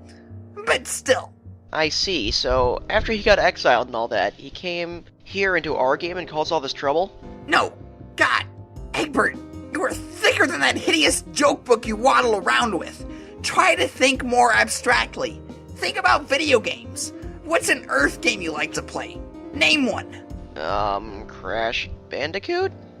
Okay, I don't know what that is, but I have a feeling it's a really lame example. But that's fine, it's not the point. Let's say you play your Bandicoot, and I play my Bandicoot. They're essentially the same Bandicoot, same appearance and designs and behaviors, but they're still completely separate Bandicoots on separate screens. So we both have our own ass Bandicoots to ourselves. The same, but different. Our Jacks are the same, but different too. Same guy, different circumstances and outcomes. Our Jack trumped the Queen, but got no further. Your Jack got the best of both of them, and is now something higher than a Queen or a King. Like an ace? Sure, okay. Okay, I think I get it. But how did he do that? What was different about what we did versus what you did? Frankly, I have no idea what the original thing that tipped the scale was. It is under investigation, but it doesn't really matter. The worst is yet to come. For you. Oh no, what is the worst thing? Already told you. Damn it! Oh hey, sorry, hold on, this little lady's bugging me about something. Yeah. You might as well get it over with and give her the lousy rabbit already. Oh man, I just had the best idea. This is so perfect. A blonde mother and daughter together. This is totally perfect. Perfect for what? Flexing your formidable mental handicap like a fucking heavyweight for the next several minutes? Oh wait, let me check. The answer is yes. It is like that scene in Con Air. I will give her the bunny, like Nick Cage fresh out of the slammer. Fuck. I wish I had a filthy wife beater on. Oh well. Just...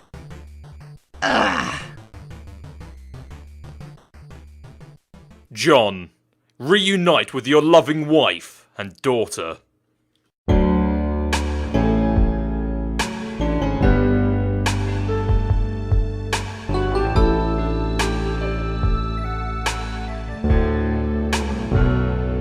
How do I get through one night without you? If I had to live without you, what kind of life would that be? Oh, and I need you in my arms, need you to hold. You're my world, my heart, my soul. If you ever leave, baby, that would take away everything good in my life.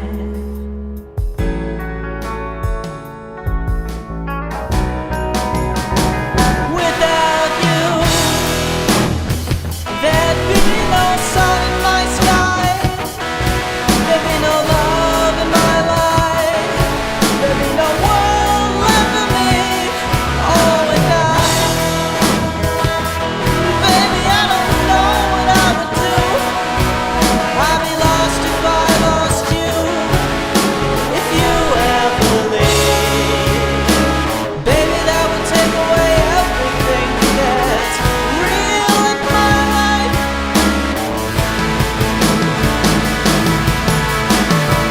And tell me now, how do I live without you? I wanna know, how do I breathe without you?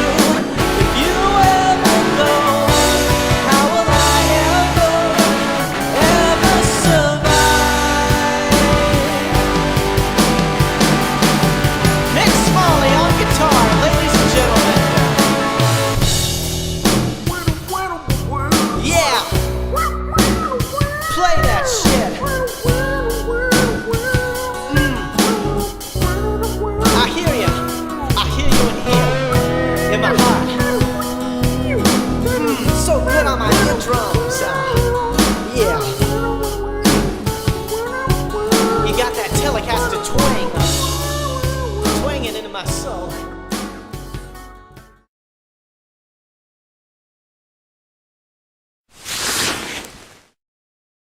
End of Act 4.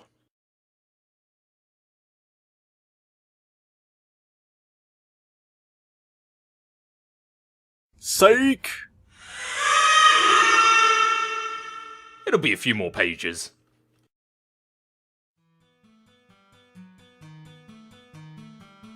Dave, get trolled by GC. Dave, what's it smell like? What? Your blood. Fuck off. Dave, give it a little taste for me. Tell me what human blood tastes like. I've been so curious. You're the annoying blind one, aren't you? Yeah. Dave told me about you. God, too many Daves. It's like this big asshole and cool guy party, but someone forgot to invite all the cool guys. Aha! Man, I'm telling you, burns like that are unreal. Where do you even get a burn that's that sick? I bet you can't wait to be a useless piece of shit all day and fall down all these burns. No, you messed that up. Dave! Dave! Is this you?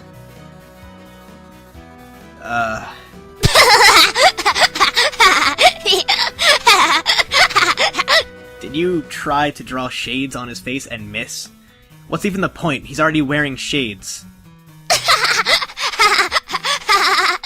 It's so perfect. That is you.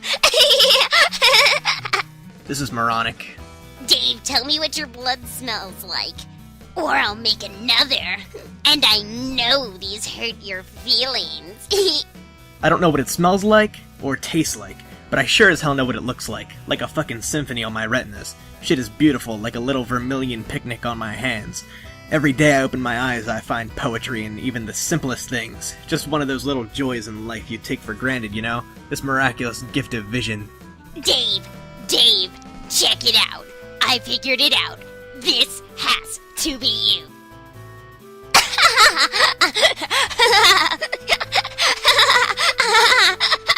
I could give myself a hernia trying to be as big a douche as that guy.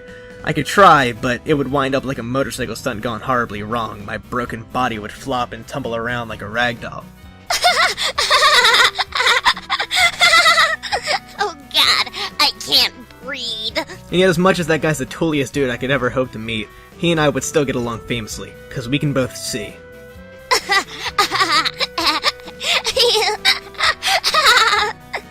Just him and me having a sea party, like a couple of eagle-eyed bros peeping shit up into the wee hours. Dave, can I come to your sea party?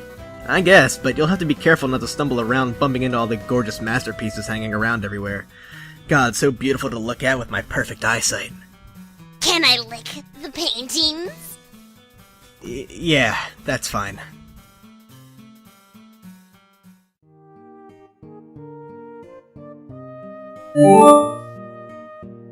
Jade, hi, is your robot nearby?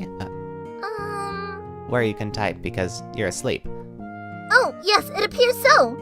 Okay, in that case, are you having a pleasant nap? I guess. I've been pretty busy here. I've had to stay asleep for a long time because John is supposed to wake up soon. But he just won't wake up. I'm pretty sure I'm supposed to be the one to wake him, but I don't know what to do. Huh? Oh, sorry. I was looking to see if I could see him be awake in the future, but I can't see in his dreams or anything. Oh. Well, thanks for trying anyway.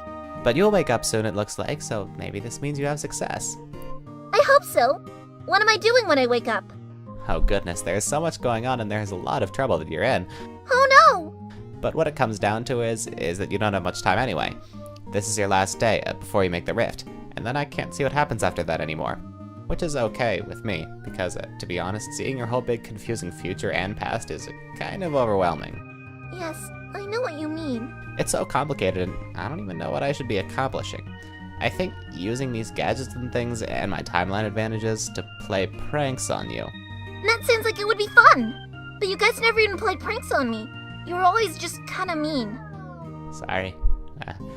I think the idiotic thing about Trollian is if you use it to troll people, I think you're just as likely to get trolled yourself, maybe even more badly, which I think is what's going on here, just between you and me. Well, I know I haven't trolled you guys.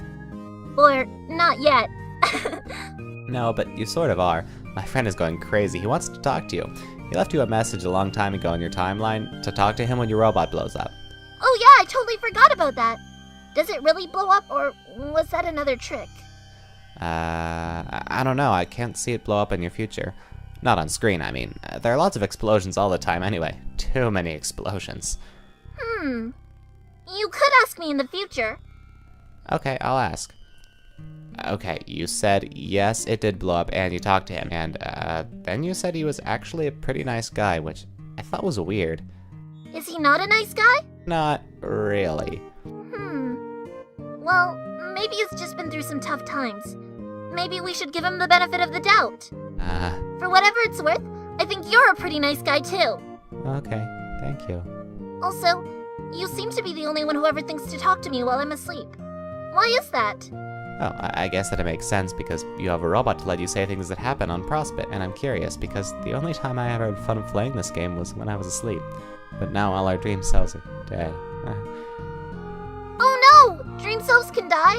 Yeah. I never knew that. Or even thought about it. I guess it makes sense though. Yeah, so enjoy your nap while it lasts. Bye. Whee!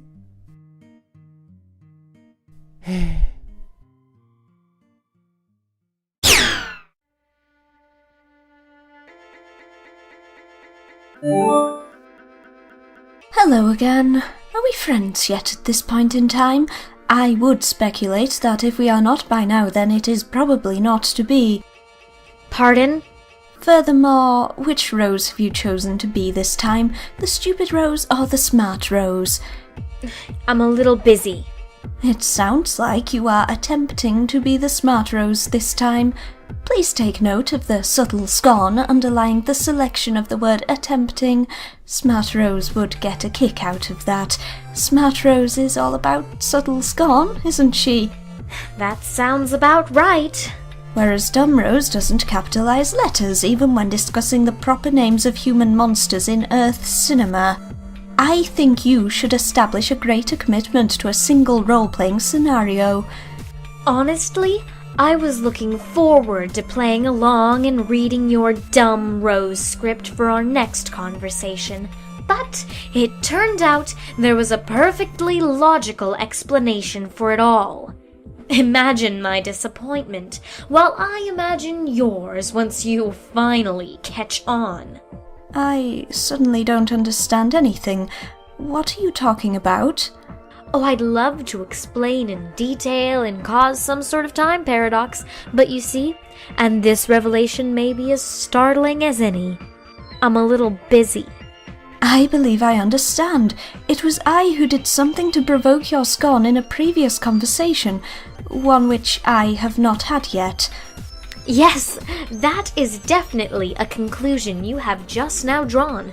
The only thing left to do is ride out the next several conversations while you maintain that understanding, and while I maintain the chilly facade you have grown to so enjoy from Smart Bros, which shouldn't be too difficult because, have I mentioned? I'm busy. Goodbye. Fine.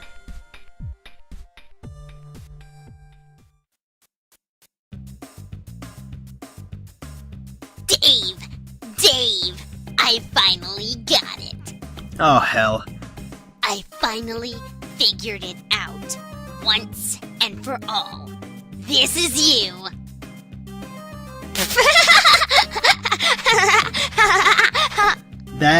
Okay, that's pretty amazing. Oh god, it's so perfect. Just a cool dude and his bro right there, adventuring through time and playing pinball in bro heaven together. Tell me that isn't so fucking perfect. Hey, speaking of which, where's my bro anyway? Haven't seen him at all since I got here. Dave's sprite doesn't know. You can see everything that goes on, right? Or like, smell it or whatever. How does that even work? How do you even use a computer and know what's going on? It doesn't make sense. My face doesn't make sense. Dave, your face doesn't... Damn it. But actually, your face does make sense. To my nose. And my tongue. Ew. I'm sorry, Dave, that you will never experience the sensory bouquet that I enjoy every day. That I ensconce myself in like a warm and comfy bathrobe made of flavor and melody. Oh, okay, so the dumbest and most far-fetched explanation imaginable. Okay, got it. Anyway, I don't know where your bro is. As far as I can tell, you never see him again between now and the rift. Too bad he won't be around to bail you out again like he did when you entered. Man, don't remind me about that. It's so embarrassing. It's okay, I won't tell John about it. I know that's what you're worried about. Okay, cool. But you don't need to be upset about not having your bro to lean on anymore. Who's upset? About time the dude gave me a little space. Blah, okay, whatever you say, but that's not the point. The point is, I will help you instead, Dave. Is that cool? I guess. I know everything that's going to happen to you. I can tell you before it happens so you can be ready and not have to go back in time and get killed all the time and stand on a toilet looking at your own blood for 10 minutes. Alright, so what's next? First, you go through the gate, and then when you go through, you will go to another place in your wild cherry lava land. And you will quickly meet some friendly crocodiles. They will try to eat you, but that is just their way of being friendly. You shouldn't be scared. Why would I be scared? Dave, please. You are crying like a little boy. It's happening right in front of my nose. Your tears taste delicious. Kind of like something you wouldn't know about, a troll delicacy called cotton candy. We have cotton candy, dumbass.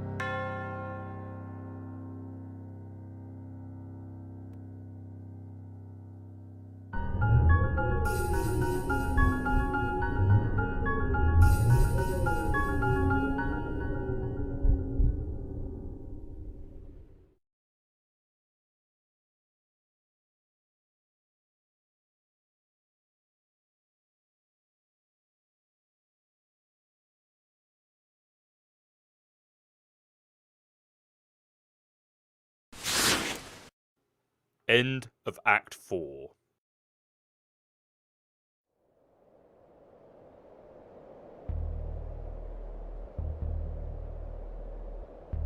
This is my final entry.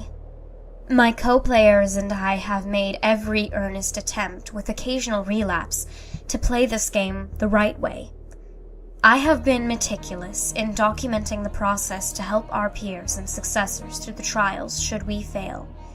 In my hubris, I believed these classes were relegated to the earthbound. But even in this quaint supposition, I was in error. Our otherworldly antagonists have assured us of our inevitable failure repeatedly, while the gods whisper corroboration in my sleep. I believe them now. I just blew up my first gate. I'm not sure why I did it, really. I'm not playing by the rules anymore. I will fly around this candy-coated rock and comb the white sand until I find answers. No one can tell me our fate can't be repaired. We've come too far. I jumped out of the way of a burning fucking tree, for God's sake. I have used a spell to rip this walkthrough from Earth's decaying network, and sealed it into one of the servers floating in the furthest ring. The gods may disperse the signal throughout the cosmos as they wish. Perhaps it will be of use to past or future species who, like us, have been ensnared by Skya's malevolent tendrils. In case it wasn't clear, magic is real. Pardon my egress. You're on your own now.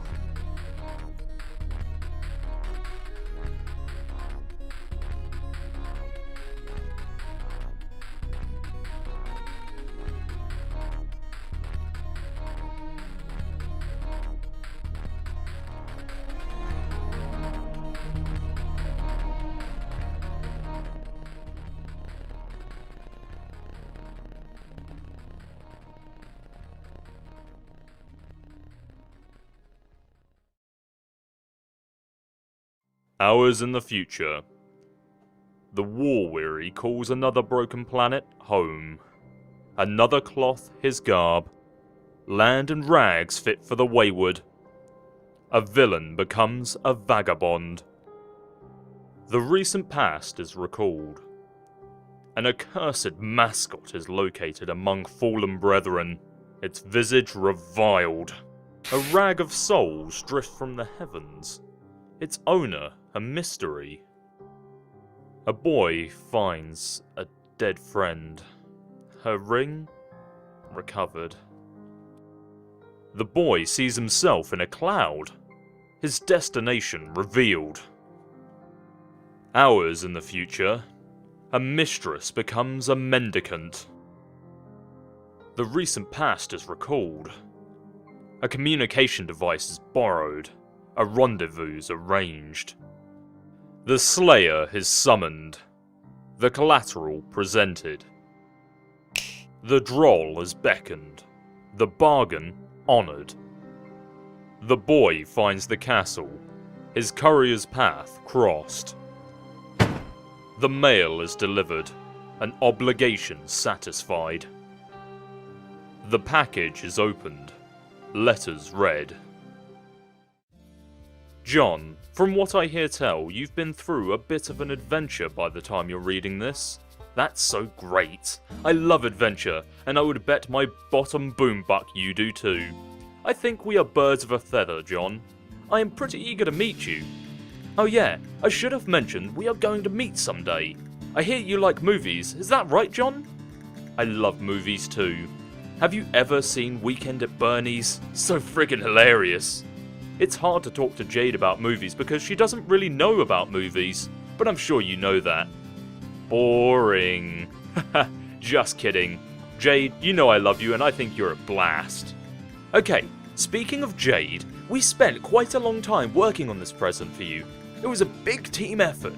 Okay, I had to do quite a lot of arm twisting to get her to go along with helping me make such an oddball present for you and so well in advance. But I had my arm sort of twisted myself to get this going in the first place. But then she came around to the idea because she can see the future. Pretty amazing if you ask me. It'll all be clear later. Gadzooks, with all this arm twisting, I've been getting a good workout. We should wrestle when we meet, John. I love to wrestle, but I don't get a chance to wrestle with anyone that much. Do you like to get into fisticuffs, John? Scrums and whatnot? Me too. Anyway, you should listen to Jade from here on out, John, because she sure seems to know what's best for you. Whatever your adventure throws at you, I'm sure she'll tell you you can handle it. She believes in you. There is another page to this letter. There is another letter from a different author. Dear John, happy birthday! Even though it's super late and you probably went through a lot of trouble to get it, I really hope this present cheers you up. You looked so sad when you were reading my letter. Which is to say, the one you were reading now. I can explain. You see, when I go to sleep, in my dreams, I wake up on the moon of a planet called Prospect. By now you must know about this place. I have lived there in my dreams most of my life, and I made so many friends over the years. And you were there too, but you were asleep. The fact that you are awake now I think means all my friends are in trouble. You are awake because it is your job to help them. We will both help them. But, I know these things because while I was on the moon, whenever I passed through sky I could see lots of things in the clouds. The past, the future, stuff about our friends, and stuff about you. Now that you are awake, and apparently at the center of Skya, wow, you should be able to see stuff in the clouds too. Maybe you already have. Oh, about this present. My pen pal helped me work on it. He included a letter too. He's really funny and silly. I like him a lot, and I think you would too. It took a long time between the two of us, and sure the present looks like a fun and completely ridiculous thing to get, but it is also really important. You're getting it exactly when you need it most. Maybe that's hard to believe, but it's true. I saw it happen already. I don't see everything, John, and I definitely don't know everything that's gonna happen, but when I do know something, I always try to do my best to help people in the future. When I'm supposed to, that is. You'll get the hang of it. John, I'm really looking forward to seeing you when you wake up. It's been nice playing with my Prospition friends and all, but also kinda lonely knowing you were in the other tower sleeping and having lousy dreams. I'm not sure where I am when you're reading this, but I'm sure I'll make it down to where you are soon. Geez, how did you get down there? Oh well, I'll find out. I can't wait to fly around the moon with you and show you all my favorite places. It'll be so much fun. Love, Jade.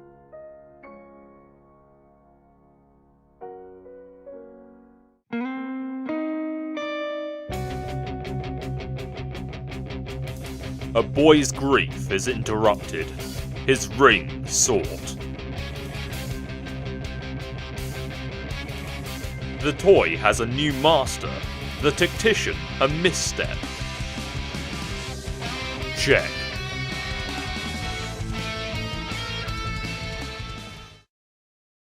Hours in the future, a regulator becomes a renegade. The recent past is recalled. A temple is fled, and soon revisited. A nearby laboratory is also revisited, its satellites dispatched. A sleeping boy is found, rumbling, ominous. The lab is in flight, its exit inoperative. Another public servant makes a sacrifice, a citizen's safety secured.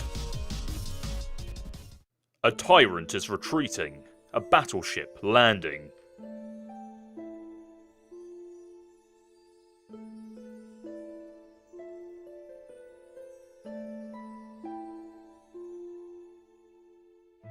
A grandfather mourns, a family tradition honoured. A queen mourns, a kingdom bid farewell. Hours in the future, her journey through the windswept must be walked alone, her entourage bid farewell. A queen becomes a questant. And then years.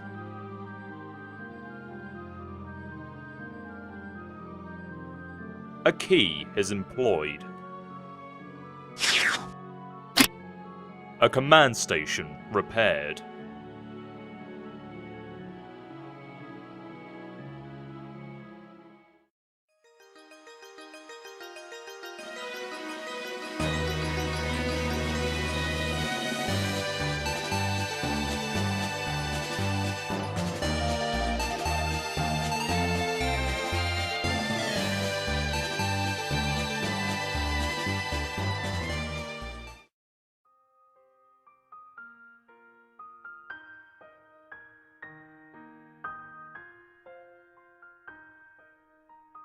There's another cloud. And inside, a dark laboratory, unused for years. And inside, a fourth wall, pilfered from a bureaucrat's office and absconded with years ago. It isn't turned on. But if it was, this is almost certainly what we would see. Picking up from where we left off, I typed a really long recap. Then some other stuff happened. Gallows Calibrator helped John fly to the second gate, which took him to Rose's world, Lolar.